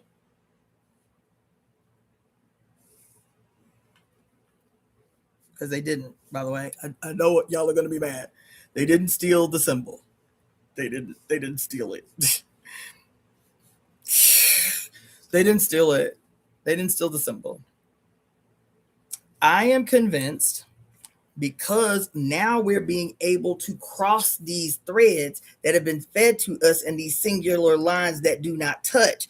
Now we're able to weave all the threads together. History and mystery and mythology and the occult and esoterics and mathematics and science and all of these things. They didn't steal the symbol. They didn't steal the symbol, the Nazis. I am convinced, occultists that they were, that they saw themselves as fulfilling prophecy, as needing to fulfill prophecy. And I'm going to tell you why. So when you hear Native Americans, when you hear, because there's actually Native Americans staging a contest about why they could know, because the use of the symbol supposedly was banned at one point here in the States. And the natives were like, damn, like that's our shit. You know what I'm saying? Here is the evidence that the symbol in our culture is thousands of years old.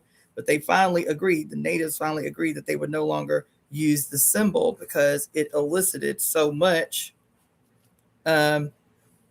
harm, hurt, trauma, right? So supposedly, and I told y'all I have a bracelet with the symbol on it that was made by an Owatham man who is a copper jeweler, right? So when the S is left facing, oh shit, yeah, that's right. When the S is left facing, when this swastika is left facing, it is said in every culture that this is a sign of eternal life. That this is what it looks like still, but it's actually spinning. It's a wheel, right? It is the winds of change is what it is. This is supposedly, this is what the Owatham man told me when I bought the bracelet from him, is that on the bracelet that he bought, that he made for me, with the swastika in the very center, surrounded by clouds, rain, and the sun, that if you were looking down at it, at this symbol, if you were looking down at the top of a tornado and tried to take a picture of it still, this is what it would look like. This, for our culture, what he was telling me, this is a symbol of like a serious windstorm. It is a wind pattern. It is like a tornado, a hurricane, or a typhoon that has an eye, see, an eye in the center. That's what this man told me in 2018 when I got here. At this point, if you were able to take a picture of the storm, the winding winds of change, that this would represent the eye of the storm of a tornado, of a hurricane, of a typhoon, right? And I'm telling you that this is two S's together. And when I search the etymology for S that is associated with the snake, hence the word hiss or to whisper, that the words right next to the etymology were see and see.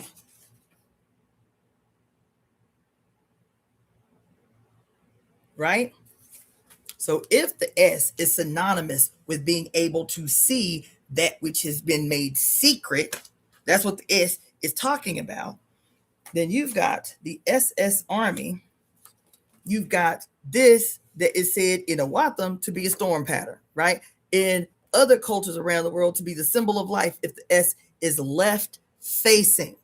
That if the S is right facing, like the SS Army, that if the S of the swastika is right facing, it represents destruction. Okay?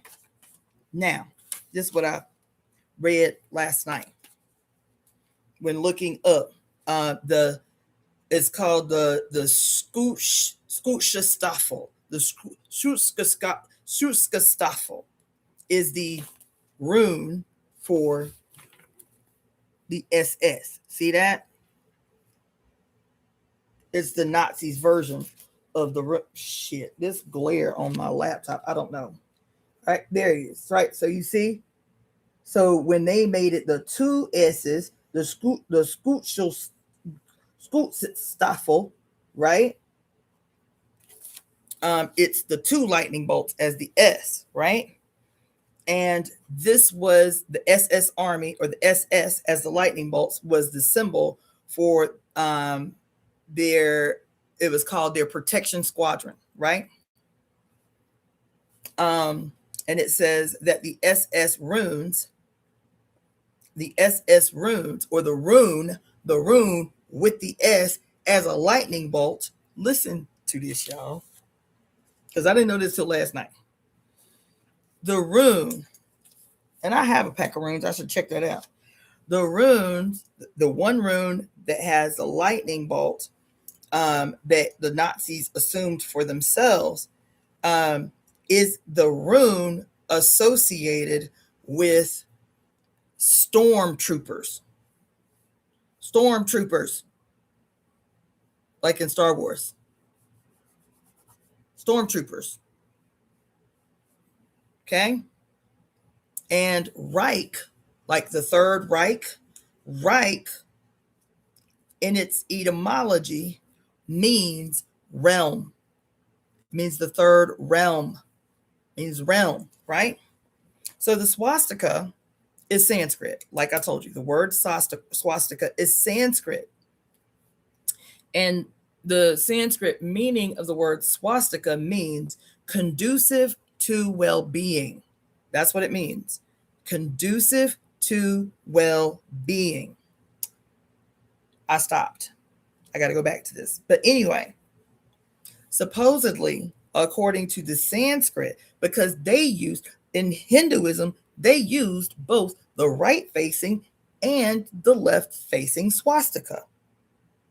I got so deep in the right-facing swastika that I have not completed the left-facing. But we don't talk about this right-facing swastika. It's right-facing swastika adopted by the Nazis from Hinduism. This is going to bring us somewhere.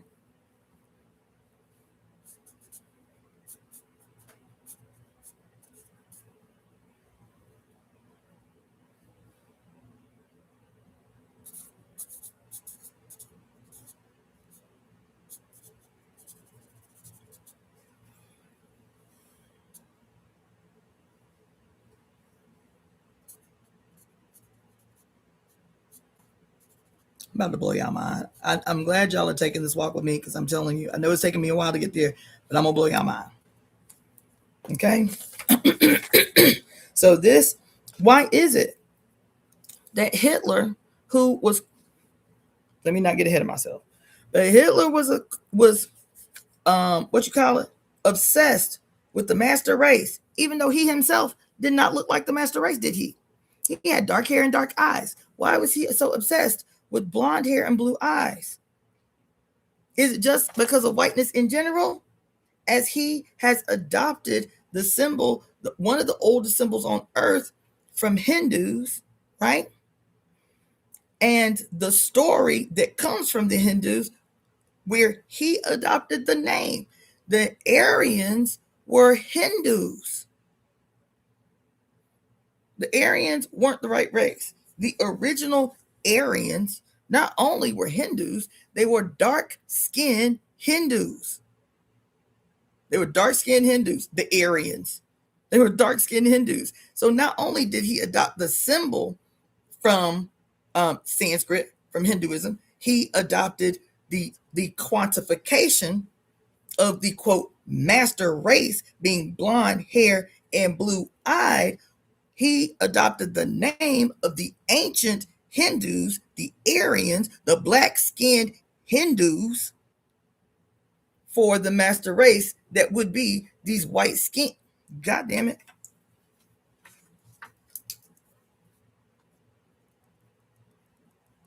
These white-skinned, blonde hair, blue-eyed master race. Walk with me. So here it says about the right-facing S, or the right-facing swastika, based on Hinduism. That the right-facing under Hinduism meant prosperity and luck. That's what it meant. But it was related to the right-facing was associated with the worship of a particular deity named Surya. Surya. Surya. Surya. This deity associated with the right-facing swastika is, it says Surya is the sun as the solar deity in Hinduism. The right-facing swastika used by Hitler and the SS Army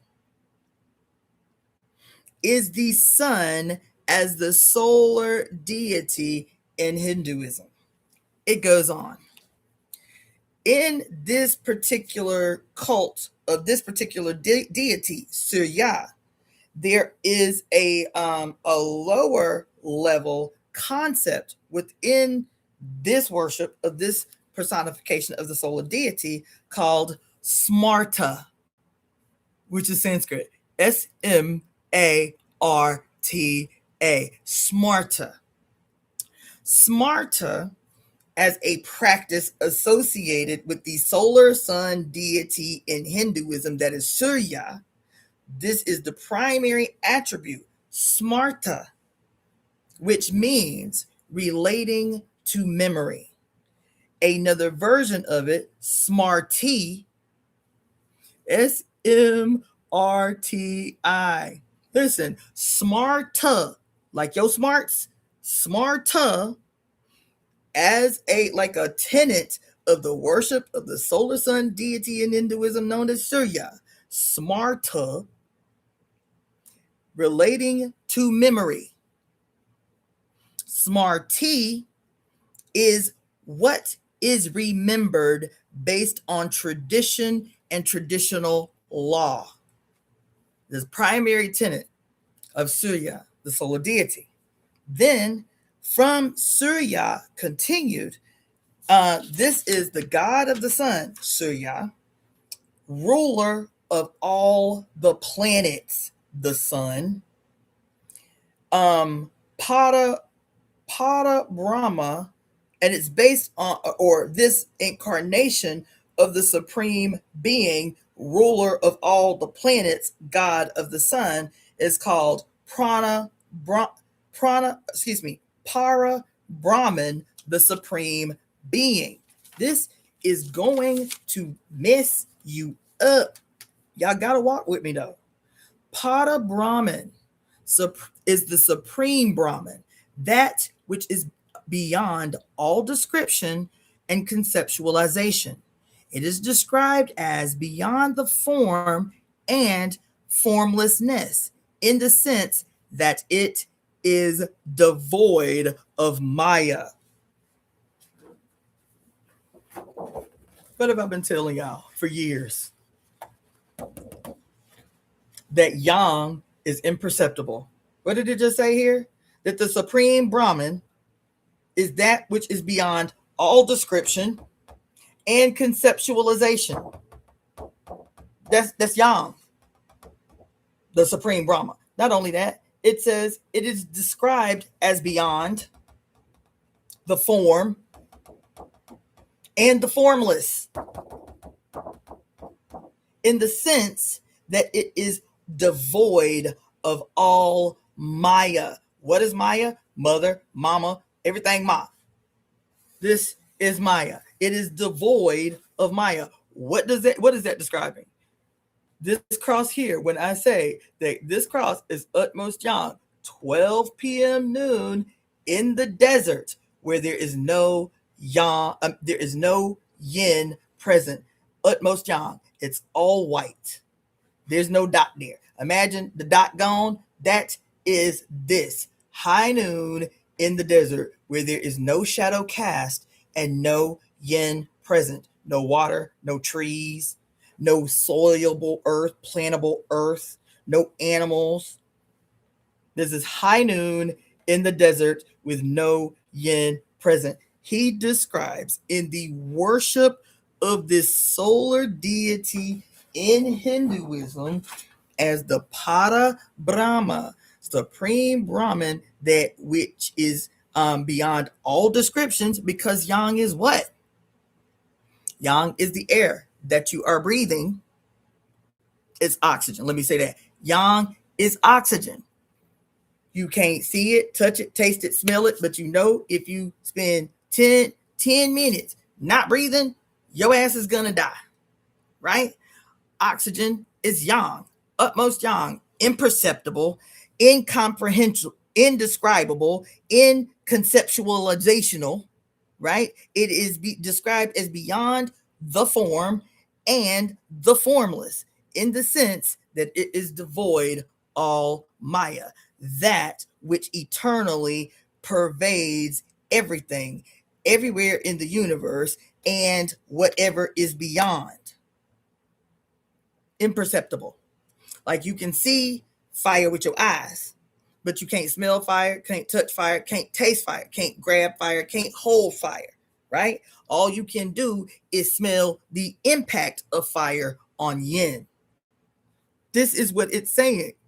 In Hinduism, directly associated with the S facing swastika, because these stories of Hinduism too are anthropomorphized stories about the cyclicity and the infinity and the foreverness of the universe, the Milky Way galaxy, spinning on itself. When looking at it from its side, it literally looks like a side facing 8. That's what you're looking at when you're looking at the Milky Way galaxy. Is that, right? And so keep going. So this is going to destroy your day. So get ready. This is going to destroy your day. So this thing that we love so much, and why I told y'all I did not have a reason why it irritated me so, but I don't accept it and I don't do it, right? And then I read last night the information that just came to me that explained my opposition when I wasn't even looking for it. I'm about to hurt somebody's feelings. I thought about my daughter as soon as I read this.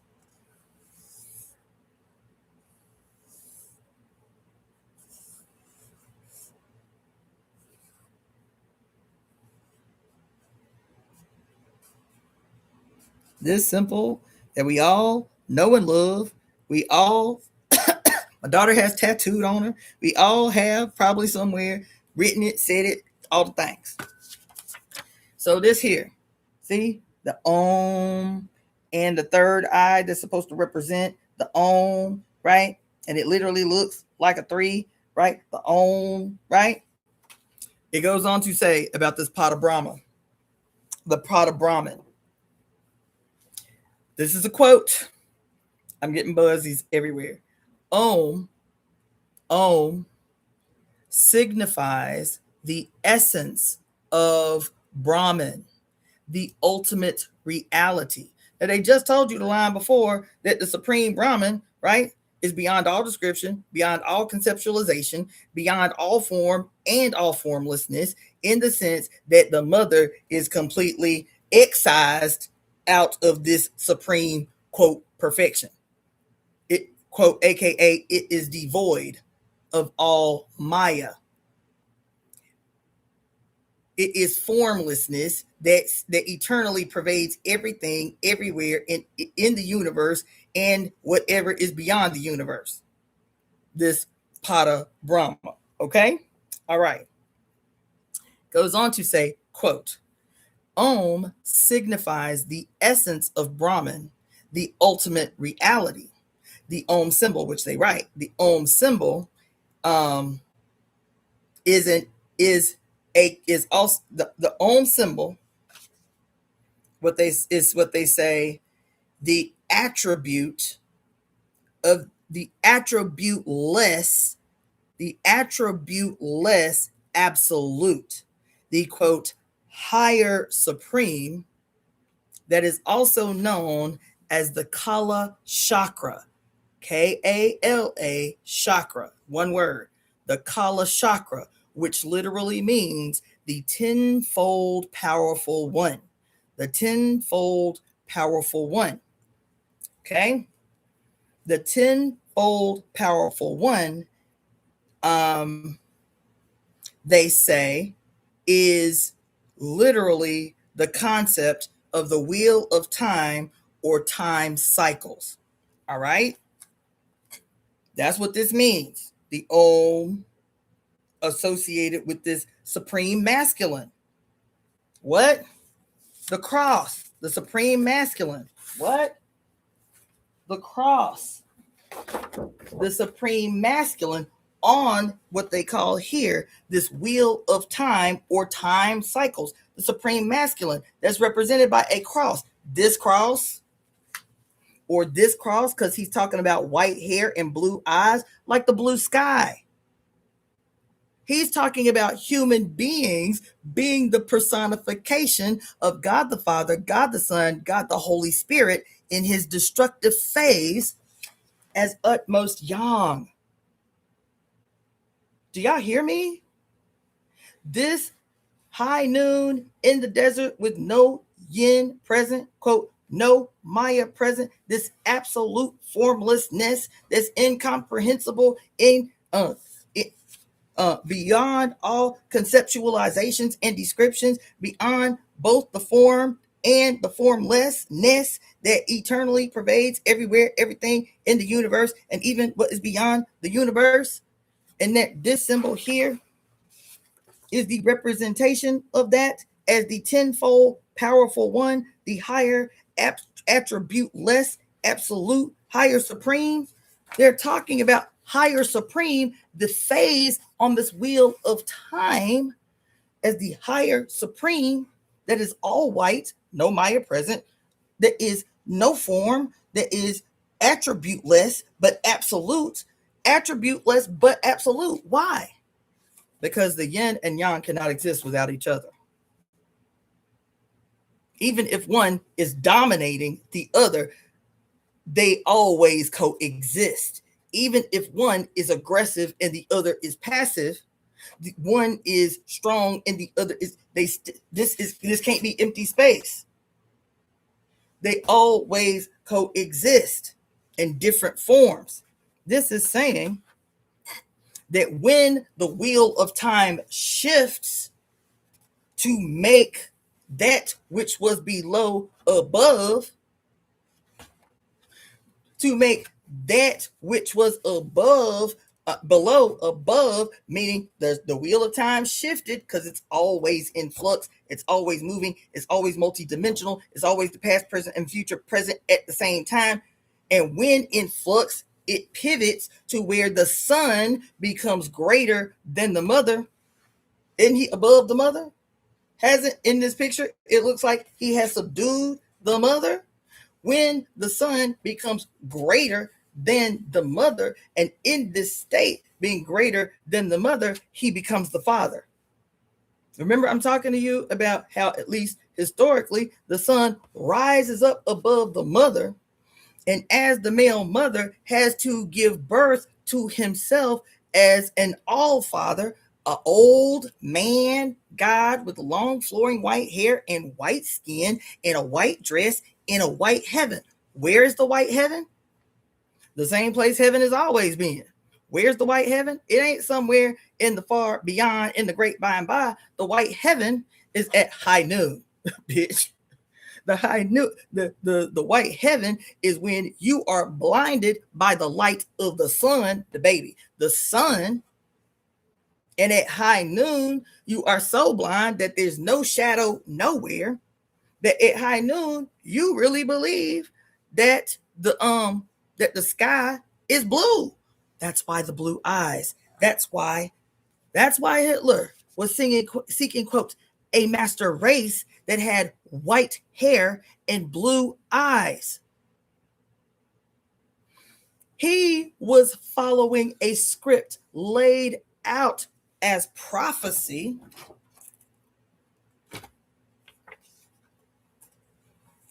He was following a script laid out as the necessary fulfillment of prophecy in the turning of the wheel of time, where it is said that because of how the wheel of infinity turns, some point in this cycle of the wheel of time, the son would become the father, and becoming the father, he would be greater than the mother. The son would be greater than the mother, and he, becoming greater than the mother, would be blinded by the light. This is the sun, aka yang, at utmost yang, high noon in the desert, no yin present. And in traditional Chinese medicine, we say that if you see utmost yang presented in a person that is sick, this is a person who is having delusions. They are having some type of mental crisis, mania, schizophrenia, sociopathy. In the medicine, that a person suffering from utmost yang could have manic delusions, mania, schizophrenia, or they could have deadly conditions of their heaven, of their head. What do you call it?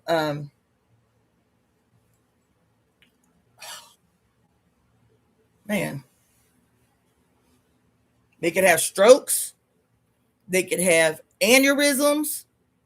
They could have conditions of their heaven, because in a condition called utmost yang, or yang upraising, or yang with heat blazing out of control, causing the fire to rise higher, that they could lose their ability to talk. They could suffer from aphasia. They could forget how to talk. What is one of the side effects of having a stroke? Sometimes, depending upon where the stroke in your heaven is, can force you to lose your ability to speak, to communicate. Right? So anyway, this is clinically what the age of utmost yang, that's represented by an actual cross, the Jesus cross, the cross that represents the sun in his destructive phase. High noon in the desert is the sun in his destructive phase. In his destructive phase, it can burn everything, right? And so in Hinduism, communicating the same identifiable cyclicity and infinity of the S, the serpent that moves throughout all time and connects all time, this in and out movement of the actual galaxy that we can see, the Milky Way galaxy, that there would be a time where time would circle back on itself, from Divine Mother being at the top to Sun being at the top. Right? And when Sun is at the top, because the Sun represents the boundless, the imperceptible, the intangible, can't touch it, taste it, smell it. Most yang you can only perceive with one sense. You may be able to see it. Light, right? You may be able to see it. I think that's the only sense where yang is perceptible, is with sight. I'm trying to think of other yang. I think the only sense that allows you to perceive yang is sight. Damn. Is that right? I think it is. Because you can see fire, but you can't detect it with any of your other senses. You can see the light of the sun, but you cannot detect it with any of your other senses. Actually, I'm wrong. You can feel the sun. You can feel the sun.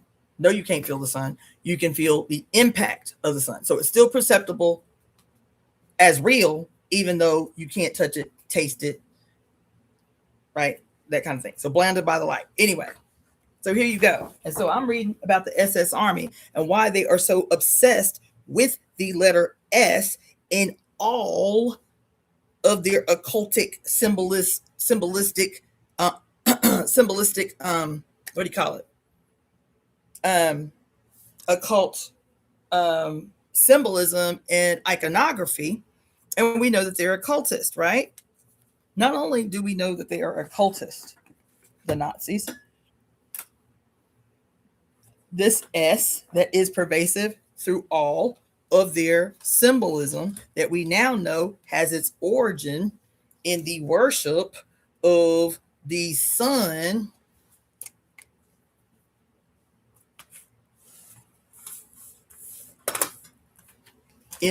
listen, we now know that the Nazis' obsession with the letter S, whether it's as a swastika, whether it is what did I just do with that little piece of paper? Shit. Whether it is little what's her name? Taylor Swift trying to be slick in her man.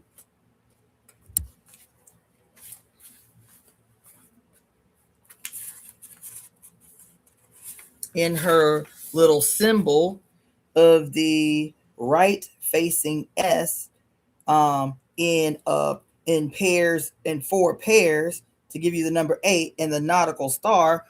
By the way, the nautical star is also known as the North Star. The nautical star with 8 sides, you feel me? To be a quote wink at the use of the HH, which is actually a deeper hidden use of the mirror image of the S facing on itself to create the infinity symbol, right? And I am telling you that the S is also synonymous with the hidden within ourself, that is the ascendant, that is hidden behind the blinding light of the sun, right? Blinded by the light, blinding light of the sun, that also hides as a shadow the moon, and behind them both is the ascendant, aka the serpent that ascends. And when everybody talking about, I'm going to ascend, what are they talking about? They always think that the Kundalini is one directional, that it is sleep in the dark, in the evil underworld, that is your crotchatorial, that is your butt and your crotch and your scrotum and your penis. That's the evil underworld that sends men to hell. That's the evil underworld, is your root chakra. And that's always where the Kundalini, until you have some epiphany that allows the serpent to rise up the column to ascend to what? Heaven. To rise to heaven. To rise to your head, right? And the Nazis knowing this, and we accepting this because it's everywhere in our tradition, Obatala, the god of the white light in your head, and the white light be booming so bright that you can literally see rays coming out of Obatala's forehead, so much so you cannot see his black ass face. That's in the tradition. The god of white, Obatala, he who is responsible for the white light in your head, known as Ori. It's everywhere. It's the halo on Jesus's head, the white light of ascension, You feel me? So the Nazis, reading this same old Hindu text, knowing the symbolism behind the Hindu text that is literally teaching the future of what is to come, seeing himself as the chief personification of this time on the the calendar of the past, present, and future existing as one, recognizing that there's going to be a period in human history where the son will become victorious over the mother. Well, quote, don't tread on me. The whole thing about the serpent, and even in Genesis, even in Genesis, where it said your children, something to the effect of your children, your children's feet will be upon the head of the serpent, or something like that. Didn't it say that? It says that your children's feet will be upon the head of the serpent. The son that becomes greater than the mother, that, quote, subdues the mother, right? That here he is literally on top of his mother. You see?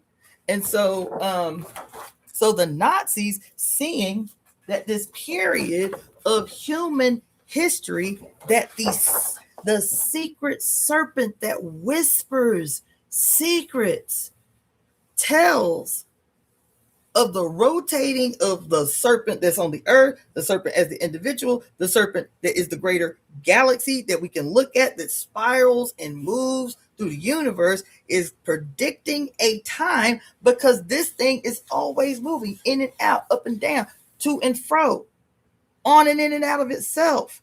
And that if it's moving all the time, that there will be a time where the son rises above the mother. And there will be a specific time where he, in his old man phase, as the father God, no longer as the hero that is his mid-age.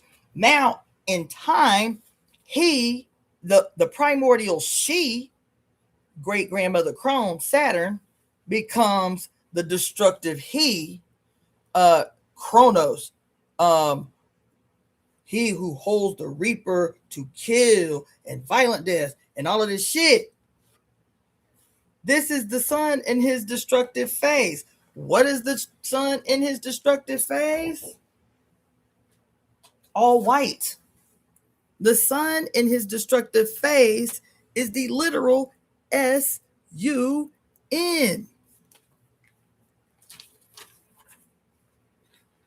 The sun in his destructive phase, because Lao Tzu says that yang, though necessary, if left alone, if cut away from his mother, if separated from yin, they're literally telling you in your face, if separated from yin, then yang will become destructive, not only in the sky, but in your body. That is separated from yin and made white. If separated from yin and made all white, and even the little red cord in the Pisces fish that connects the upward facing fish and the downward facing fish, there's no cord, there's no black in the yin no more. This is supposed to be what? The alchemical glyph for our mother, quote, Cancer. But this is actually literal. This is an actual literal glyph foretelling of a period defined by Cancer. Not Cancer the sign, Cancer the evidence of global sickness. Cancer the Cancer the actual sign on earth of the sickness we all most fear. What does Cancer mean? What is the etymology of the word Cancer? The word Cancer in Latin means crab. This is how I know. This is how I know that our ancestors were scientists.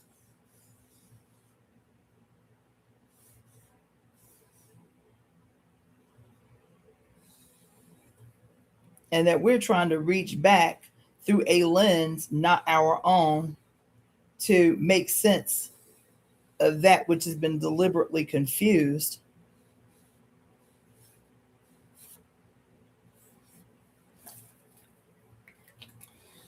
The word Cancer literally means crab. Okay. And so that's why the quote sign of Cancer became synonymous with Yemaya or the moon because of the impact of the moon on the ocean. And so it was like the water of the water of the lower firmament and the water of the upper firmament, the moon and the ocean. And this is how this sign became associated with water deities. Water deities and moon deities is because of the relationship between the moon that's in the upper firmament and the ocean that's the lower firmament, right? But the other thing about this is that this symbol called Cancer, and Cancer, or which means crab, right? The crab. Why did they call cancer in our body cancer? Does anybody know the origin of why they call the cancer in our body cancer? Let me change phones. Anybody? If y'all are still awake. Does anybody know why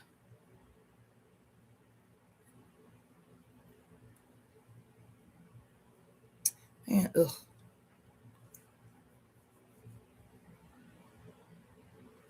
Does anybody know? Is anybody still here? Am I talking to myself? Yes, no. Am I still rolling? Because my live just died. My other live just died.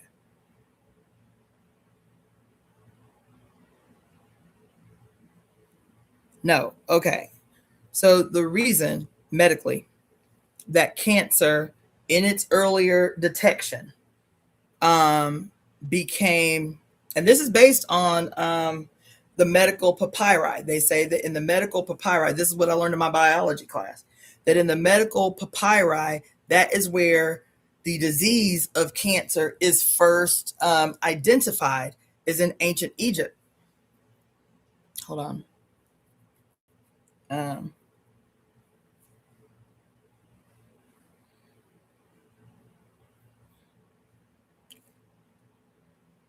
Hold on a second.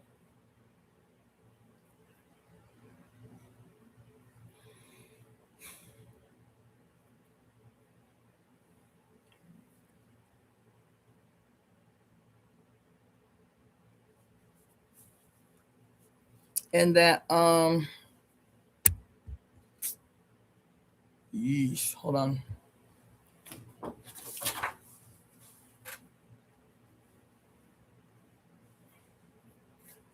Damn, what in the hell is wrong with that, man? Damn.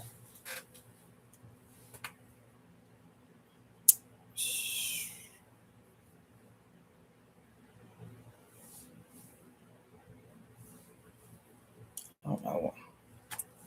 It's just gonna have to do. Okay.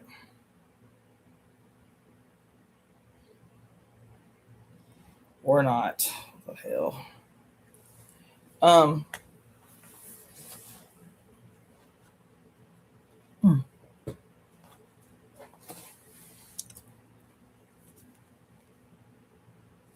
All right. So anyway, so what we learned in medical school was the earliest written documentation of identifying this peculiar disease is in ancient Egypt in the medical papyrus of ancient Egypt, right? And in this medical papyri, they identified this disease that they liken in its behavior to that of a crab. The Egyptians did that. So from that day to this, the reason that we call this peculiar disease cancer is because it will start with a small organ and then it will link out like it has little arms. like little tentacles, looking like a crab, right? That's why the ancient Egyptians and the science of the ancient Egyptians, the medical papyri, they are the first to identify this disease as cancer, because the Kemetic name that eventually became the Latin name, that eventually became the Greek name that we now know as cancer, but the name that the Egyptian gave it is basically synonymous or analogous with cancer. This is what a tumor looks like. It has a base, and over time, it will have tentacles that will spring out from it.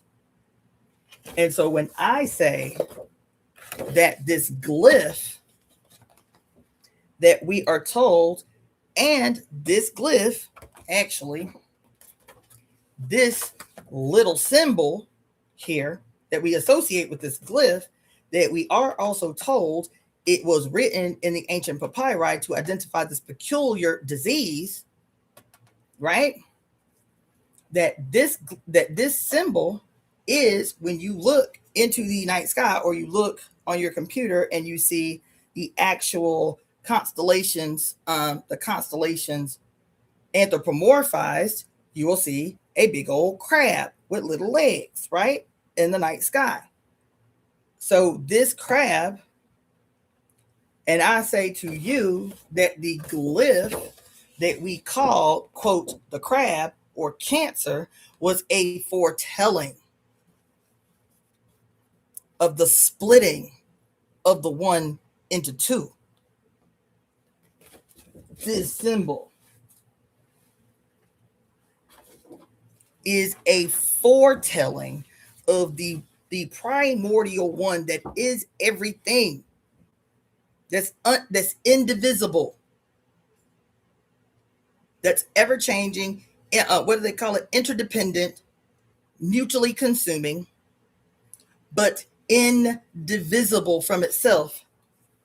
And it was foreshadowing a period in human history that could only occur in the period dominated by the sun gone rogue or utmost yang, blinded by the light, the sun in his destructive phase as absolute light. As absolute light. Isn't that what the Hindu thing just said? Absolute light, absolute supreme, devoid of all Maya, and that in his destructive phase, he would cause the successful splitting of the indivisible, causing global cancer. Global cancer.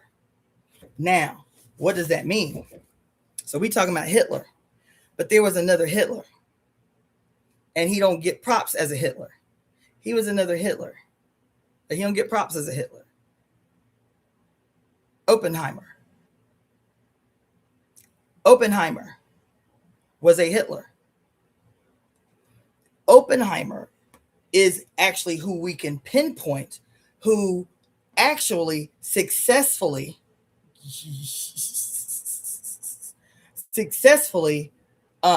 perfected fission. Fission, which is the opposite of fusion. Fission. He was the first to successfully split an atom. Split an atom. What do we call atoms? What do you call atoms? Shit. The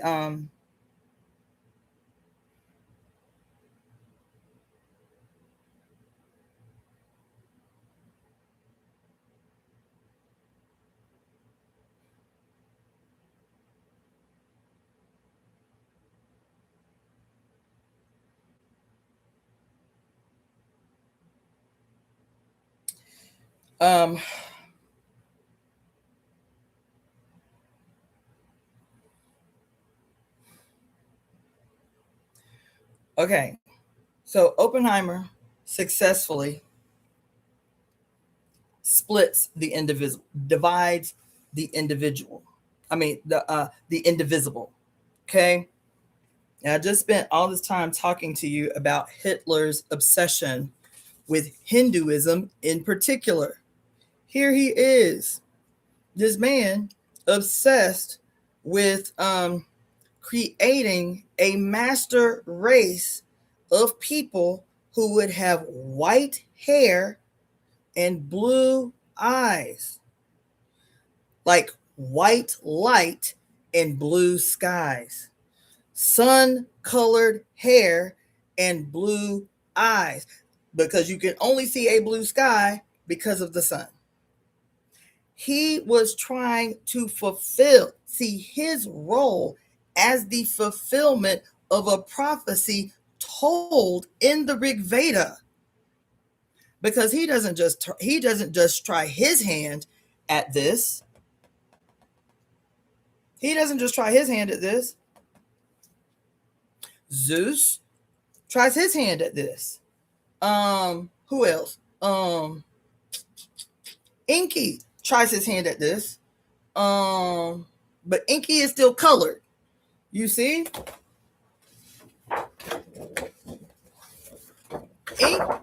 Enki is still colored. So you're talking about the moving of this wheel.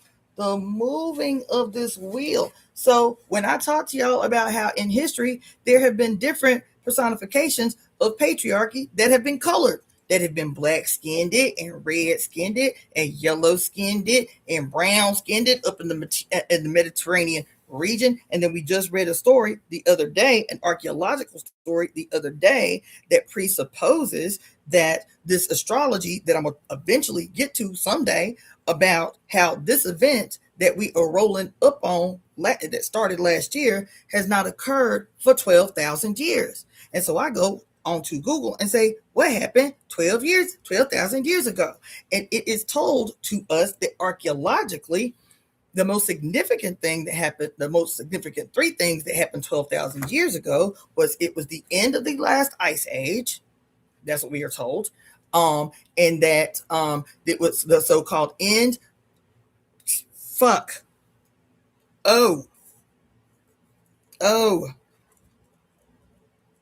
Yo. Oh, God.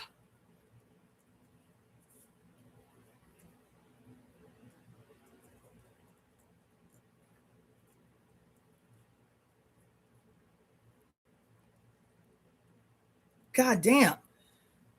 The last ice age. It's crazy that you said that, Lisa J, because I wrote Yakub on a piece of paper about 45 minutes ago.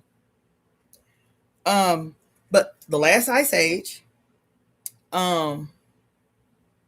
supposedly, the beginning of the last golden age, and it was the first time, at least archaeologically, that the different schools of archaeology and anthropology believe that the permanent mutation that we know as white skin showed up on Earth was 12,000 years ago. So I don't know anything about the story of Yakub except the desert and what they say.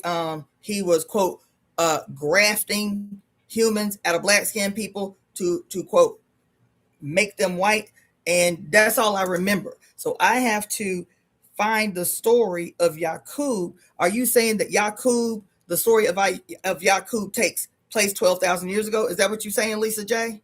Because I wrote it way back about something else that I have to go and look at, but I have to go research the story, because that was the Nation of Islam and I never understood the story. But are you saying, Lisa J, that the story of Yakub, specifically around this thing that I'm talking about right now, happened? That story is supposed to be 12,000 years ago. Is that what you're saying?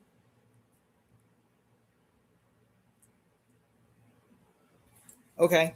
But anyway, so remember I was saying that because this is a wheel, right? That the reason there have been different personifications of patriarchy is because you see how this is supposed to be the primordial, right? And as it's turning and turning and turning, right, you'll have different degrees of color until finally the most recent degree and personification utmost yang, or 12 o'clock noon in the desert, no yin present or no Maya present, right? This is the peak personification of our SUN in its destructive phase. And in its destructive phase, it is absolute. It is absolute white. It is absolute air. It is absolute fire. It is absolute everything that's imperceptible. Its utmost destructive phase is its whiteness. That's why Hitler was obsessed. He saw himself as the fulfillment of prophecy. That's why, as the quote, what the Hindus say, the Pada Brahman is the supreme personification of the Surya. This is the sun as a solar deity in Hinduism, right? And that the chief tenet of the sun, solar deity in Hinduism, is called Smarta, relating to memory. Smarti, what is remembered based on tradition and traditional law. That this god of the sun, who is also the ruler of all the planets, known as Prada Brahman, as the supreme being. So what else am I saying about this, about these, about the Nazis?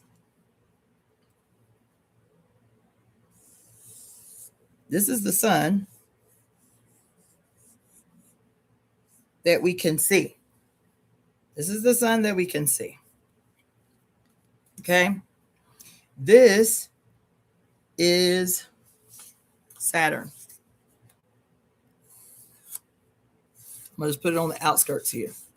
Actually, yeah, I'm going to put it on the outskirts here. This is Saturn. Okay. We'll put some little rings around it like that. All right. And then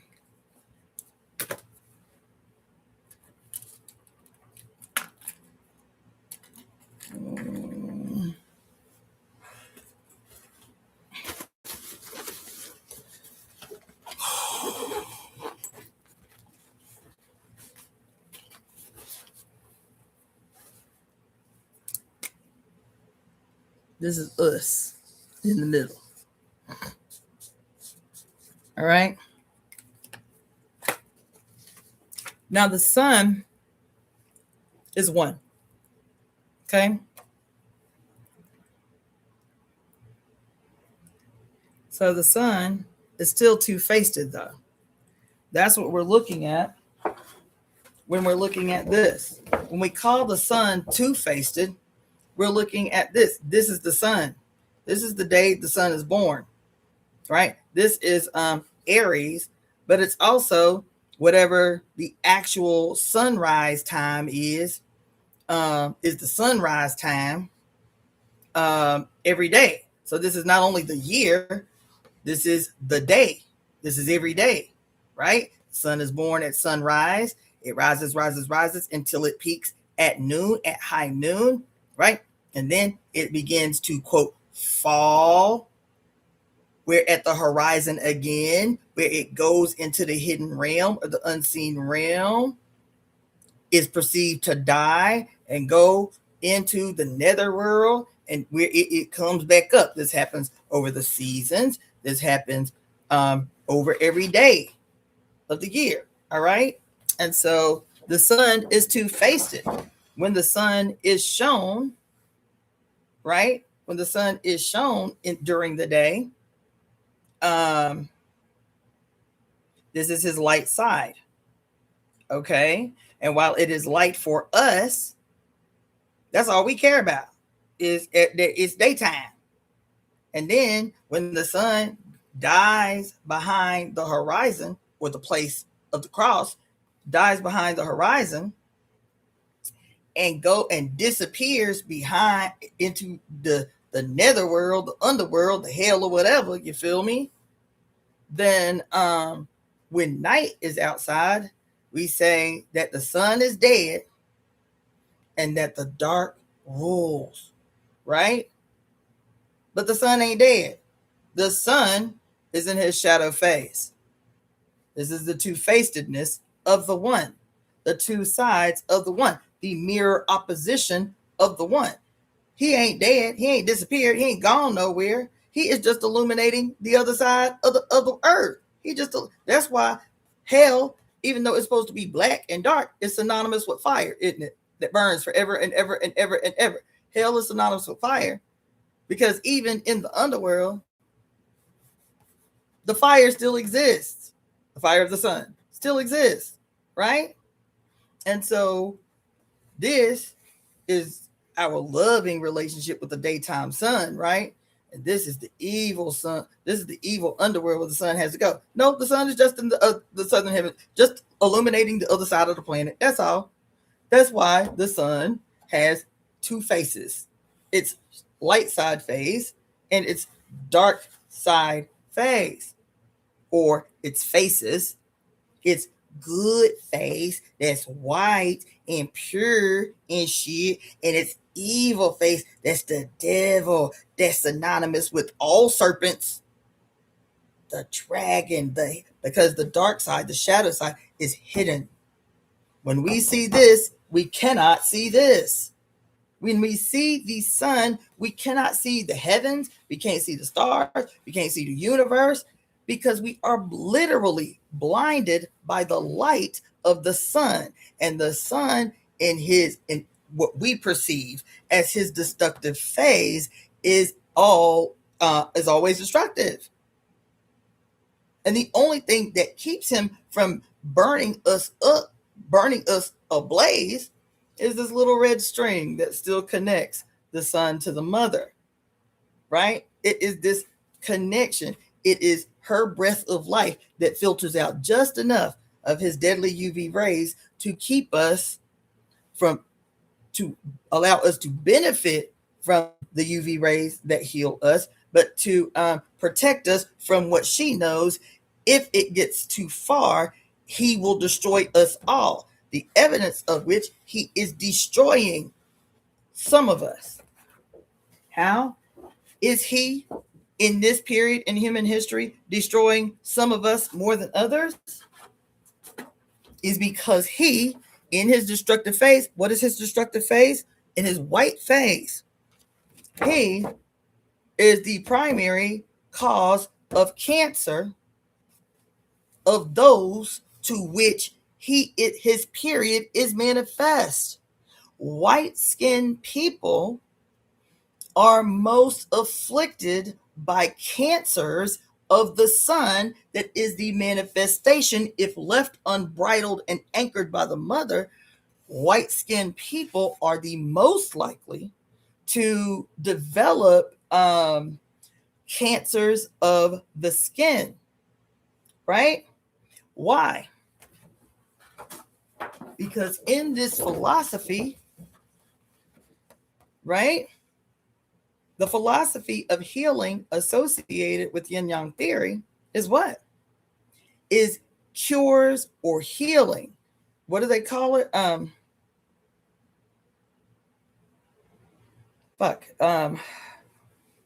Healing through the harmony of opposites. Healing through the harmony of opposites. So if you are the baby sun or a representation of the energy of the baby sun, white-skinned people, right? In the period of utmost sun in its most destructive phase, and you happen to be born with white skin at a period where he's at his most destructive, you appear like he does in the blinding optical illusion that is the daytime. And the only thing that can save you from death, white-skinned people, of the sun in his most destructive phase is your being anchored and embraced, covered, literally, covered by the yin. What I mean literally, I mean that when white-skinned people go to the beach because they want to be outside and play like everybody else wants to be outside and play, they have to take what? Something that provides yin, They have to take a sun umbrella. They have to take a big giant sun hat that shields them just enough from the sun to prevent them from developing the cancer that most impacts white skin. Why? Why? Because think about what happens to a white-skinned human being that is exposed for too long by the sun in his destructive phase. Think about what happens when a white-skinned person is overly exposed with not enough yin to the sun in its most destructive phase. Think about what happens. When they, as a matter of fact, oh my God, I am having a whole fucking breakthrough right now. As a matter of fact, we know what happens. We name the peculiar cancer after what happens. What do we call? What do we call the most deadly form of skin cancer? We literally call it what it looks like, a melanoma. A melanoma. Why is it called a melanoma? Because melanin means black. Why do we call it a melanoma? If it's white skin in a white sky with a white sun, and the white sun is burning them. That's what she said. They burn. What happens when you cook something too long? It turns black. It turns black.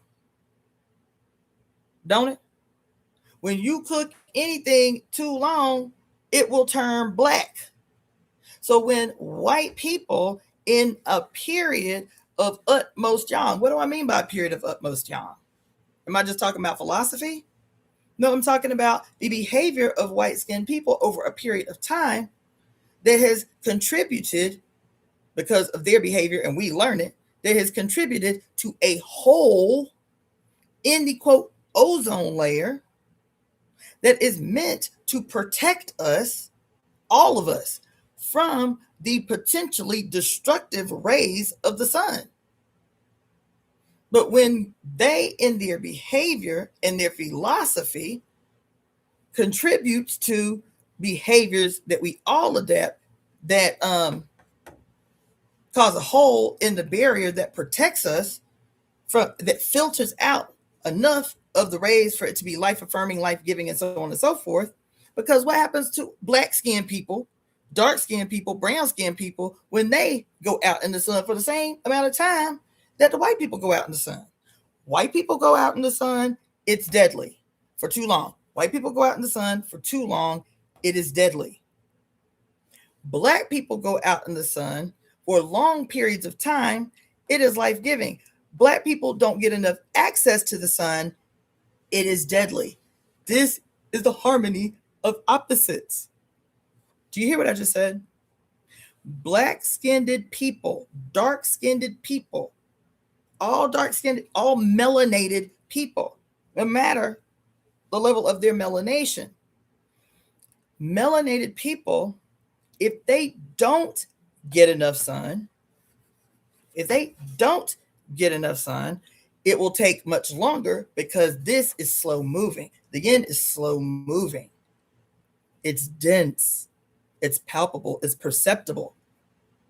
This is slow moving. So if they don't get enough sun, black people, brown people, red people, yellow people, if they do not get enough sun, it can eventually kill them from deficiency. If they don't get enough sun, it will kill them.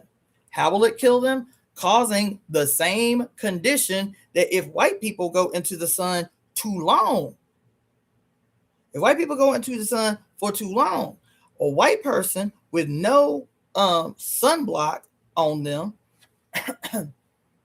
will burn in 15 minutes, will literally burn in 15 minutes.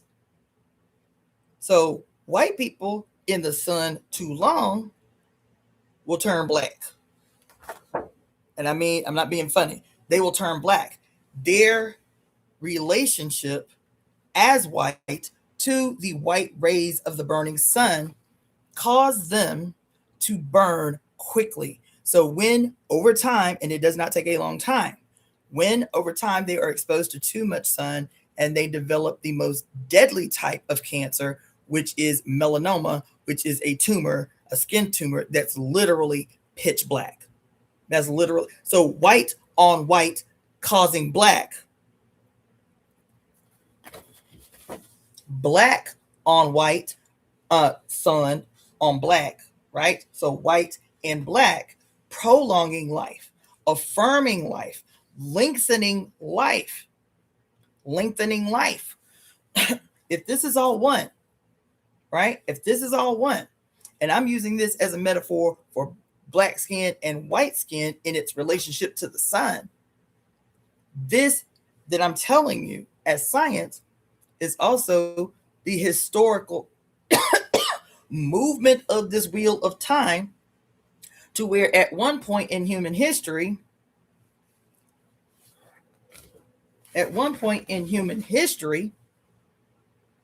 the primordial dark ruled. And the primordial dark was what?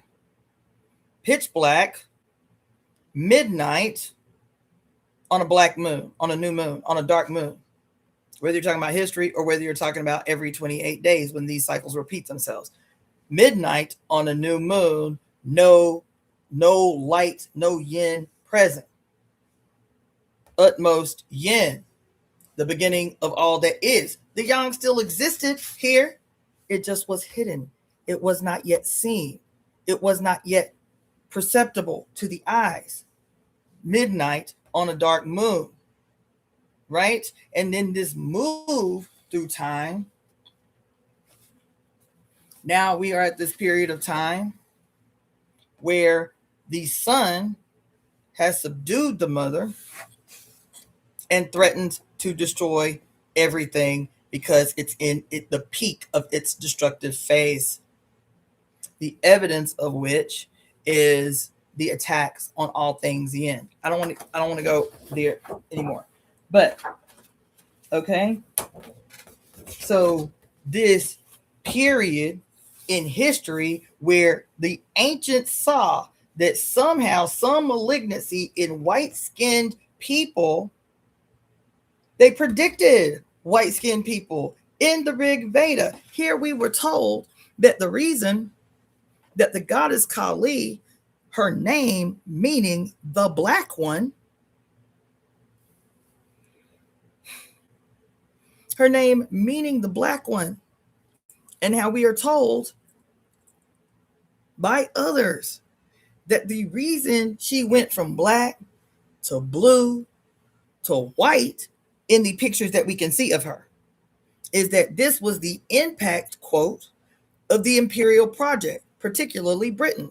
This is the impact of, quote, white, quote, supremacy. Remember I was telling you, I hate that we call white supremacy, that we should be calling it just white nationalism. Because I'm telling you how everything that we articulate comes from somebody else and then we, quote, repeat it. But the reason that it is called white supremacy is because of what I just read to you about Nazi Germany, how they too were reading the Rig Veda, how they too were reading the Bhagavad Gita about this period in human history that they associated with gods and goddesses as the Pada Brahman, the supreme Brahma, hence white supremacy, hence white supremacy. White is supreme in this time dial because white in its apex is at the top and the mother or the yin is at the bottom, subdued.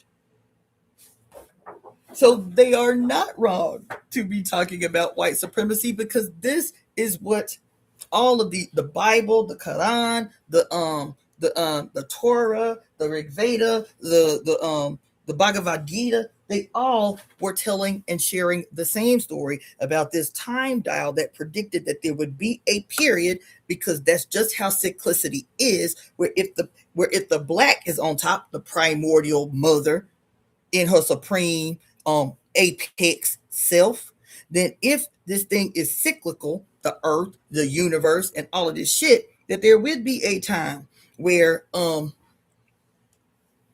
like Jesus said in Thomas, that when I return, as I do over and over and over again in a new face and presentation.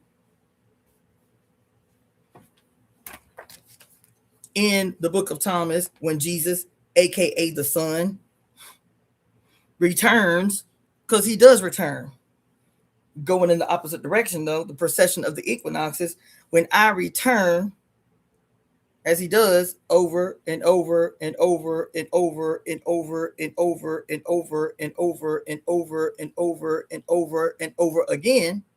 Because if you're doing the procession of the equinoxes, right, the right facing S, the right facing movement of the serpent, that is the sun, that is the moon, as the one, the quote, the right facing movement around the cosmos, right, the procession of the equinoxes, then it means that each one of these houses last 2000, what is it, 2000, I can't even think now, 2000, approximately 2165 years.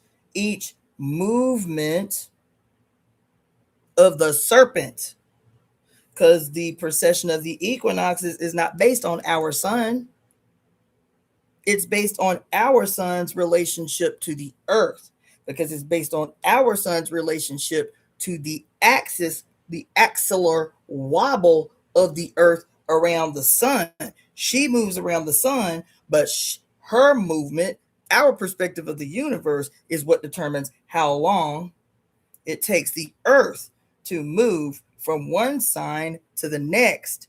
It is our vernal or spring equinox that determines how we move from one 2165 year period to the next through here. And so this going in one direction, right facing S, this is our annual movement around the sun, left facing S, serpent, snake, to be seen as a sign, both SIGN and SINE, like the sign that is this, telling us what season we are in, if we are in the northern or in the southern hemisphere. Because this that I'm only showing you from our perspective in the northern hemisphere is only our perspective in the northern hemisphere. But if I pull one of these on y'all real quick, like, let's make it red to stay in the tradition.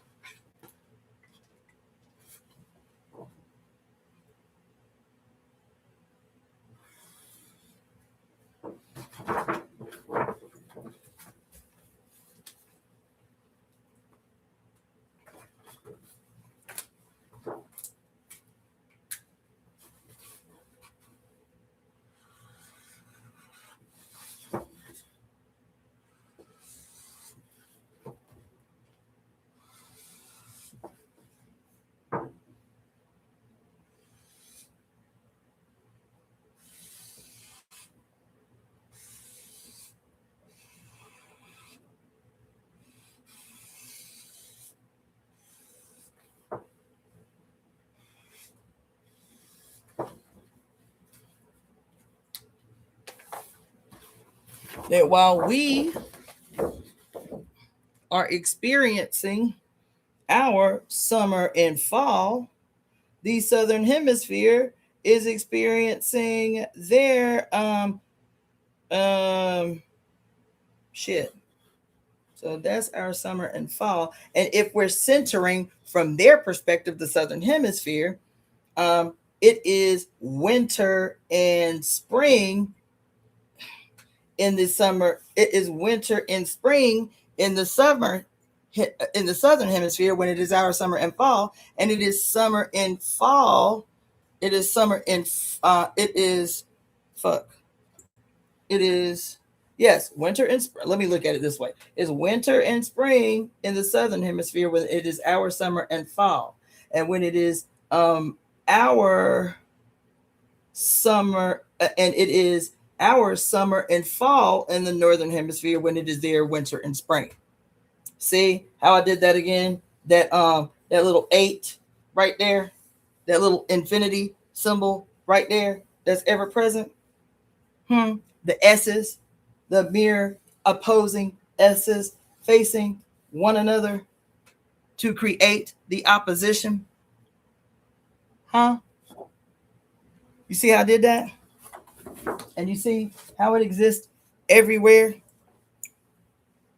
And so even in the metaphor about the age that was predicted, or it's in this book too. It's in this book too. This, that I'm certain, is a foretelling that we say is, quote, synonymous with the earth and the relationship with the moon. And so we see this sign as not only a water sign, but we call it Cancer, you feel me? But attributes of the earth we superimpose on the sign of Cancer. But I said, oh my God, I'm sitting here looking at this, and why does this look just like the Pisces, but busted apart and no yin present? There ain't no dark nowhere. There ain't no nothing. And they split apart. I said, and it's called Cancer? I was like, this is foretelling a period where we would be so impacted by the sun gone rogue. The sun as utmost yang in its most destructive phase, that it was threatening to kill everything. Now, Hitler was obsessed with Hindu tradition, but he was not the only one internalizing in himself, in the sickness of his cutting away from himself, from the mother, from the dark, that he saw himself as the personification of this period that would be represented by white supremacy, by light supremacy, white supremacy. What does supreme mean? Above. Above. So he was being literal when he was talking about white supremacy, because he saw himself as the fulfillment of this period that the Bhagavad Gita and the Rig Veda talked about. And so he was trying to create a, quote, master race where the son becomes master, the son becomes all father. What is all father? God the Father, God the Son, God the Holy Spirit, no Maya present. So he was trying to act this out, this metaphor out of a period of time that they saw as a foretelling. He said, okay, then that must mean that that I am the one that's going to create this master race that is going to fulfill prophecy. That's going to fulfill prophecy. And so why did he think the white race was the master race? He didn't think just the white race was master race, because he didn't think people with dark olive skin and black hair was the master race. Nope. He said what Cancer said, that there would be a period where there would be no black, no yin present, white and white as the quote white supremacy, the supremacy of the light in the period of utmost yang. And so why did they have to have blonde hair and blue eyes in his estimation? Was that because at the height of the sun gone rogue at utmost yang, there is no yin present, no shadow cast. And at high noon, all you can see is the white, blinding light of the sun and the blue sky. If you are, as a matter of fact, at utmost yang, if you are in the desert, which is what noon represents, the desert, you are white, blinding sands, the height of the sun, white, blinding light of the sun. And all you can see is white light, white sand, and blue skies. In his imagination, Blonde hair and blue-eyed people as, quote, a master race was a personification of a period in time that must unfold, right? That they um that they represented what they could see in the day sky needed to be seen in the people in the group. Hence, the white hair. What did all those poets in the sonnets call blonde hair? They didn't call it blonde. They call it sun golden hair or sun colored hair. Why did white hair or sun colored hair, golden hair, become so sought after, and blue eyes as the perfect, beautiful thing? Is because of this bourgeoning on the wheel of time that was guaranteeing its occurrence, where the hair looks like the sun of the sky and the eyes look like the blue sky. The hair looks like the sun, the eyes like the sky. They even say it in songs, with hair like the sun and eyes like the sky. This, we as Earth, playing out these things that are literally told to us in the stars in the sky of what has been, and simultaneously what is to come, and how to adjust for those things that we are showing you. Think I'm being too deep, don't you? Don't you think I'm being too deep? That Hitler was just a racist and that's all, right?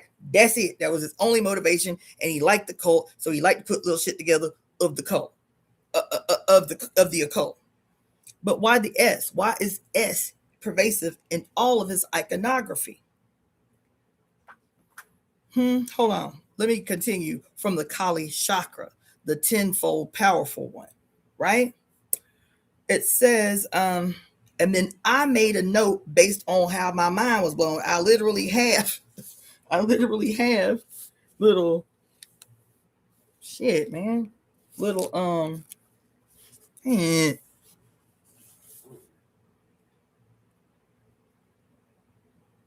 little oh my god emoji next to it, and fuck. Y'all see that? The little oh my god emoji, and then the little fuck with all the exclamation points after it, because my mind is blown. Okay, right? And so I'm writing this shit down. And then it goes on. So I make a little note for myself so I don't forget it. I said, maybe the story is backwards. They weren't turned white, talking about the deities, the Hindu deities. That's what I was getting to. Maybe they weren't turned white because of colonization, that the stories were foretelling that they would be transformed to white, the deities. What I was talking about, why is Kali, and her name literally means the black one, but then there's other phases in history where she is blue, dark blue.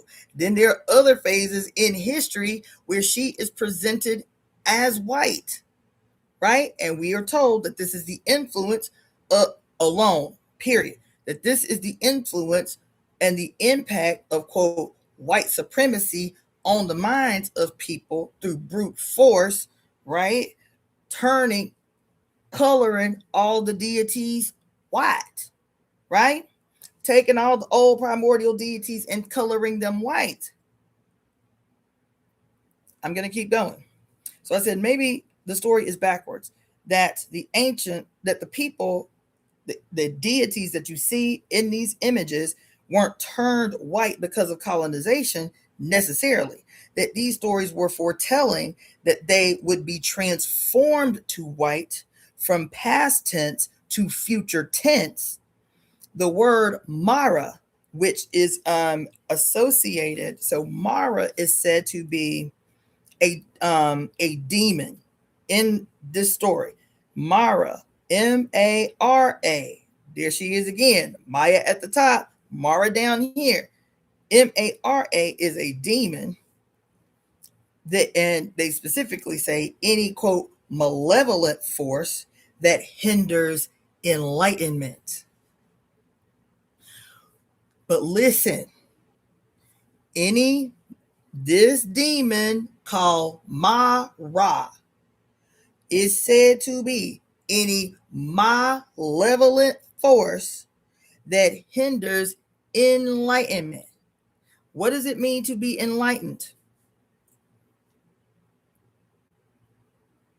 It means to be surrounded by light. It means to be engulfed in light. That's what enlightenment means. To be surrounded by light, to be engulfed in light. So, quote, the demon, the Mara, who is the, quote, malevolent force that hinders enlightenment, the she, the primordial she, whether it is Maya in her loving mothering form or whether it is Mara in her demonic form, is attempting to prevent the sun from destroying everything, aka engulfing everything in light, so that everything is surrounded by light, aka high noon in the desert, the sun's most destructive phase. You hear? And then, so what else in this relationship with the Nazis? I don't know what you mean about, is that why China created their own sun? I don't know what that means. I don't know what that means. Are you talking about literally? I don't know what that means. Explain it to me.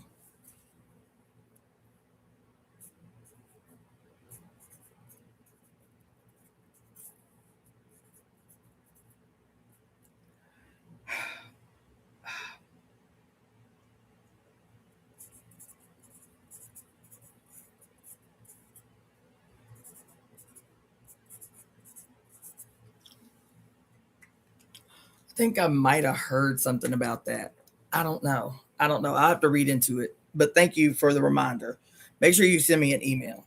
Okay, so I'm saying this because, okay, there's one more thing about the Germans before I move to the other facilitators of this moment that is known as utmost yang, the sun, and its most destructive phase. Okay, so we talked about all of that. All right, cool. So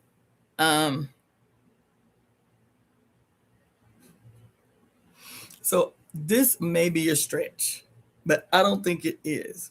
So I am looking for shit about the Third Reich, right? The Nazi Germany and all of their little symbols and shit, you feel me?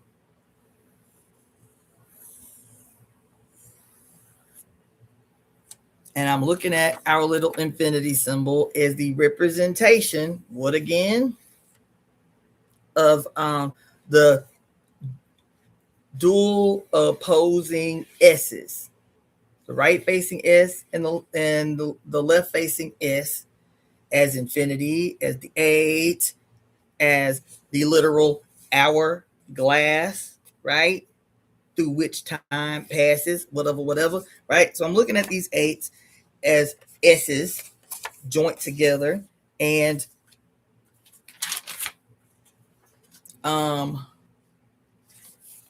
these S's joint together, and these S's joint to, man, this glare, man, was. And these S's joint together, right? And these S's joint together, little Taylor Swift little necklace, right? All these S's joint together, symbolized as the lightning bolt. I'm making my point, okay? But before I go that far, remember I was telling you that with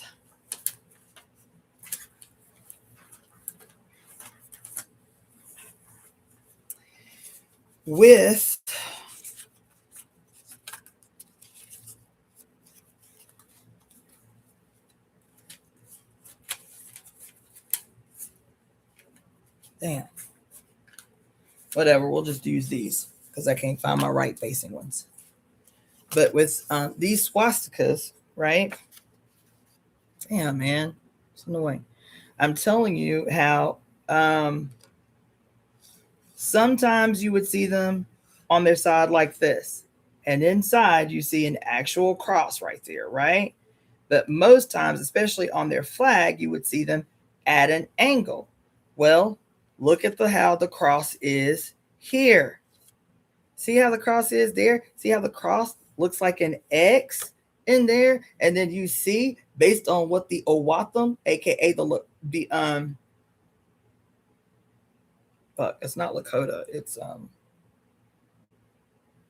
I forget. But anyway, based on this Owatham man telling me that this is a storm, that if you were looking down into it, the crossing point would be the quote eye of the storm. It would be the quote eye of the storm. And remember how I told you when we was looking at this thing with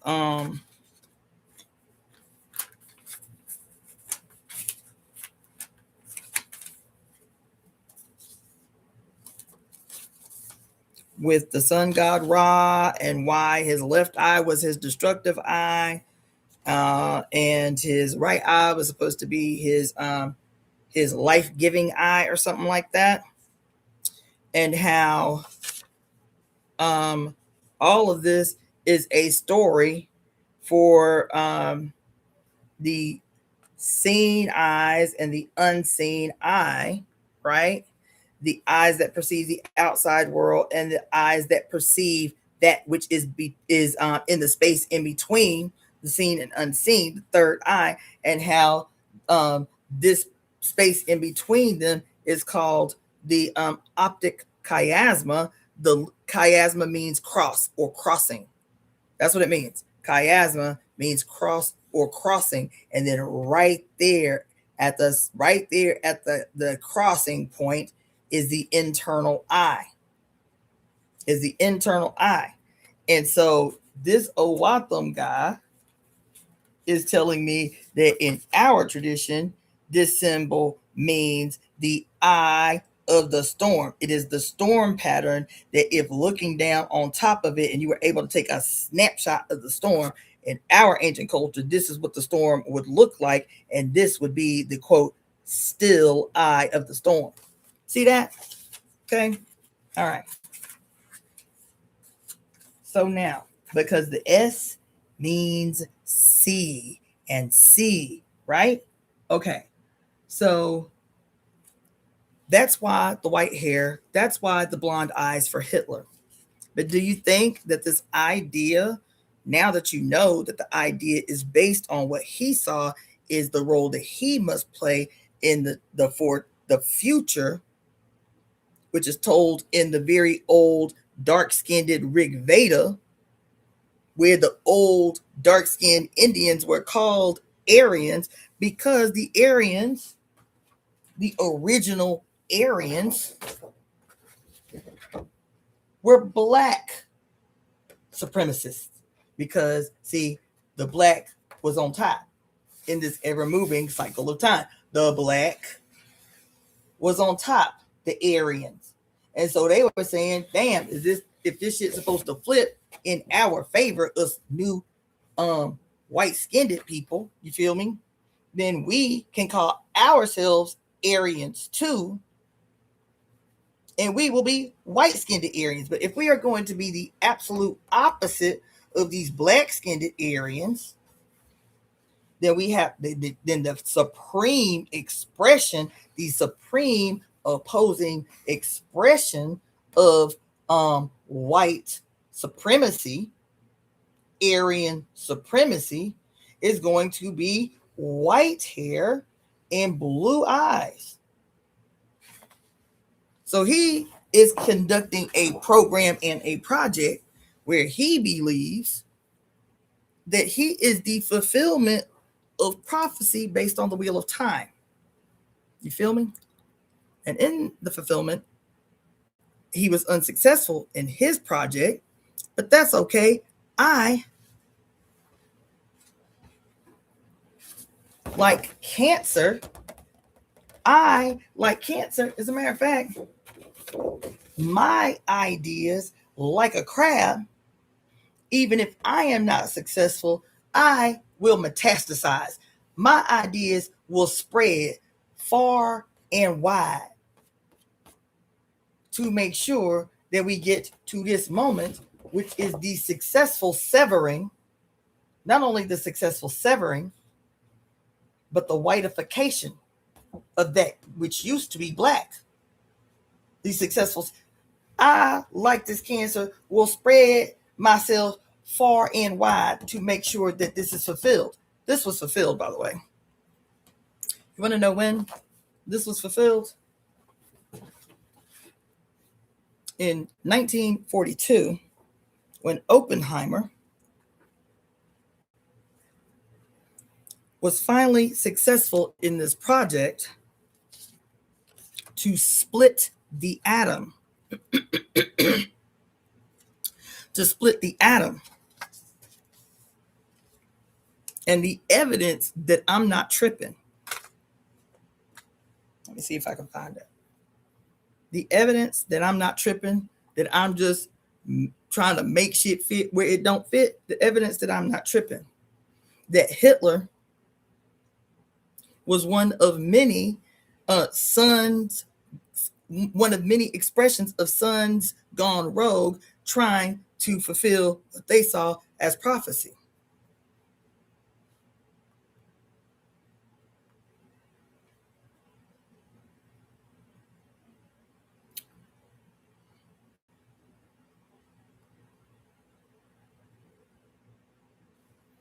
To let you know that I'm not tripping, that I'm not putting shit and trying to force shit to fit that don't fit. Because we know, just from reading on your Wikipedia, by the way, that Hitler was not just, quote, obsessed with the cult in and of itself, that he was obsessed with Hindu religion and philosophy. He wasn't the only one, because I think his name is John Robert Oppenheimer, his most famous quote at the moment that he reached the success of splitting the atom is a quote from the Bhagavad Gita. He says, when he has successfully severed the indivisible, quote, now I am become death, the destroyer of worlds. That's what he said. This is a quote from the Bhagavad Gita. He says, he recalled this line from the Hindu scripture, the Bhagavad Gita, upon witnessing the first successful atomic bomb detonation, known, that he named as the Trinity test. It was 1945, my bad. He named the Trinity test, reflecting on the immense destructive power of the weapon. The verse from the Bhagavad Gita is chapter 11, verse 32. Chapter 11, verse 32 of the Bhagavad Gita, spoken by the deity Vishnu. Why did he call this test the Trinity? Why did Oppenheimer call this test the Trinity test? And then make the quote, now I am become like death, destroyer of worlds, as quoted by Vishnu in the Bhagavad Gita. Why did he do that? Because what did I just tell you an age ago about our great-grandmother Crown, who was represented by the threefold Triton, which later became associated with the penises of Vishnu, Krishna, and Shiva. That's why he called that test the Trinity test. And this quote was spoken by Vishnu to persuade a prince to do his duty. Guess who else talks about this?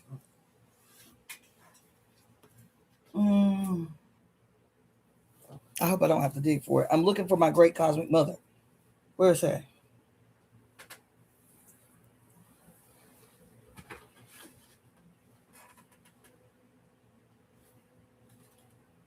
Damn.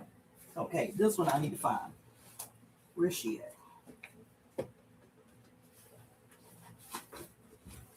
Because this is going to blow your mind.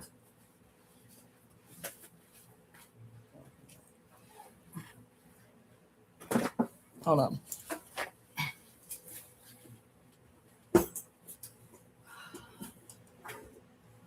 Here it is. In the Great Cosmic Mother, my whole body is buzzing. God damn it. I need to get some water.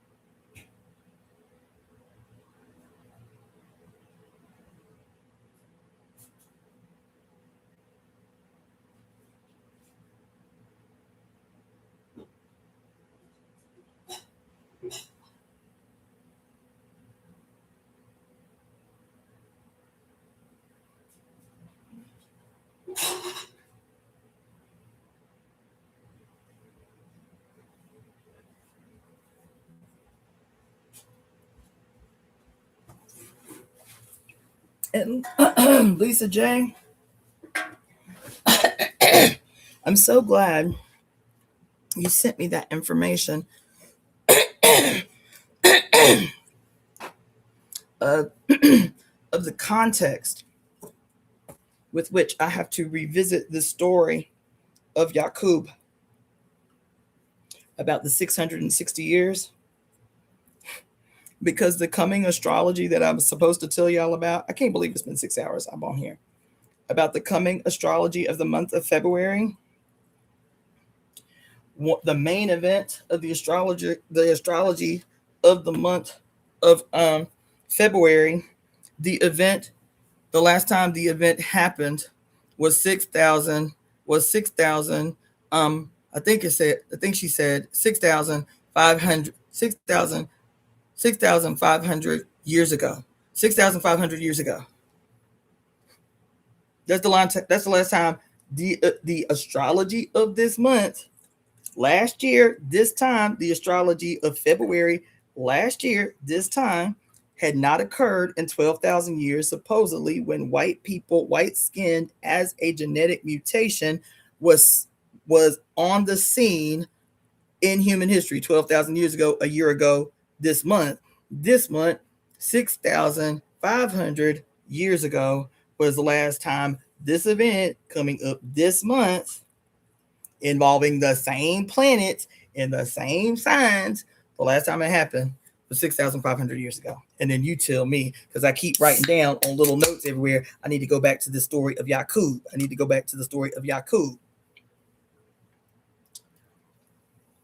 And then you tell me it was 6,600 years ago.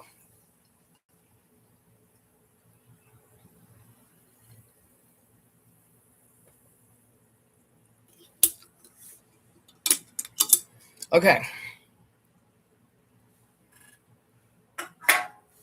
So according to the Great Cosmic Mother, so I don't get lost. So Oppenheimer quoting Vishnu, one of the triple-faced, a part of the triple-faced, quotes Vishnu and says, "Now I am become death, destroyer of worlds." And in the chapter of the Great Cosmic Mother, I'm going to see if I can find it easily. In the chapter of the Great Cosmic Mother, let me just tell y'all something. Oh my God. Listen, I was researching Oppenheimer when I was remembering him, getting ready for this astrology shit because he plays a peculiar role. I was like, well, let me go back and see who this dude is. Like, what was his life like? You feel me? Whole fucking shit, goddamn.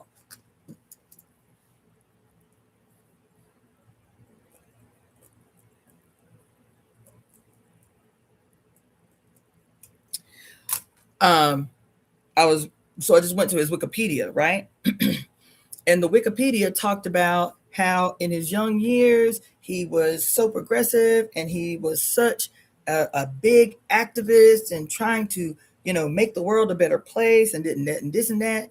And in his Wikipedia, they associate this change in his behavior that gives rise to the atom bomb. They deliberately pinpoint that he was still pretty young when his mother died.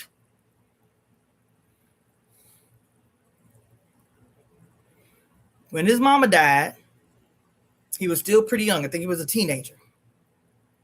And they attribute this change in his direction in life from life affirmer, from activist and all of that shit to destroyer.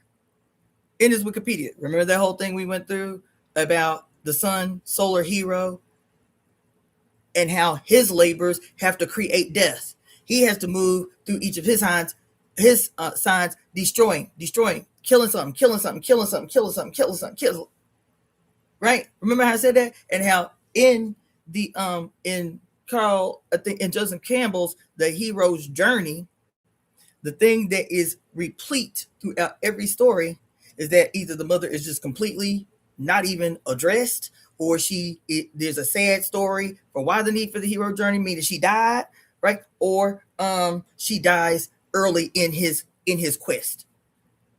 And then I read this story about he who becomes death, destroyer of worlds, and how his start story is that he was an activist and he wanted to change the world and all of this shit. And then his mama dies and he goes into this totally antithetical direction. He becomes the solar deity in his destroyer phase. He, as the man, Oppenheimer. Think I'm tripping, don't you? I got another one for you I learned about this week. Didn't even know how it was going to fit. But let me just tell you, y'all know, what's his name? Peter Thiel, right? And Peter Thiel keeps talking in the earlier stages. He kept saying that he was the Antichrist. Remember me telling y'all that a while back? Peter Thiel, when he first started making himself seen, he kept saying that he was the Antichrist.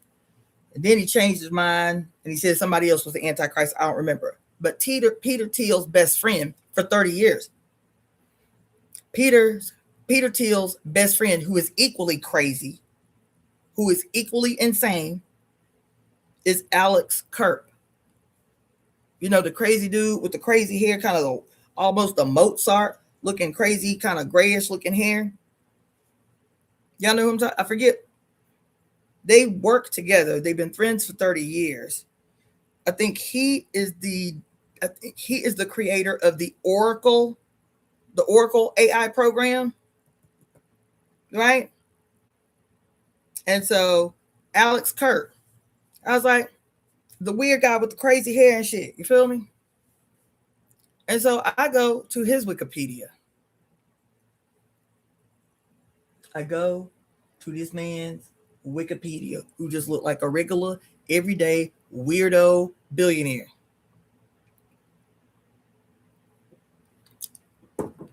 And there, in his Wikipedia, Alex Kurp, I think that's his last name, Alex Kurp. I can't believe this, y'all. I'm fucked up right now. Alex Kurp was born to two hardcore activists, civil rights activists. His father was a civil rights lawyer. They were devout activists, hardcore. This child, Alex Kurp, who just looked like a regular, everyday, crazy, nerdy, weirdo, white boy billionaire, tech bro, His father was a Jewish civil rights lawyer, and his mother is Black.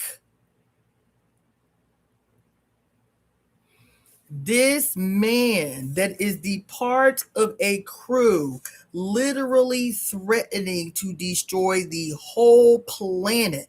Palantir, which is the all-seeing eye of fire in the Lord of the Rings. Palantir is the name of the all-seeing eye in the Lord of the Rings. And so this is, what's his name? Peter Thiel. That's Palantir. This is Alex Kirk. This is the Oracle. Why he name it that? Remember me saying that? Why he name it that? Then there's another AI program that came out around the same time, the Gemini AI program. I was like, why they doing that? Y'all don't believe in astrology, but they putting this shit right in your face. Palantir in the Lord of the Rings. What is the Lord of the Rings? It's Saturn. Saturn is, always has been, will forever be known as the Lord of the Rings. Saturn. That is associated with the diabolical, the dark, the devilish, the ghouls, the goblins, the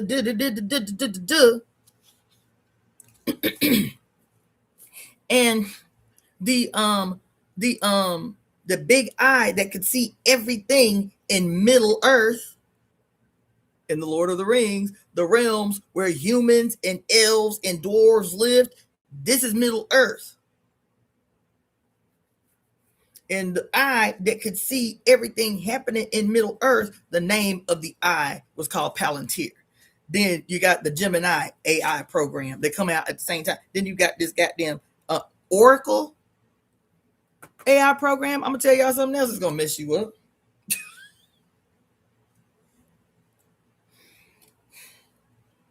There's another lesser known AI program that came out around the same time. And I thought it was a coincidence. God damn. The name of the fourth AI program that was released around the same time is called Cassandra.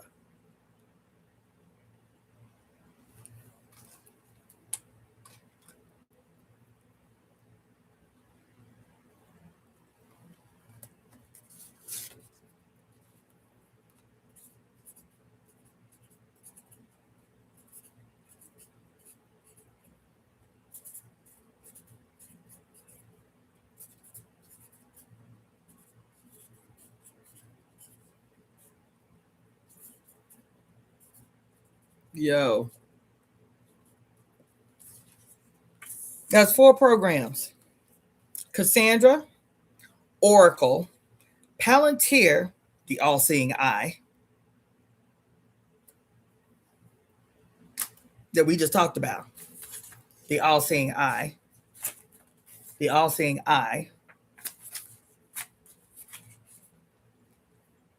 The eye of the storm. That's going to be relevant too. Right? And then the Gemini. I was like, why they do that? Why they do that? Instead.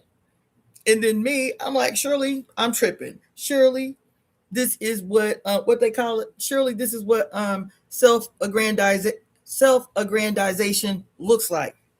Where she see shit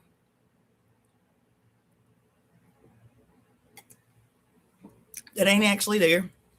You read too much into things, trying to make shit fit that don't fit. And then I don't even remember what the scripture was that we were reading in this Bible some time ago. Let me put my glasses back on. Because I tell y'all a story about the very first time that I did ayahuasca at the very first time I did ayahuasca, which was November 1st, the day after Halloween in Atlanta, Georgia. And I do ayahuasca, and in the ceremony, she tells me that I have to prepare Where's the scripture at that I saw? That I have to prepare because my prayer going into the ceremony was just help me remember why I chose this life. That's all. I know that I'm supposed to be participating in changing the world in some way, but just because this shit hard, I don't see it. Help me remember, clear and make it plain why I chose this life. Remember that? And in that ceremony, that she raked my ass all over the motherfucking coals and told me while I was trying to force myself out of ceremony is that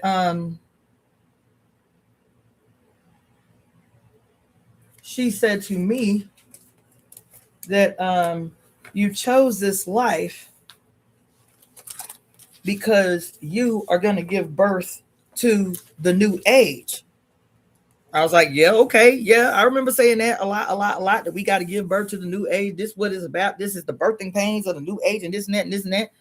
And I was like, yeah, okay. Could you be more clear though? Because I don't get it. And she said to me, it is not, quote, we, it is you. This is what you chose. I was like, yes, I get that, but what? I didn't know you meant literally. I didn't know you meant literally that I was going to be up in this kitchen and you telling me that the, quote, new age has to come through me, because that's what it felt like in that man's kitchen while I was literally purging from every orifice. Tears, shit coming out of my nose, out of my eyes, projectile vomiting, fucking shitting and pissing all at the same time, like something sat in me and moved everything out of the way all at once. And then I said, I didn't know you mean literally, right? And I was like, do I have a choice? Because just a few years before that, the mother told me when I ate acid the week before my first grandchild was born, the week before I became crone, that all the shit you've been doing to change the world, save the world, and all that shit, you know, the movement and the politics and the this and that and this and that. I was hoping I was going to find it. I know I marked it, but I just don't see it flipping through it, and I don't remember what the scripture was. But if you wanna do this shit, if you want to change the world radically and rapidly, rescue these witches out these churches, and then all these years later, she tell me under the influence of ayahuasca, your ass is the one that's gonna be giving birth to the new age. This go round, bitch. I was like, yeah, I get that, but I thought that shit was a metaphor. You know, like this is the dawning of the age of Aquarius. I thought it was like that. It was like metaphorical. You feel me? Not that I was literally going to be in this man's house feeling like an entity was trying to inhabit my fucking body. That ain't what I thought.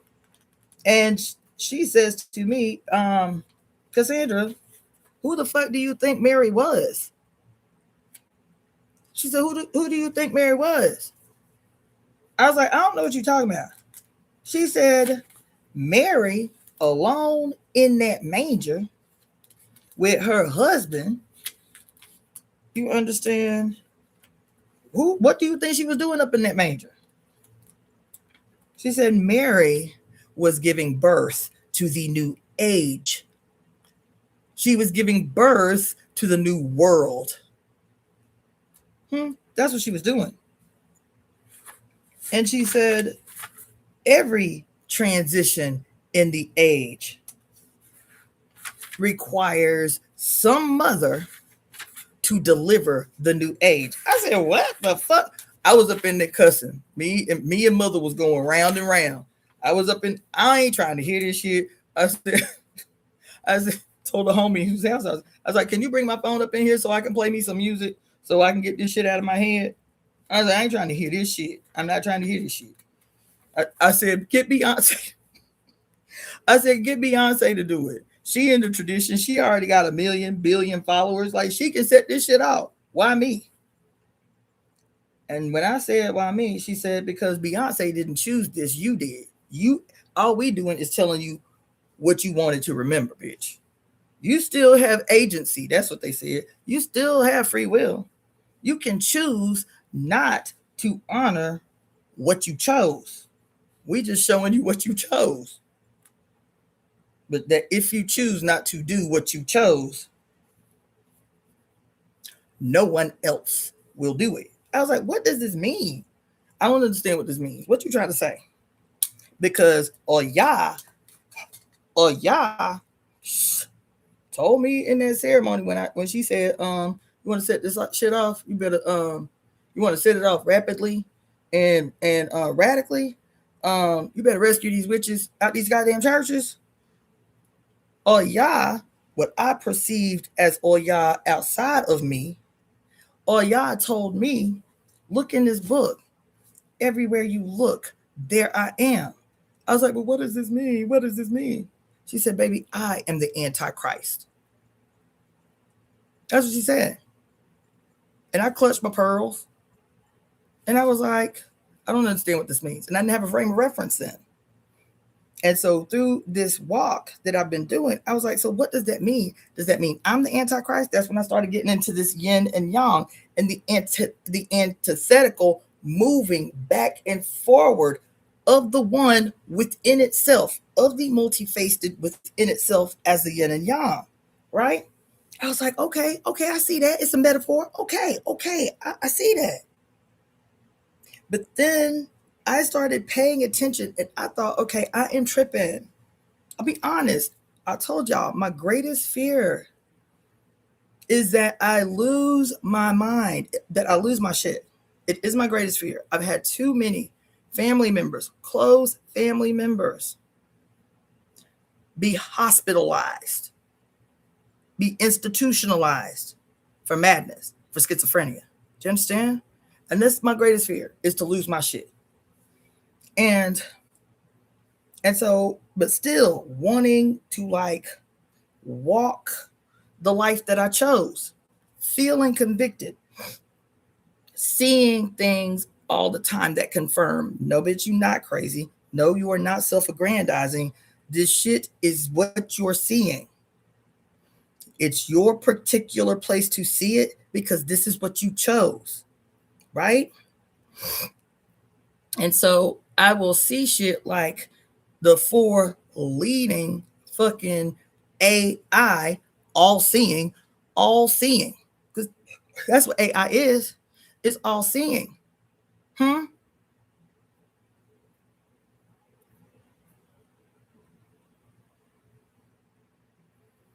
All seeing, what you call it? Artificial intelligence programs.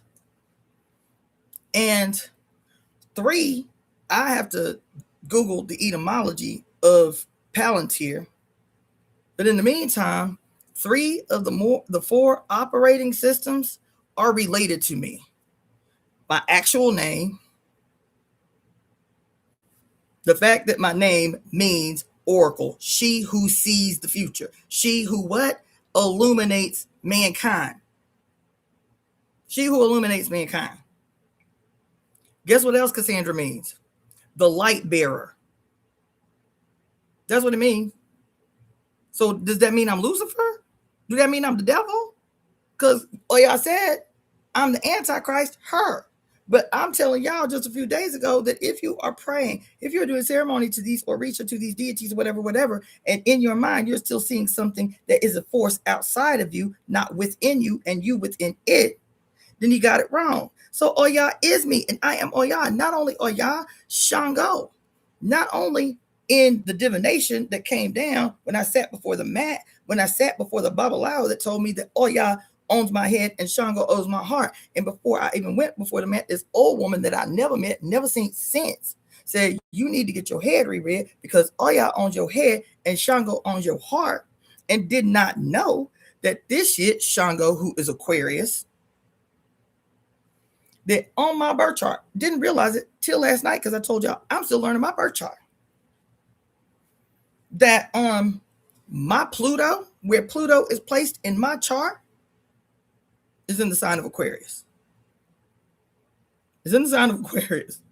Not only that, these 4 all-seeing eye programs, there's got 3 of which are directly related to me, Cassandra, the Oracle. And then, guess what? I'm a Gemini ascendant. My serpent is a Gemini. My serpent is a Gemini. My ascendant, my rising sign, is Gemini. I was like, am I supposed to be seeing something in this or no? Right?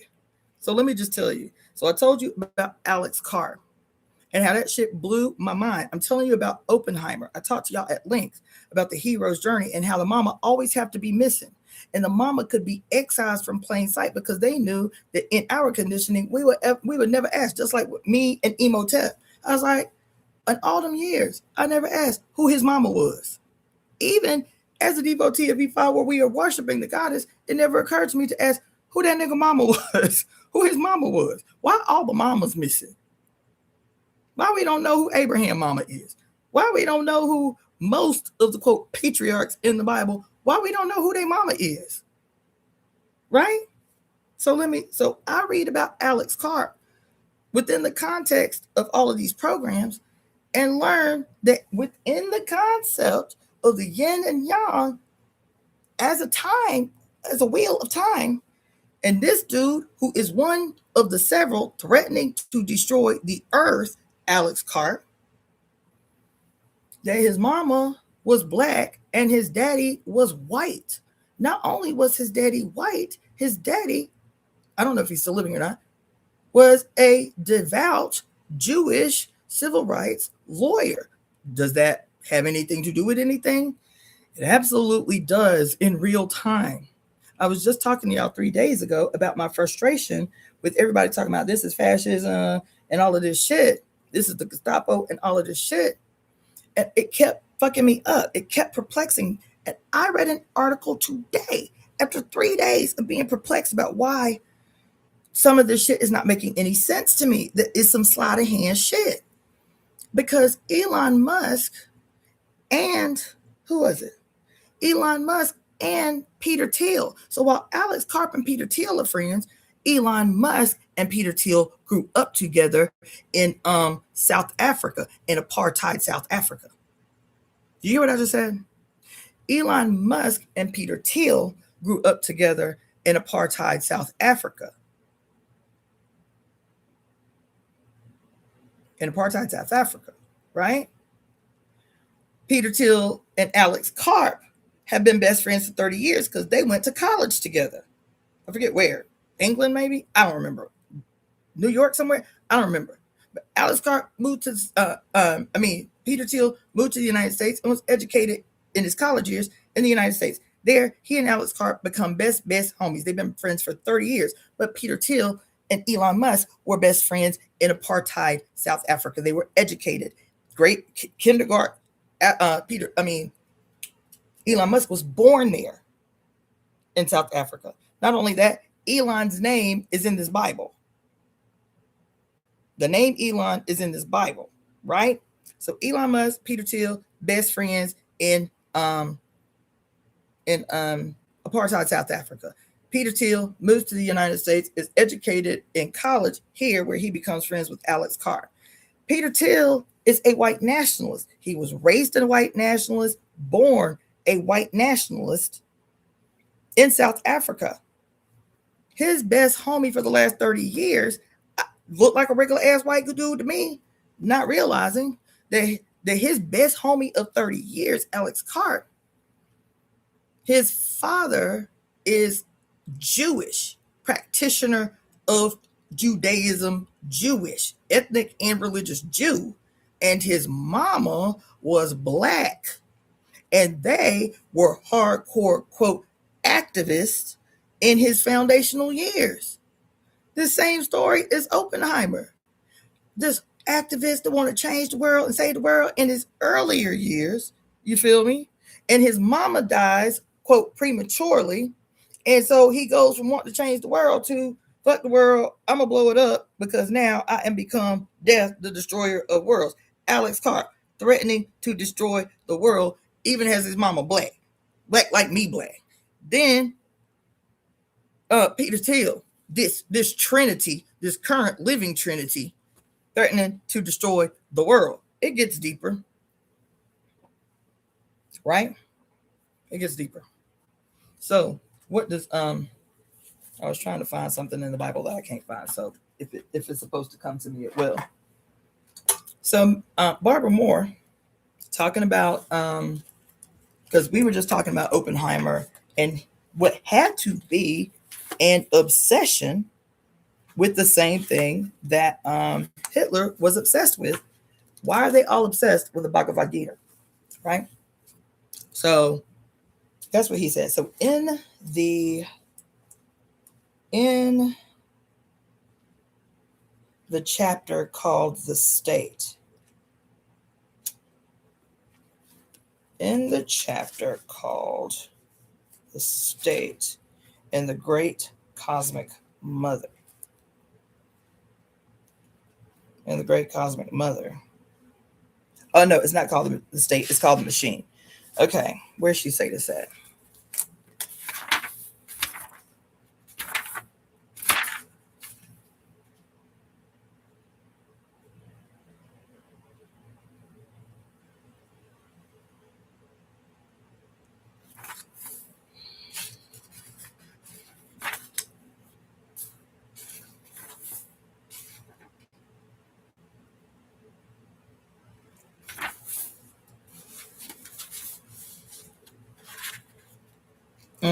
Maybe it's not The Machine. Maybe it's this. Hold on.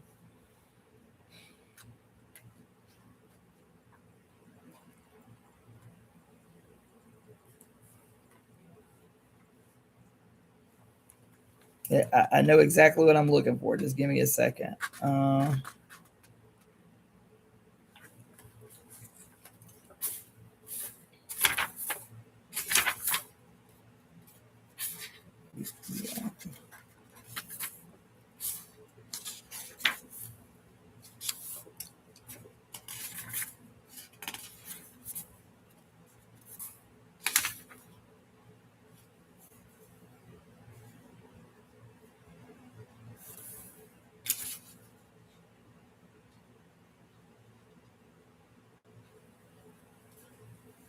I think it's right.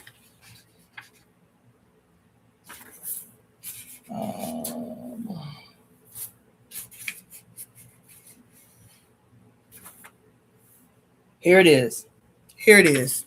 Here it is. As we talking about Oppenheimer and all these other would-be destroyers of the earth, like Hitler, living out. We think it's just some craziness that is the inherent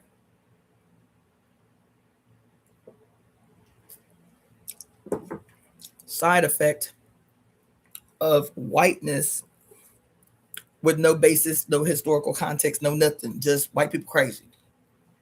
Because we don't study, we do not know, we can't understand why all of these men have this occult shit in common, particularly their occult obsession and fascination with the Bhagavad Gita, with old Hinduism. But not just that, there's another story that links to it.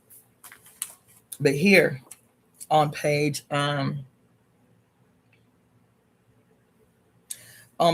415, it's in the chapter The Magic Flight Home. 415.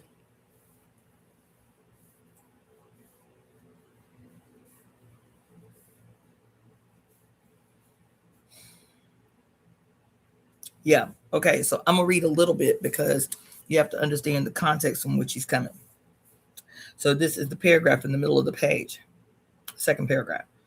Just so in a political world, isolated or separatist spiritual solutions are doomed. Faced with the pain and challenge of this realization, many spiritually oriented people opt for the spiritually reactionary explanation, the spiritually reactionary explanations for the world's suffering, e.g., that God makes some people poor so that others can learn something from them. that poverty and pain are, quote, karmic situations brought on by one's behavior in past lives, that one chooses one's life absolutely, and that some people choose to suffer, etc. All these explanations are spiritual versions of blaming the victim. They derive from patriarchal religious systems which were purposely designed to rationalize hierarchies, injustice, and the status quo. All patriarchal systems are self-justifying, and the mind dwelling within these systems is capable of monstrous rationalizations in order to keep these tautologies intact. These monstrous modes of explaining other people's suffering are, in a very real way, acts of human sacrifice. Remember what I was talking to y'all today about in the first live when I was saying we were all cannibals? That's how this shit is set up. We all cannibals. Here, she say right here. These modes of explaining other people's suffering are, in a very real way, acts of human sacrifice. Faced with a choice or a challenge to our religious mindset, we are listen to me. When people be clutching their pearls because I say without hesitating, fuck Christianity, fuck Judaism, fuck Islam, fuck Buddhism, fuck Hinduism, and fuck any other religion that has as any of its tenets the suffering of human beings. This is what she said right here. Faced with a choice or a challenge to our religious beliefs and mindsets, we are willing to sacrifice living human beings, their problems, and their pain in order to keep our worldviews intact. We are literally sacrificing people to our gods. What? The gods in our head. The core of this patriarchal ontology, which separates spirit from matter, and proceeds to deny the reality of life in the name of some abstract God or some life-explaining ontological system. All spiritually oriented people are prone to this trap, and it is a trap that we must beware. When our desire and our capacity to see the world as a sacred gestalt becomes on another level a monstrous justification of that which must never be justified. When fundamentalists, and this is the point I wanted to get to, when fundamentalists and some evangelicals claim that the hydrogen bomb comes from God and that global annihilation via World War III will be a fulfillment of Revelation, a fulfillment not to be avoided at all cost, but to be yearned for, in fact, as the prophesied rapture. And most spiritual people are appalled. But many of these same spiritual people will turn about and accept without critique Krishna's justification of war in the Bhagavad Gita, where the God tells Arjuna the nephew, tells Arjuna to ride into battle and to slay all of his relatives without remorse or hesitation, because after all, they are all illusions anyway. Does this sound familiar? They are all illusions anyway, and already dead, and have never been born. Merely the spinning of Maya. What did we just read about Nazis? Huh? About the God that the Nazis worshipped? Huh? What she say right here in this book? She say, in the book, we glorify, what she say? She said, regular people, you understand? Normal people, spiritual people are appalled at the violent, bloodthirsty iconographies of fundamentalists and evangelicals, talking about the hydrogen bomb is from God and is the global necessity, and that global annihilation via World War III will be a fulfillment of Revelation, and as a fulfillment not to be avoided at all costs, but to be yearned for, in fact, as the prophesied rapture.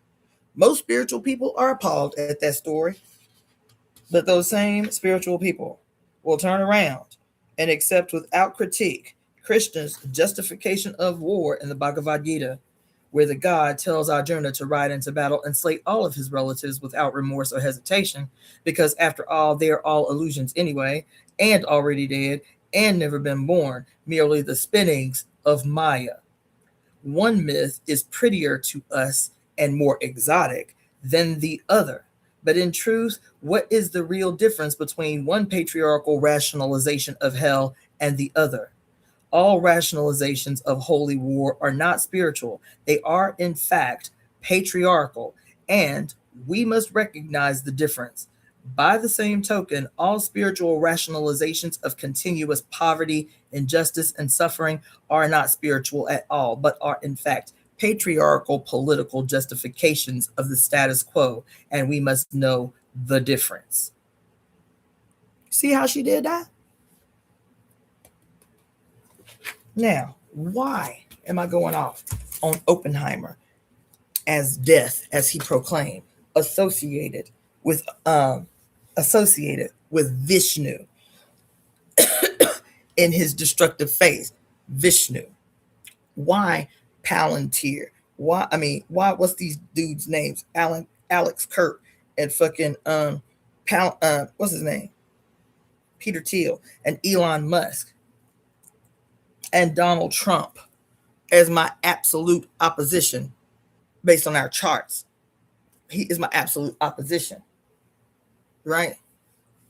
He's my absolute opposition in my chart. Donald Trump is, right? Why all of this shit? It is because, so hopefully y'all got why I needed to go so hard on the Nazi thing with the Nazis. Let me just do a quick reminder. So we talked about the S part of the Nazi thing ad nauseum.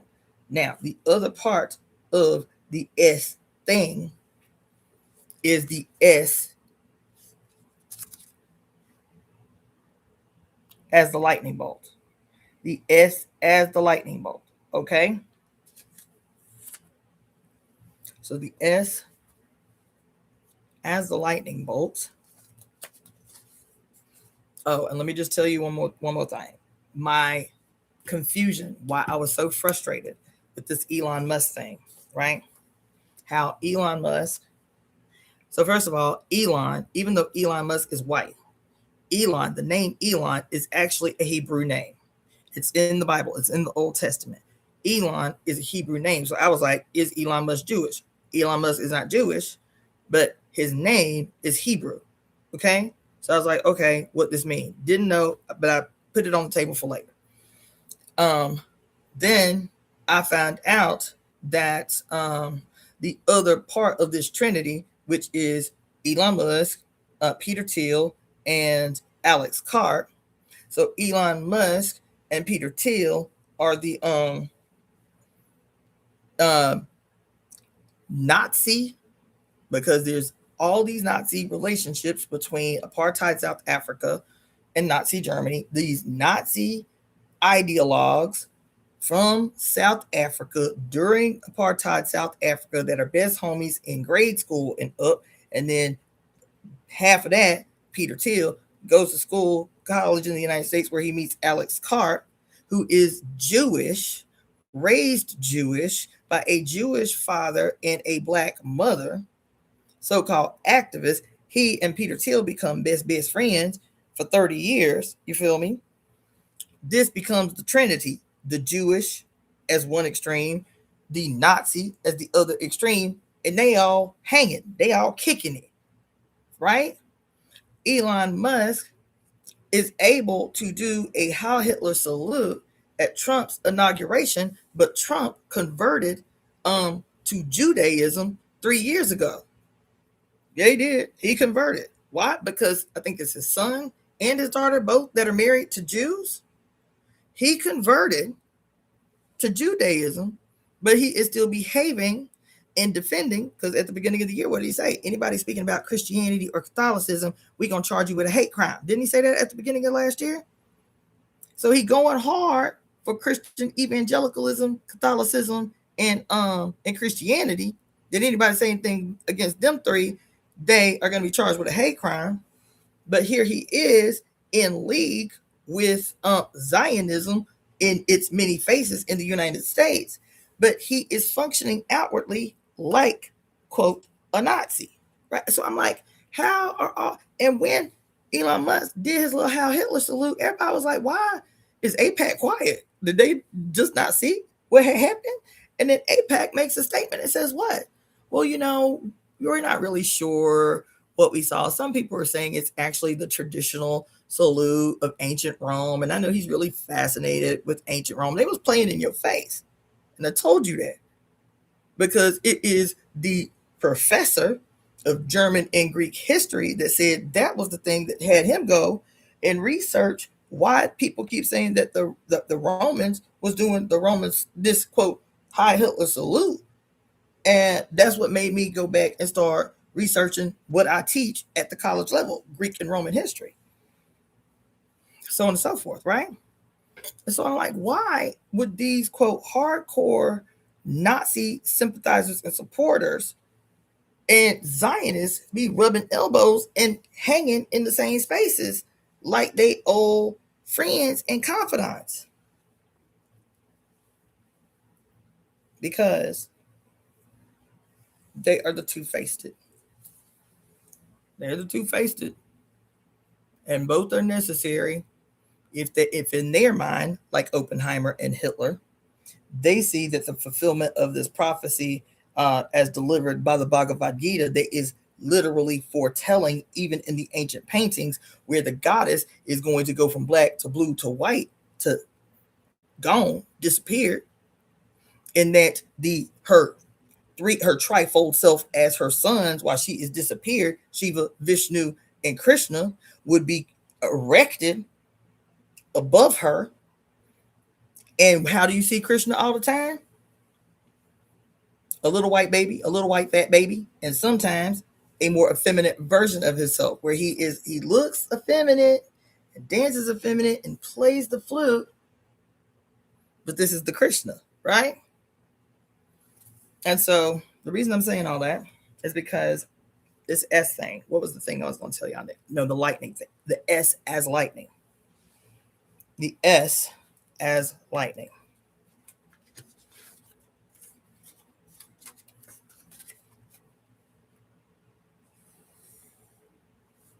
This is why they've been hiding all this stuff from us. Because they knew it wouldn't take us anywhere near as long to work it out as it took them. For what? The S and the lightning. And what does it mean for the current astrology? The S and the lightning. And what does it mean for the current astrology? Because the S in this moment, all over this whole long walk I just took y'all on, why Elon Musk, who is an outright, not only is an outright racist and told you in your face that he is a Nazi supporter and sympathizer. Not only did Peter Thiel, was he raised in not only was he raised in apartheid South Africa, so he was both Nazis, but his best friend Peter Thiel, who is Alex Kirk, had a devoutly practicing Jewish daddy who he was raised Jewish, had a bar mitzvah and all that shit. His mama is black. They quote civil rights activists, and he grows up to be this megalomaniac, right? Who, unless you ask him, you would not know he ain't white. I did not know he was not white as we define white. His mama black. He half black, right? And then Oppenheimer, you find out his mama been dead, and so he goes from so-called good guy to bad guy, devilish, I want to destroy the world type of shit, right? And I was like, why all this shit where you see so-called Zionists who are being equated to Nazis? Zionists are being equated to Nazis for the acts in real time against Palestinians that supposedly happened to them. So here you got Zionists who say that the worst thing that ever happened to them was Nazi Germany, But their greatest enemy on earth is not Nazi Germans, it is Palestinians. And at the same time, you got these, quote, Nazi so-called supporter, ideologues, and sympathizers who are supposed to be the descendants or in agreement with what happened to the Jews. But instead of the Jews being reviling these descendants and sympathizers with the ideology of Nazism, the greatest enemy and threat to them on earth is these brown-skinned Palestinians.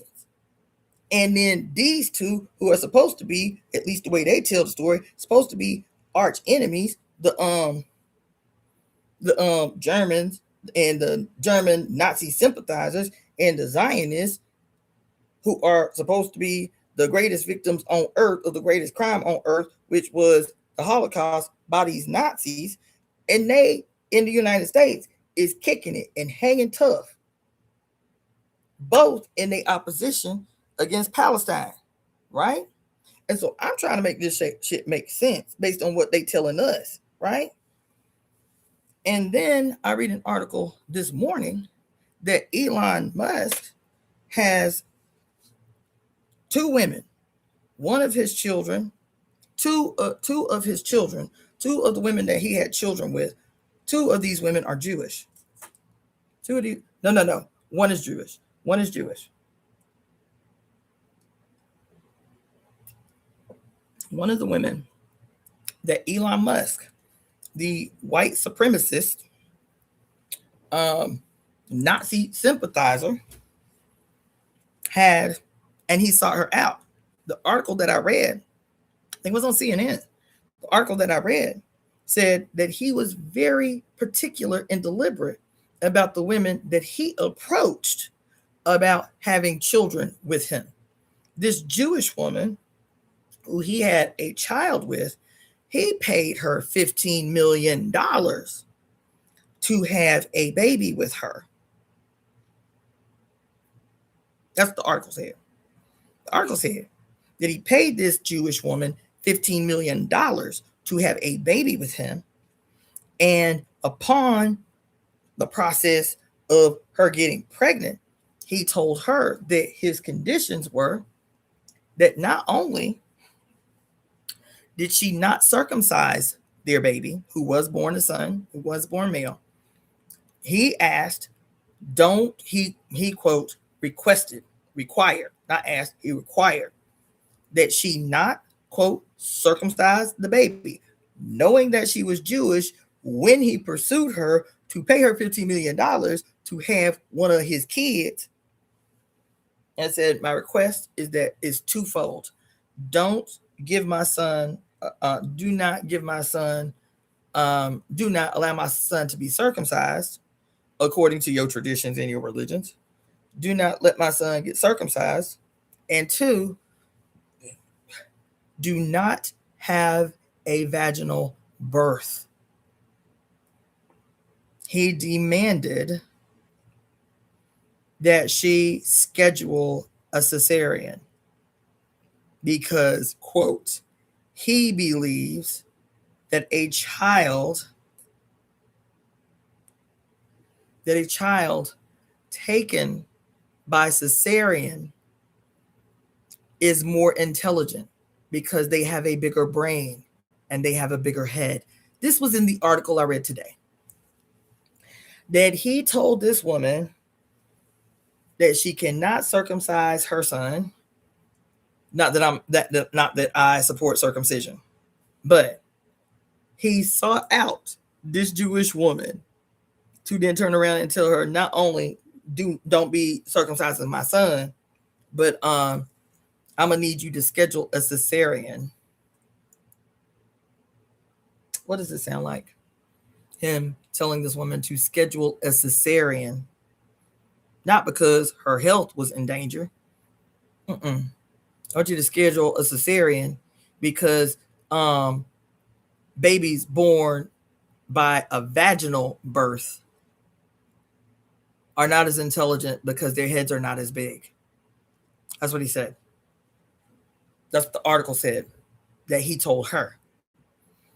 And The article said we do not know what she did with the baby's circumcision and her religion is concerned, but she went all the way against what he said about the cesarean and had a natural vaginal birth.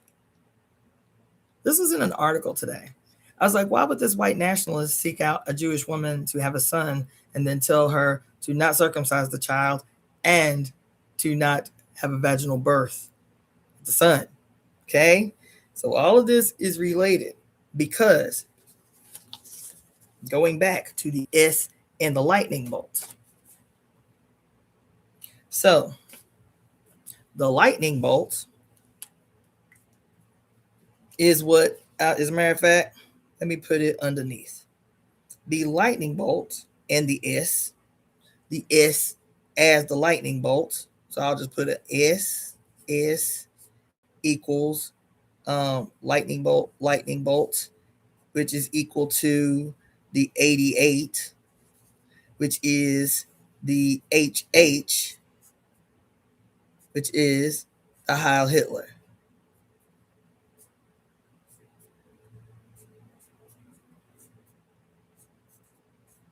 Okay? So we know, because we just did this long ass diatribe, that Hitler was obsessed and his primary symbol for his reign was the S as a lightning bolt. Like that was the standout, right? And the swastika as the SS, okay? As the right facing SS, okay? What does Saturn have to do with this?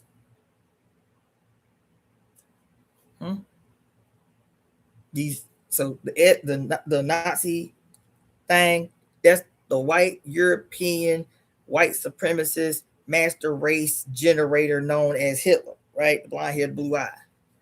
How is Saturn related to this? Other than the obvious, the S, right? Because the object of the Saturn as the object of their desire, we see it everywhere. We hear all the conspiracies talk about it. All the conspiracy theorists talk about it all the time. The question is, why do Jews worship the planet Saturn? That's what you see everywhere. Why do the Jews worship, quote, the Lord of the Rings?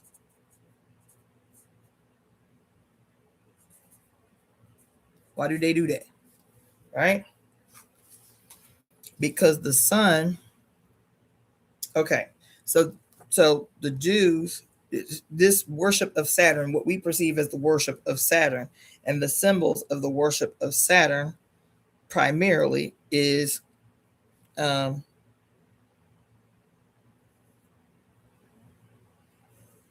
6-pointed star that we call the Star of David, right? And the 6-pointed star is a metaphor for the Christian cross, which when it is unfolded, like what you see it as a cross, that when it is unfolded, it's 1, 2, 3, 4, 5. 1, 2, 3, 4, 5, 6. That when it is unfolded is a Christian cross, right? Then when you go down to Mecca, it is a box.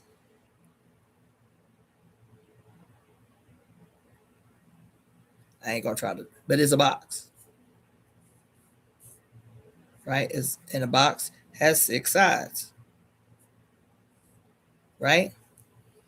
And so we get all these little esoteric symbols where, okay, and the Jews always have this little black box on their forehead.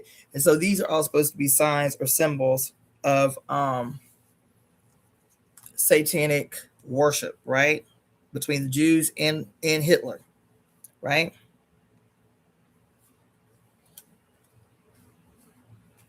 I could get deeper than this, but I'll try to wrap it up, okay? So the lightning bolt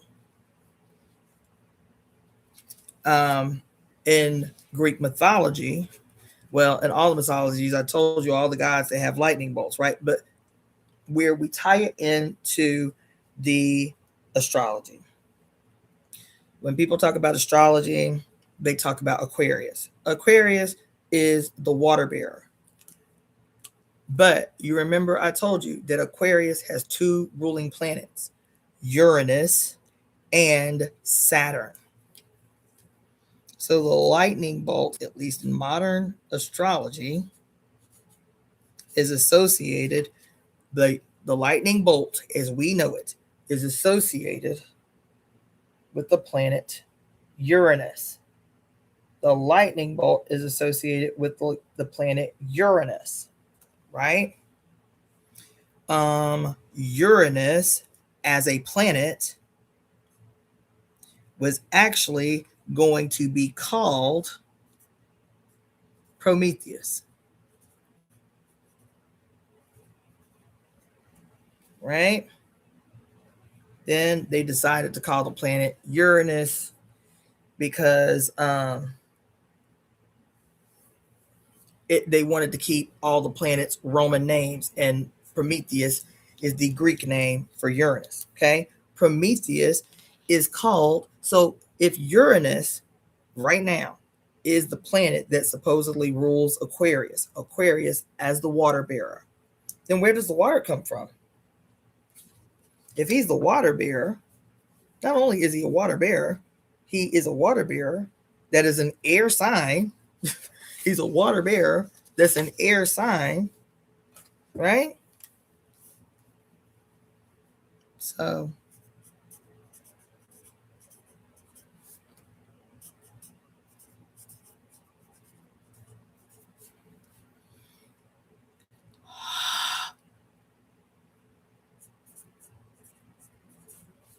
right? So Uranus and the story of Uranus as Prometheus, hence why the lightning bolt, because in the story of Prometheus, he don't wield a lightning bolt. Zeus still is the one that wields the lightning bolt.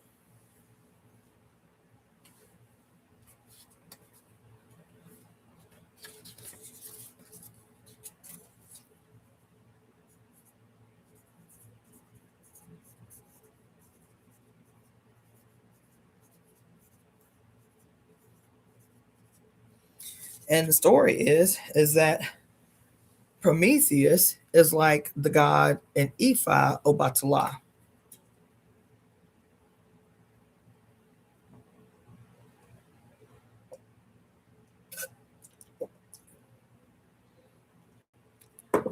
Prometheus is said to be like the god Obatala.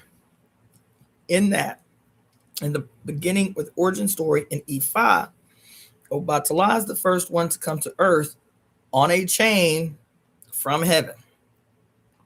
He comes to Earth to ready the Earth for humans. Obatala, just like Prometheus, takes the bloody red clay of the earth and begins to shape the humans. Prometheus, in this story, is said to have created the humans that Zeus breathed life into. Further on down the line, Zeus gets offended. Now, this is mankind. This is mankind that Prometheus creates.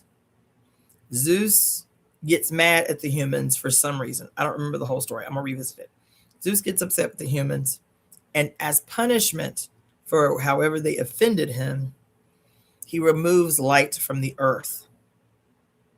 He removes light from the earth, right?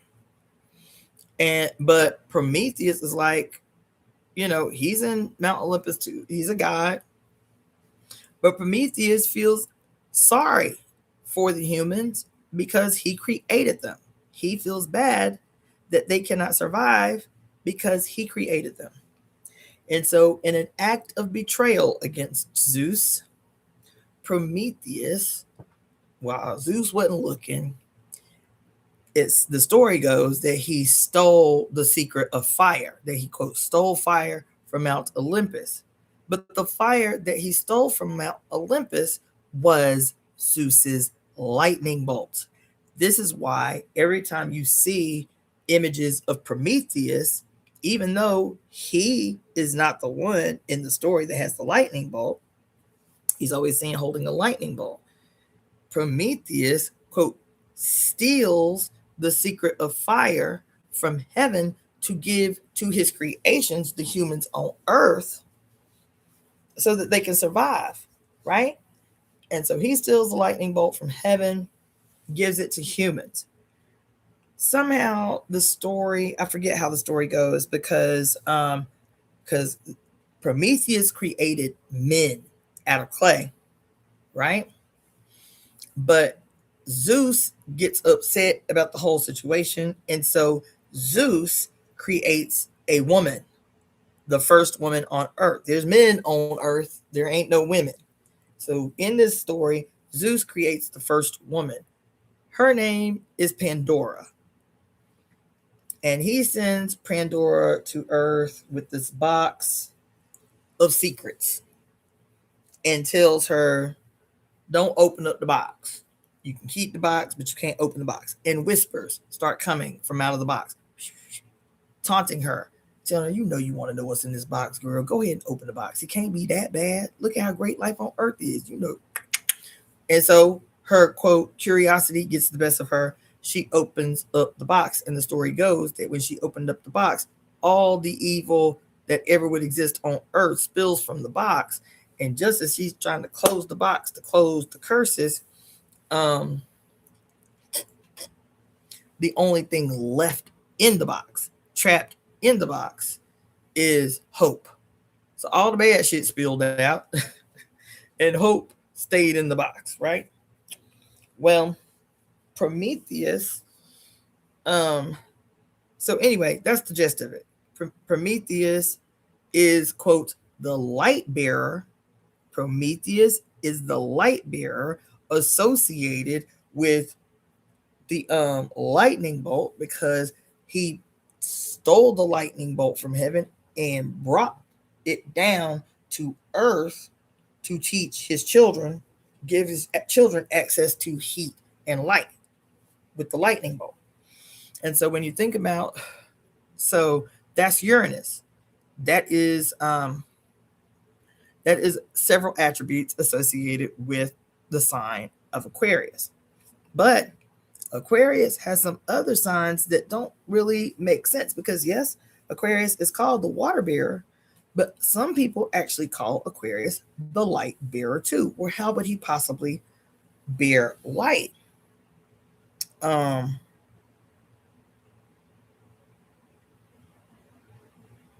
bear light.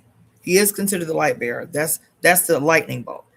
And he is considered the water bearer, but there are no water real stories in Uranus, in Prometheus' story. And it is because of what I told y'all back when I was talking about Brahma, Vishnu, and Krishna as the trifold of the trident, the tri-points. When Kali, the black one, was separated, and her attributes now become personified in, quote, her children that become her lovers, and that was Vishnu, Shiva, and Krishna. Well, who is Kali if she is not Saturn? And so I told y'all, in modern astrology, when they started discovering the outer planets in the 1700s, each one of the planets, they were like, damn, we got to give it a name. We got to give it an archetype, a personification that's still in line with the Roman names of these other planets. So when they found Neptune first, they gave, because again, Saturn, for the greatest part of the human epoch, was always the last planet. And so it was big. It had big energy, big archetype, whatever. So when they started discovering these outer planets, they split the attributes of the planet Saturn into threes to give each one of these planets archetypes of their own. You see? And so, what are those archetypes on Earth? Who are those archetypes on Earth? What are those institutions that represent the mother, as Saturn, bastardized into the primordial evil bitch, with those attributes of hers are distributed among her 3 sons on Earth. This becomes important because Saturn has been made bad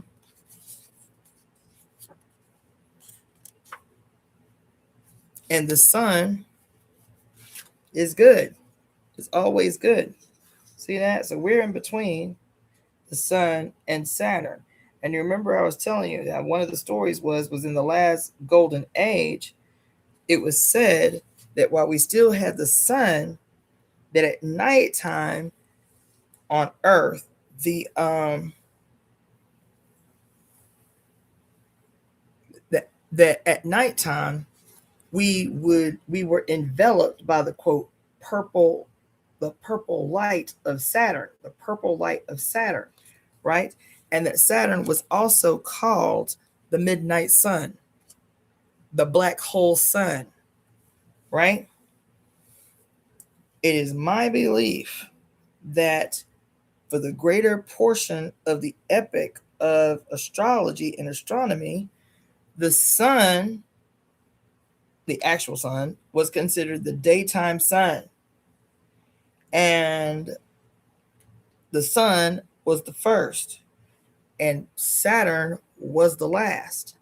And so we saw Saturn with its rings or rays as the dark personification of the sun, or the quote evil personification of the sun, and the daylight personification of the sun as the good personification of the sun.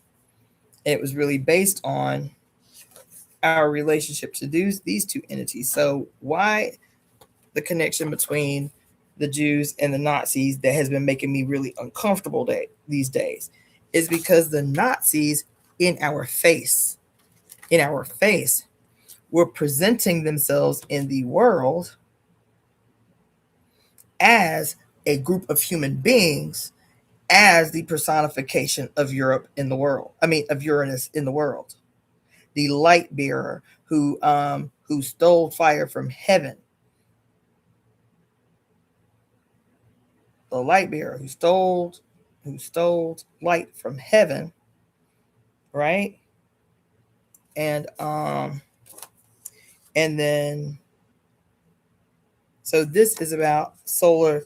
So the Nazis were about solar deity worship in its destructive phase. That's why you look at another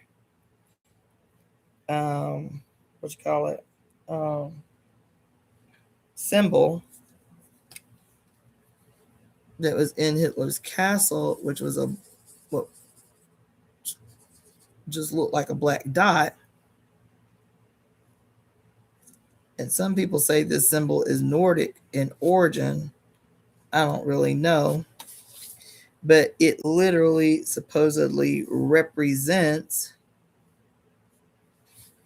the black sun,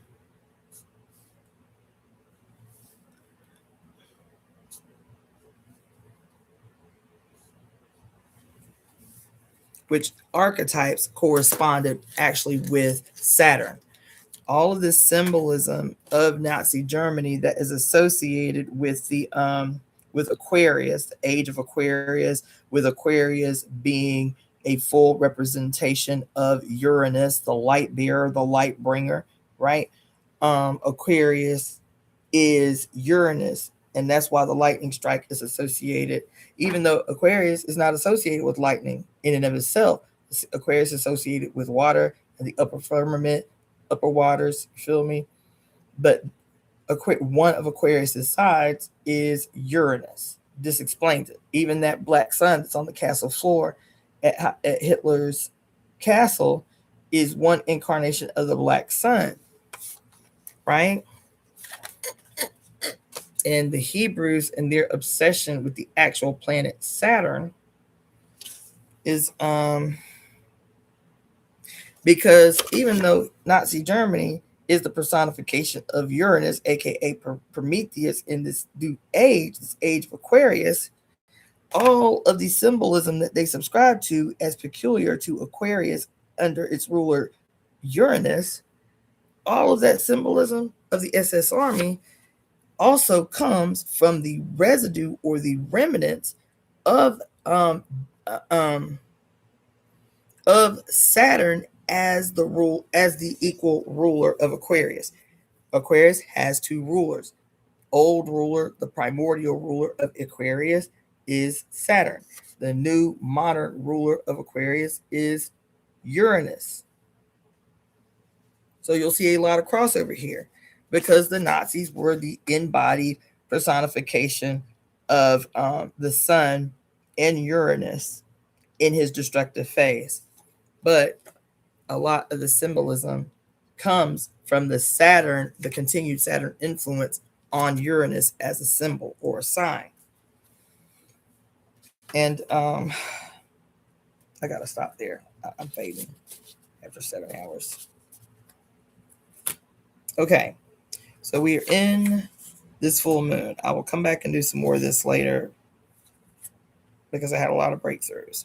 Okay, so some modern Uranuses, some modern Prometheuses. Remember I was telling you that the book that Mary Shelley wrote called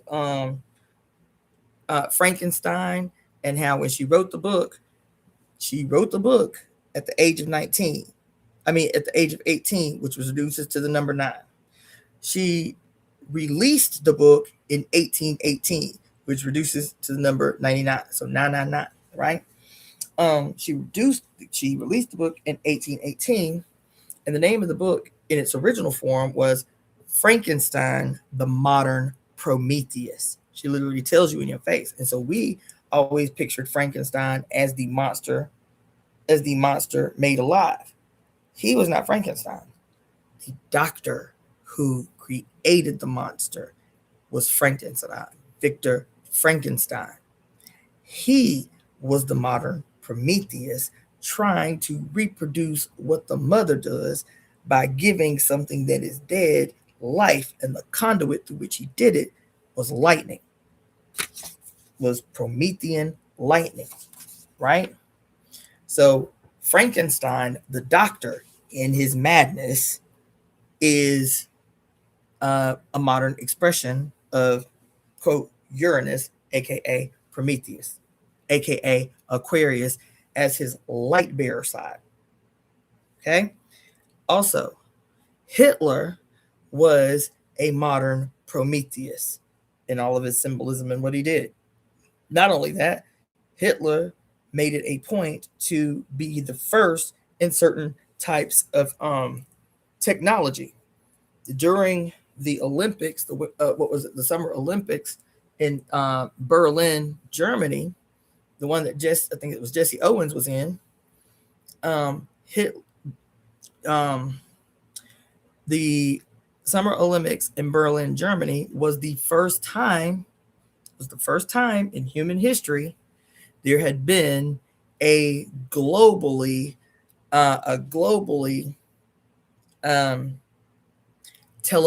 live television broadcast, because he was always talking about how to be the innovator of modern technology and to use this to show supremacy over everybody else. And so he had all of his scientists working on how to do what we call now a live stream, a global real-time live broadcast of the Olympics at Berlin. That represented the very first time in human history where they could do a live broadcast that would be seen all over the world. Hitler was a modern Uranus, Aquarius, aka Prometheus. Oppenheimer was most definitely, unquestionably, a modern Prometheus in the splitting of the atom, right? And one more thing I'm gonna drop on y'all, and then we're gonna have to pick this up another day. It probably won't be tomorrow because I got a lot to do. Got to pick this up another day. So when I was telling y'all about the angled X, the angled cross, right? Where it's supposed to represent the eye of the storm. And I told you that X, how they always be talking about X marks the spot. And I told you that when we were talking about the optic chiasma that goes into the brain and crosses, and right behind where it crosses is where the third eye is, right?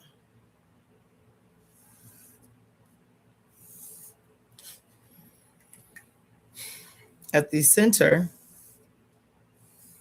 of every cross, whether it's on its angle or whether it's straight up and down, at the center of every cross is a crossing point in general. But the way that the Nazis wrote it on the flag and on the emblems was not the straight up and down like above, it was the angled, forming an X in the center, right? Forming an X in the center. Every infinity symbol, 8 symbol, infinity symbol, whatever it is, has an X, not a T, an X that marks the spot, an X that marks the spot at the chiasma, X that marks the spot. These two little things that look like eyeballs right here is, remember I was talking about the breaking, the great breaking? It is also the first cellular division when the zygote has its first division and the one becomes 2. There again, in the middle, X marks the spot, right? And you can see it everywhere. X marks spot, X marks spot, X marks spot, right? And so this X symbolism that's everywhere, I was like, could it be that their obsession, the Hitler, with the SS is their way to finally attempt to overcome the supremacy of the XX? Like, is this what they're trying to do in the quote fostering of this period identified as fortune telling in the Bhagavad Gita, in the Rig Veda, of the supremacy of whiteness, the final blow in the supremacy of the whiteness, the SS is the way to subdue the supremacy of the XX.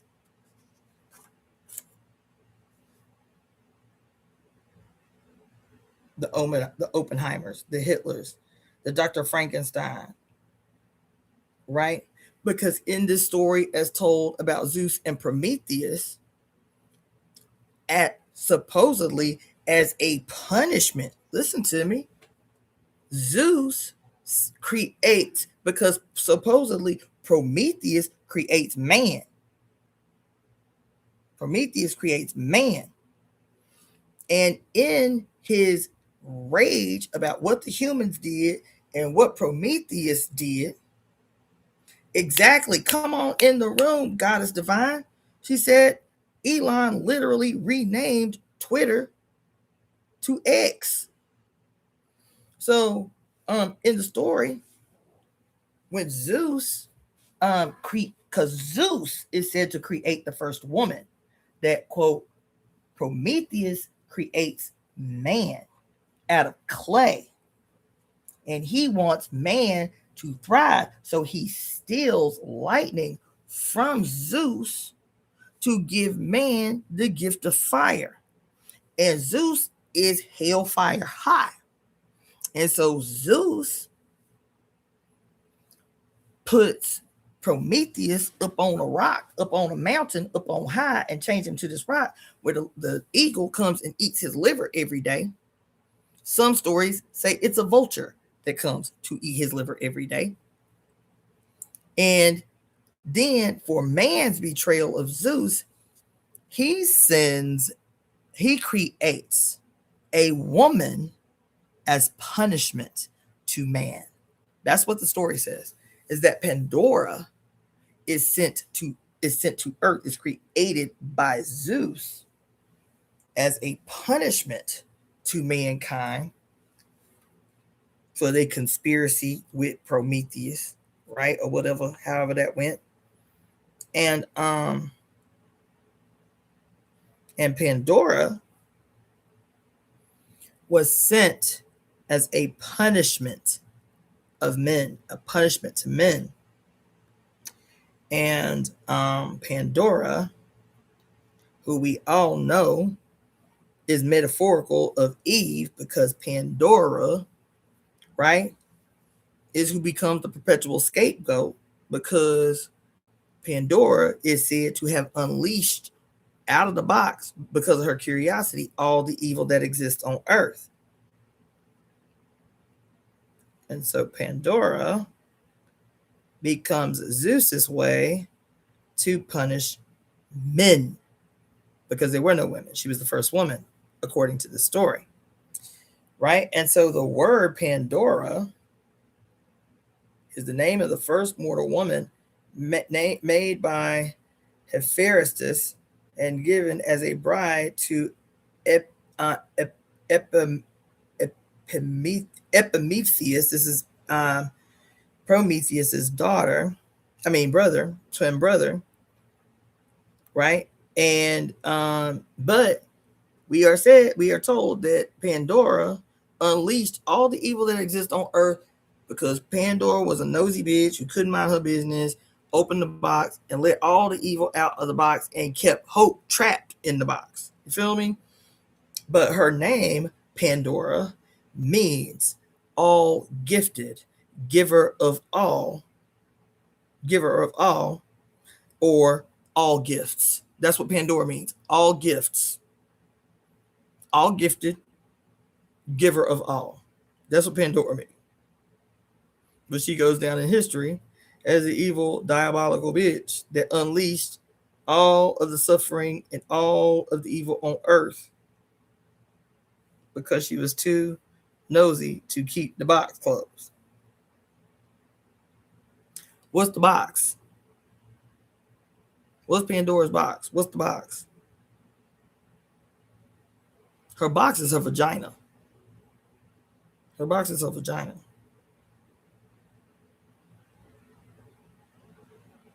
Yeah. So Prometheus. Yeah. We got to work this out, because Prometheus has attributes of Neptune. Prometheus has attributes of as is Uranus itself. Prometheus has attributes of Pluto. Prometheus has attributes of Saturn, which would make sense. Prometheus and his attributes with Pluto is just like the relationship Prometheus, the relationship Aquarius with Pluto, that is Oya with Shango.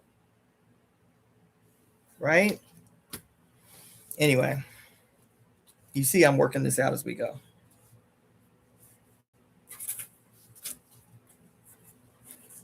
Oh, the reason I got on the XX thing, it wasn't random how I got there. The SS versus the XX, right? And how the SS can become, in my mind, I'm thinking like, is this like their attempt at like completing their hostile takeover of the mother, is to replace the SS? It's to replace the XX supremacy of the mother with the SS?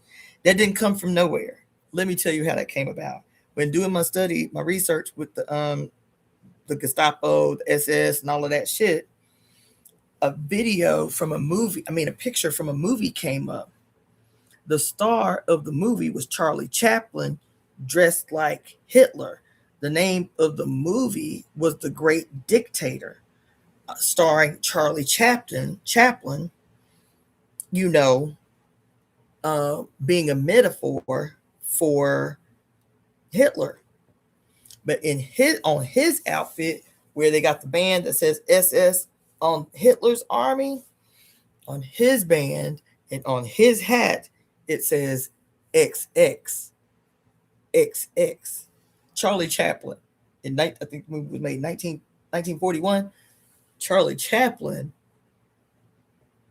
acting as the character of Hitler, instead of having SS on his military outfit, he has XX. XX. I said, what the fuck? So is there a connection between Prometheus and Zeus falling out and the Watchers in the Book of Enoch showing men metallurgy to create weapons? Oh. So it's another thing I'm going to have to add. Because I keep hearing about the Watchers. I haven't watched any movies about the Watchers, but I've seen a bunch of movies that obviously are made about the Watchers. I've never read the Book of Enoch, so it might be something I have to add onto the list. But I know the general stories, and also not just the Book of Enoch, in what is it?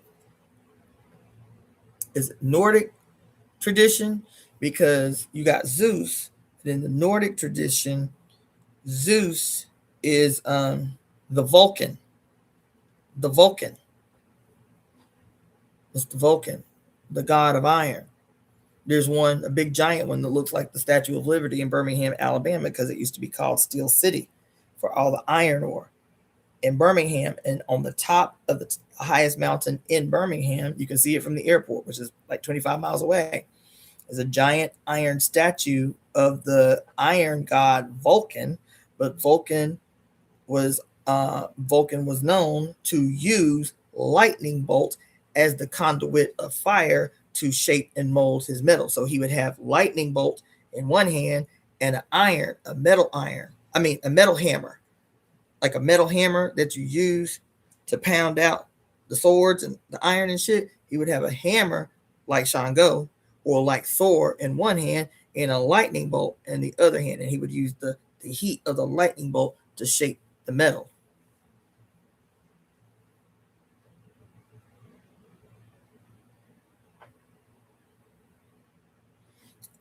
Lisa J, yes, the men, according to the Great Cosmic Mother, they didn't just steal the knowledge of fire. In this book, she talks about what is it? The second chapter, the third chapter. Oh shoot, this is the wrong book. The second or the third chapter. The name of the chapter is. Let me just look.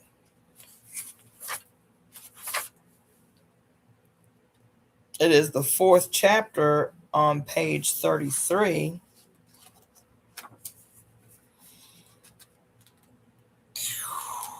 Oh. Women as culture creators. She says that everything identifiable as a craft, women created. Language, metallurgy, pottery, hide tanning, cooking, fruit processing, storage, ceramics, weaving, textiles, design, tanning and dyeing, everything related to fire, from chemistry to metallurgy, the medicinal arts and herbs, language itself, the first scripts and glyphs, grain domestication, animal domestication, all the earliest religious imagery and ritual, domestic and sacred architecture, the first calendars and the origins of astronomy, and on and on. Then we don't need to project our imaginations far back to the past to confirm these inventions. Because she says there's evidence everywhere that is tangible. Right? Anyway.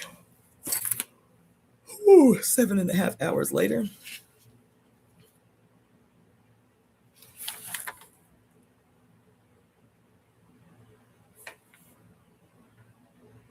As a matter of fact, what I think I'm going to do because we done went over so much. Let me just tell you quick, like, so today we just literally walked through, because the full moon is passed on my end, which was at 2:03 a.m. So let me just talk very quickly, because I don't want to do this again tomorrow. I've got so much to do, and this is taking up too much of my life. It's fun, it's awesome, but it's not paying me. You feel me? Not in a significant way. I appreciate all y'all donations, but it's not paying me, and so now I have to really make some money. And so tomorrow I need to be an all-day reading day or something. Okay, and then I got to prepare for this thing on Monday.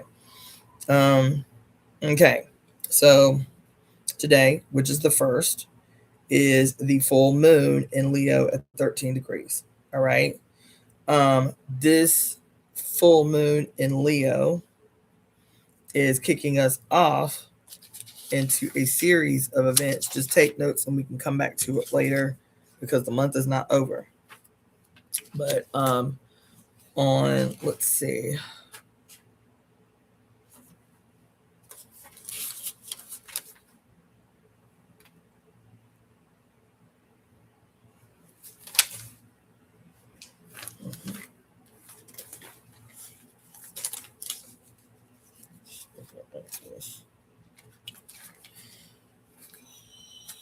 Oh.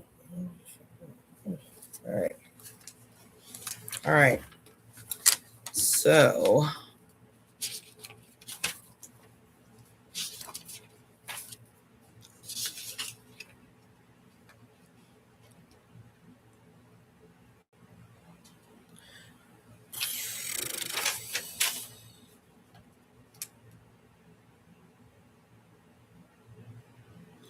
all right, so February 1st, full moon in Leo.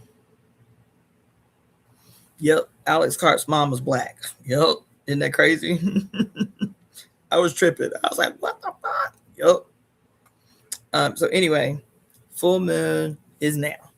Uranus stations direct, and is going to be in direct mode for some time before it finally leaves Taurus. And Uranus will never enter Taurus again in most of our lifetimes.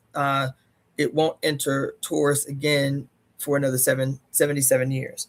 February 14th, that's on February 4th. February 14th, Saturn enters Aquarius at 0 degrees, where it is joining Neptune that entered Aries at 0 degrees on January 26th. And now Saturn is slowly moving into Aries at 0 degrees. This is the event. This is happening. So Saturn is entering Aries at 0 degrees. Okay. That's on the 14th. That's on Valentine's Day. 3 days later, there is going to be an annular or ring of fire total eclipse. Most of us on the planet won't see it, but we will still feel the impact of this eclipse, because it's mostly going to be over the South Pole and the South Africa. We'll see it for a minute or two, like that part of the earth. So we won't see it, but we will still feel it because it's a big one. This ring of fire total eclipse, that is the first of the eclipse season, that is happening in the North Node. This solar eclipse that is happening, that's the first of this eclipse season, that is that is a North Nodal solar eclipse, and the North Node is in Leo. I think that's what they're saying. The North Node is in Leo, and so this ring of fire eclipse is kicking off a 2-year period of time where Leo is in the North Node and Aquarius is in the South Node. Okay. This ring of fire solar eclipse is just all fire. Is a ring of fire. It's a solar eclipse. So it's a daytime eclipse. It is in the North Node that is in Leo, which is its opposition. And February 17th, is the Chinese New Year. And it too is huge because this Chinese New Year, where we transition out of the wood serpent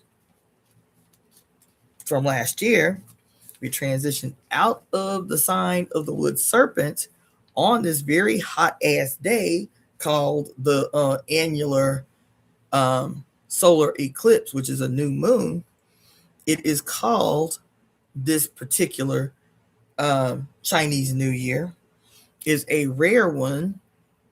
Well, it's not rare, it's just a cycle.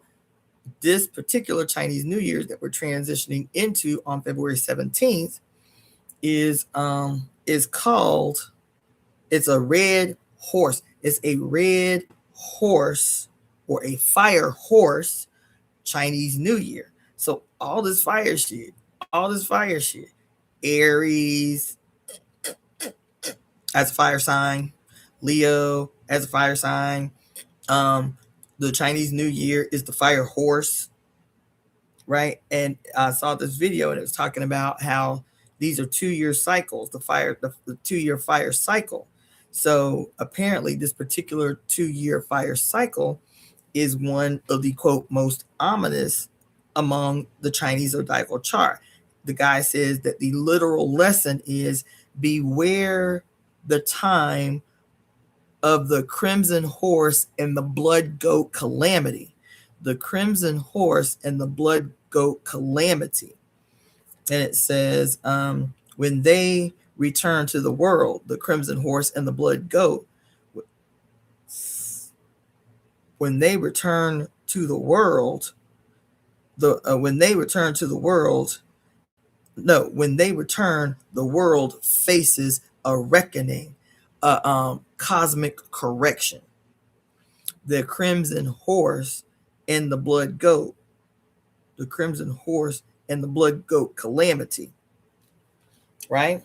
And so the guy talks about all the different times that there was, quote, this 2-year fire cycle of the crimson horse and the blood goat calamity. 1126, the empire was destroyed by fire. In 1666, London was destroyed in 4 days by fire. In 4 days, the London fires took 13,000 homes and had to be, quote, reborn from the ashes. In 1786, there was a great earthquake that caused massive floods across China. And that was the same year of the so-called bread riots that sparked the French Revolution, 1786. 1906, the blood crimson horse and blood goat calamity, San Francisco burns. In 1966, he says, the global revolution, the global revolution, the Cold War, the massive rebellion, chaos destroys everything. He said that the crimson horse and the blood goat calamity is not something to be feared for those that are ready. He said, for those that are not prepared or not ready, then you can assume chaos, destruction, and so on. He says the crimson horse and the blood goat calamity comes around every 6 years to destroy the reckless, to destroy the useless, and to crown the ready. So that's happening at the same time as our solar eclipse in Leo. While there is a solar eclipse in Leo, the solar eclipse is not in Leo. The solar eclipse is in Aquarius. And when the solar eclipse is happening in Aquarius, there will be 5 other planets conjunct in Aquarius. So So on the 17th is the solar eclipse. And then 3 days after that, Saturn and Neptune become conjunct at 0 degrees Aries. This is the event that has not happened in 6,500 years. Saturn and Neptune, Saturn conjunct Neptune at 0 degrees Aries. This is the one that has not happened in 6,500 years. 6 days after this massive event, Saturn conjunct Neptune at 0 degrees Aries, Mercury stations retrograde for 10 weeks. In April, 7 planets will meet in conjunction in the sign of Aries at 0 degrees. 7 planets. 7 planets. So those are the dates. The 1st, which is now, the 4th, the 14th, the 17th, the 20th, and the 26th. These are ginormous. These are ginormous. And so what I'm going to continue to do, I'm not going to do it tomorrow because it's already fucking 4 o'clock in the morning. Not going to do it today. So what I'm going to do is, now that you're up on game, we're already in the full moon in Leo. That's now. I've already massively discounted the reading, consultations, whatever. And so for the rest of the month, I will be doing refreshers on these big ass events so that we can collectively prepare to move through these events and seize ownership of them. Feel me? Based on what comes through these readings.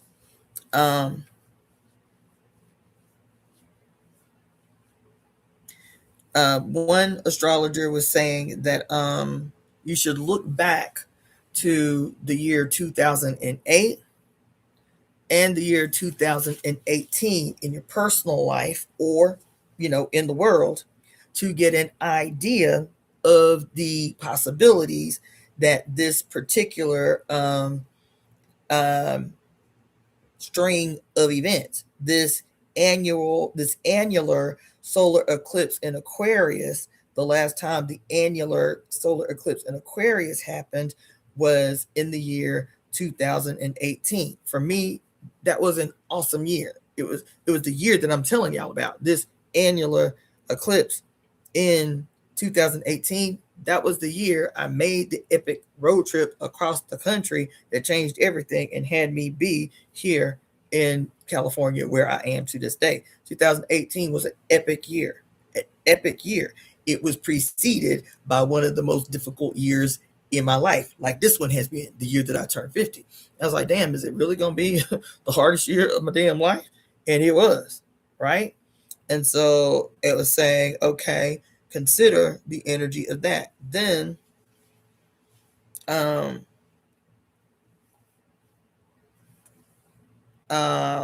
then there's another astrologer saying, be mindful of what was happening, especially in the world in 2008, because as we all know, which is what they are prepping us for, which we cannot allow. The last thing that happened in 2008, and that was based on, also, there was another solar eclipse in Aquarius in 2008. And so she was saying this was the thing that 2008 was the year that triggered the housing crisis that represented the greatest theft of Black wealth and Mexican wealth through the subprime mortgage scandal in the history of this country. It, quote, what they be calling wealth transfer. Not a wealth transfer, a straight up, unadulterated, fear-mongering, guns blazing, armed robbery is what it was. You understand? And so if we know, and we literally sit here and see these motherfuckers setting up the chessboard to attempt to do exactly the same thing when they just did it a few years ago with COVID, talking about a wealth transfer, and all these new billionaires overnight popped up out the ground like goddamn turnips and shit. then what we know we have to do to prevent this from happening and also swing the pendulum back in our favor with this solar eclipse in Aquarius, giving us some insight, because in 2018, which was right before we went into pandemic, you feel me? Everybody was talking about how even though they were scared at the beginning of the pandemic, they was able to start new jobs. They was able to live by working at home. It changed the whole means and modes of production that seemed to swing in our favor. And as soon as it started swinging in our favor, these monsters who were always looking to, quote, get the cut of what we produce at our expense off of us, and so they buckled down. So here you got another whole wealth transfer as a consequence of our walk through COVID. So these are just some basic things to keep in mind, and that's why I'm going so hard about the iconography. I know it seems like I was all over the place, but the iconography is what helps us take this shit from a mythological place, like all this deep dive that I did, into stop talking about fascism and goddamn the Gestapo and Hitler and shit. But maybe you need to know the metaphysical and the mythological significance of why he was so obsessed with this iconography. But he wasn't the only one. And we need to know that. Okay, now I'm done. So I gave y'all enough, right? So today is the full moon in Leo. This full moon in Leo is happening within the context that last year, for the first time in known history, all of the outer planets, that's everything from Jupiter out, all of the outer planets are in fire or air signs. The first time in human history, all of the planets are in fire or air signs. And so you have this full moon in Leo happening, which is a fire sign. No, an air sign. This full moon in Leo happening in Aquarius, because we in Aquarius, and so what we need to be doing to keep ourselves grounded while taking advantage of the speed, the quickness, and the illumination that comes with Leo in an air sign is being near water or being in the woods. These opposing signs, being near the water or the woods, to ground and harmonize this really rapid moving, fiery, combustible energy that is this full moon in Leo in the sign of Aquarius. So whatever your rituals are going to be, I'm not even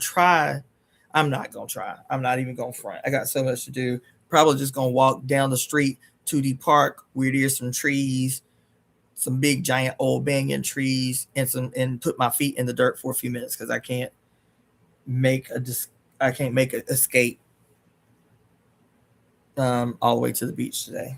But anyway, so you have some things. And then again, the readings, the divination, the 1 hour one is discounted by $53 for the rest of this month. So that it's from $153 to $100.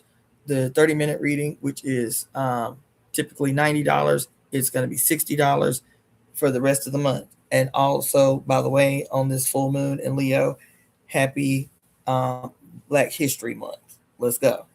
All right. So now, good night. This was fun. This was deep. I got so much worked out in my head. And now I got to find a way to organize this mess. But until then, I'll see you guys later. Oh, thank you, Bayoni. That's really a dope ass comment. Thank you so much.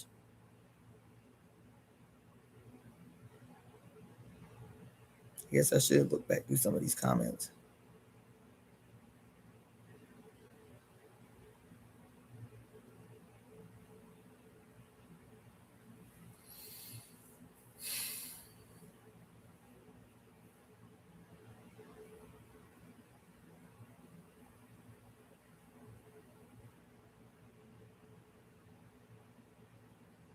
Oh, I'm just seeing this Bayoni. She said, Hmm.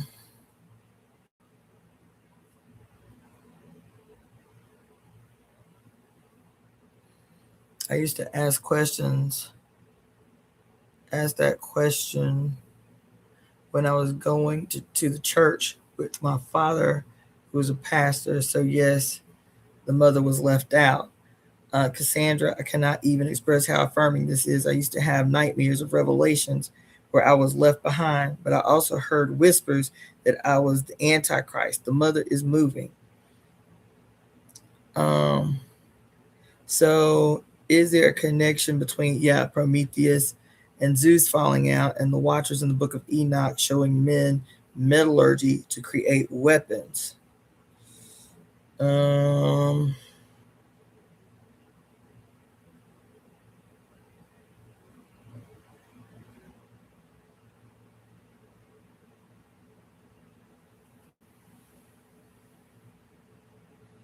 let's see, not sure of the time. However, some Norwegian doctors said last year white people are no more than 8,000 years old. I heard that too, but again, I think there are varying opinions about that. When I was reading last year about the event that hadn't happened in 12,000 years, and I'm trying to find out what happened 12,000 years ago, that was one of the things that several different astrologers that I had read, was at least three of them agreed that one of the defining things about 12,000 years ago was they believed, based on archaeology, that this was the first appearance of the genetic mutation, the permanent genetic mutation of white skin appeared on Earth. So I guess I'll have to dig a little deep, and especially with this question of Yakub, and instead of treating Yakub as an actual person, treating him like all of these other mythologies from the Bhagavad Gita, from the Quran, from the Torah, from all of that shit, that he is a metaphor for what was happening cyclically in the turning of the wheel of time. And if y'all watch the show, the television show, The Wheel of Time, when they get to this place where they're supposed to be fighting the big bad guy, um, she and the redhead kid and the big bad guy, right? Um, I forget their names, but whatever. And they get to what is quote the center of the earth, where the wheel of time is, and the wheel of time, they're standing on top of it. But the wheel of time is this, literally, not figuratively. When you're looking down and they get to quote the center of the earth, where they have to fight the bad guy, Ishmael, they have to fight the bad guy, and the wheel of time, when they enter the room, the camera's looking down at them. This literally is the wheel of time in the show, The Wheel of Time. You understand? Let's see. Would that account for what Barbara Walker says about the shift from the lunar focus to the solar focus and the signs being actual, and the signs being actual one sign off? Oh, I don't remember that. What do you remember what that was under? Like, what was it? Missing secrets? Was it symbols and sacred objects? And what was it under? Because I don't remember that. I really don't. Damn. Hold on.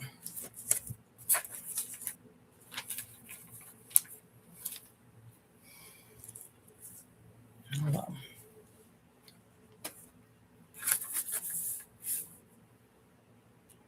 Um,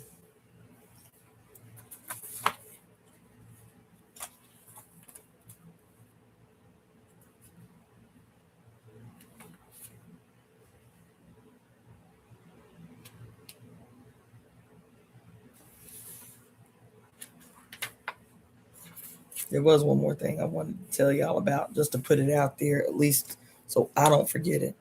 But when I was talking about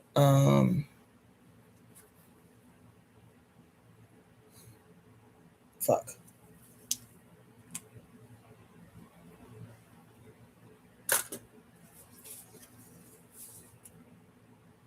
Damn it, I didn't want to forget that.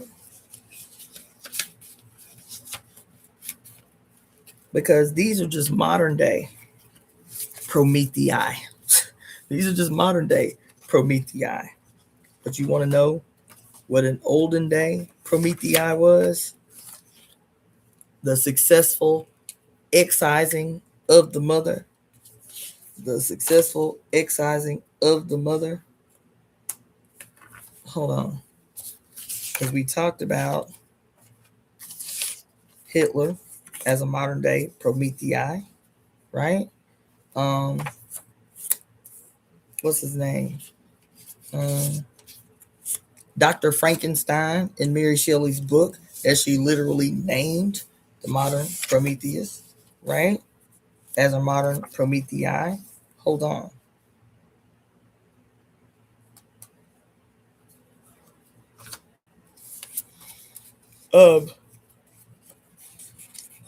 We talked about Oppenheimer literally splitting the atom as a modern day Promethei, right? Hold on.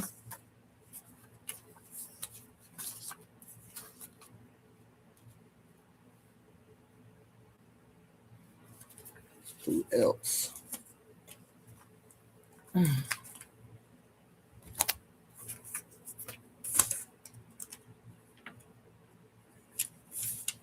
So Oppenheimer.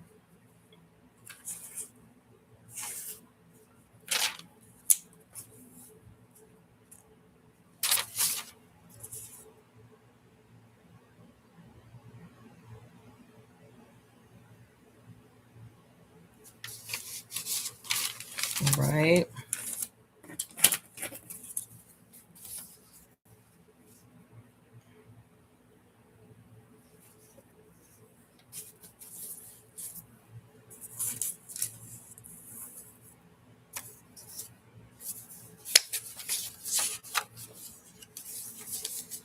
Okay.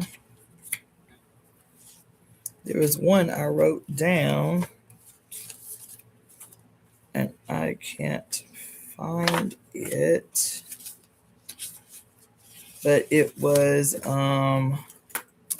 based on another, and I've always been talking about him just politically, like as a historical political thing that had a cultural impact. There's another modern Promethei that attempted to, quote, sever the mother from existence. Martin Luther. Martin Luther. Yep, the monk. Martin Luther in Germany, who nailed his 95 thesis to the church, to the door of the German Catholic Church, kicking off the Protestant Reformation of the church. The Protestant Reformation of the church. He was a modern Prometheus. Hold on, not just him. He is the modern one. The reason I got on, remember I was trying to make a metaphor about the book. About the book, any book being a woman's body, right? And the book closed is where the secrets are kept, and the open book is where the simultaneously um delivering of secrets and opening of secrets, right? This represents her open legs. This represents her closed legs, where she's keeping the secrets. And that's why I was talking about Donahue and the lifting up the shirt, lifting up the skirt to reveal one's shame. Is because I was thinking about when I was talking about modern Prometheuses, and I talked to y'all last week about thinking about time. And I think this is the basis behind, like, what do they call it? My brain. I've been on.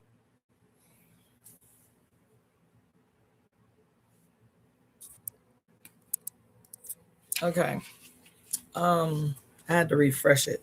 But anyway, I was saying, the book being a metaphor, or the whole wormhole theory where you can close time and travel from one side of the universe to the other by creating a wormhole. Well, I was thinking about this as time, as just time, right? And so if you have these modern Prometheuses, right, that at some juncture in their thing, they trying to quote raise themselves up as victorious over the mother. And we can think about people like Constantine, and we can think about people like Hitler and Martin Luther and Oppenheimer or whatever. But what about in the BC era before Jesus, right? And who in history is like these modern Prometheuses looking to completely wipe the presence of the mother off the face of the planet to erect the sun god as the most high? Akhenaten. Akhenaten. Akhenaten is the one that, quote, tried to kill all the gods of old, which were mostly female, and placed the sun god as the most high, right? And so thinking about using the metaphor of a book, like find out the time period that Akhenaten staged a contest over Egypt to become the first pharaoh, according to Egyptian history, the first pharaoh to transform Egypt from a quote polytheistic to a monotheistic religion. Akhenaten did that, right? And so he was trying to excise the presence of the mother out of the religion. And so if we could fold time with the center point being that point between BC and AD and fold it in half, would Akhenaten correspond with any modern Prometheuses? Y'all get what I'm saying? I need to hear myself say it out loud because I was thinking about it. And maybe I can come back to it later. But you get what I'm saying. If we can fold time from this place where these men literally split history in half, quote, BC, where history is going backwards, and AD, where supposedly history is going forwards, and we split and we remend the time to see if there is any correlation time-wise from the BC to the AD of anything. But like for this example, these modern Prometheuses are their quote ancient BC versions of the modern Prometheuses that if you were to fold time in half like a book, would they correspond time-wise? It was just something I was thinking all random one night, but I needed to put it out there so I don't forget because I almost did. All right, now I'm gonna go to sleep. I'm exhausted. This was fun, but I'm exhausted. Okay, so hopefully I gave you emaugh to at least run with on this full moon to get yourself some ceremonies working. And if not, then email me so we can set up a heavily discounted reading, aka recommendations for rituals for this here Leo full moon in Aquarius. Okay, now I'm gone. Peace to you all. Ooh, it's 444. Let's go. All right, peace.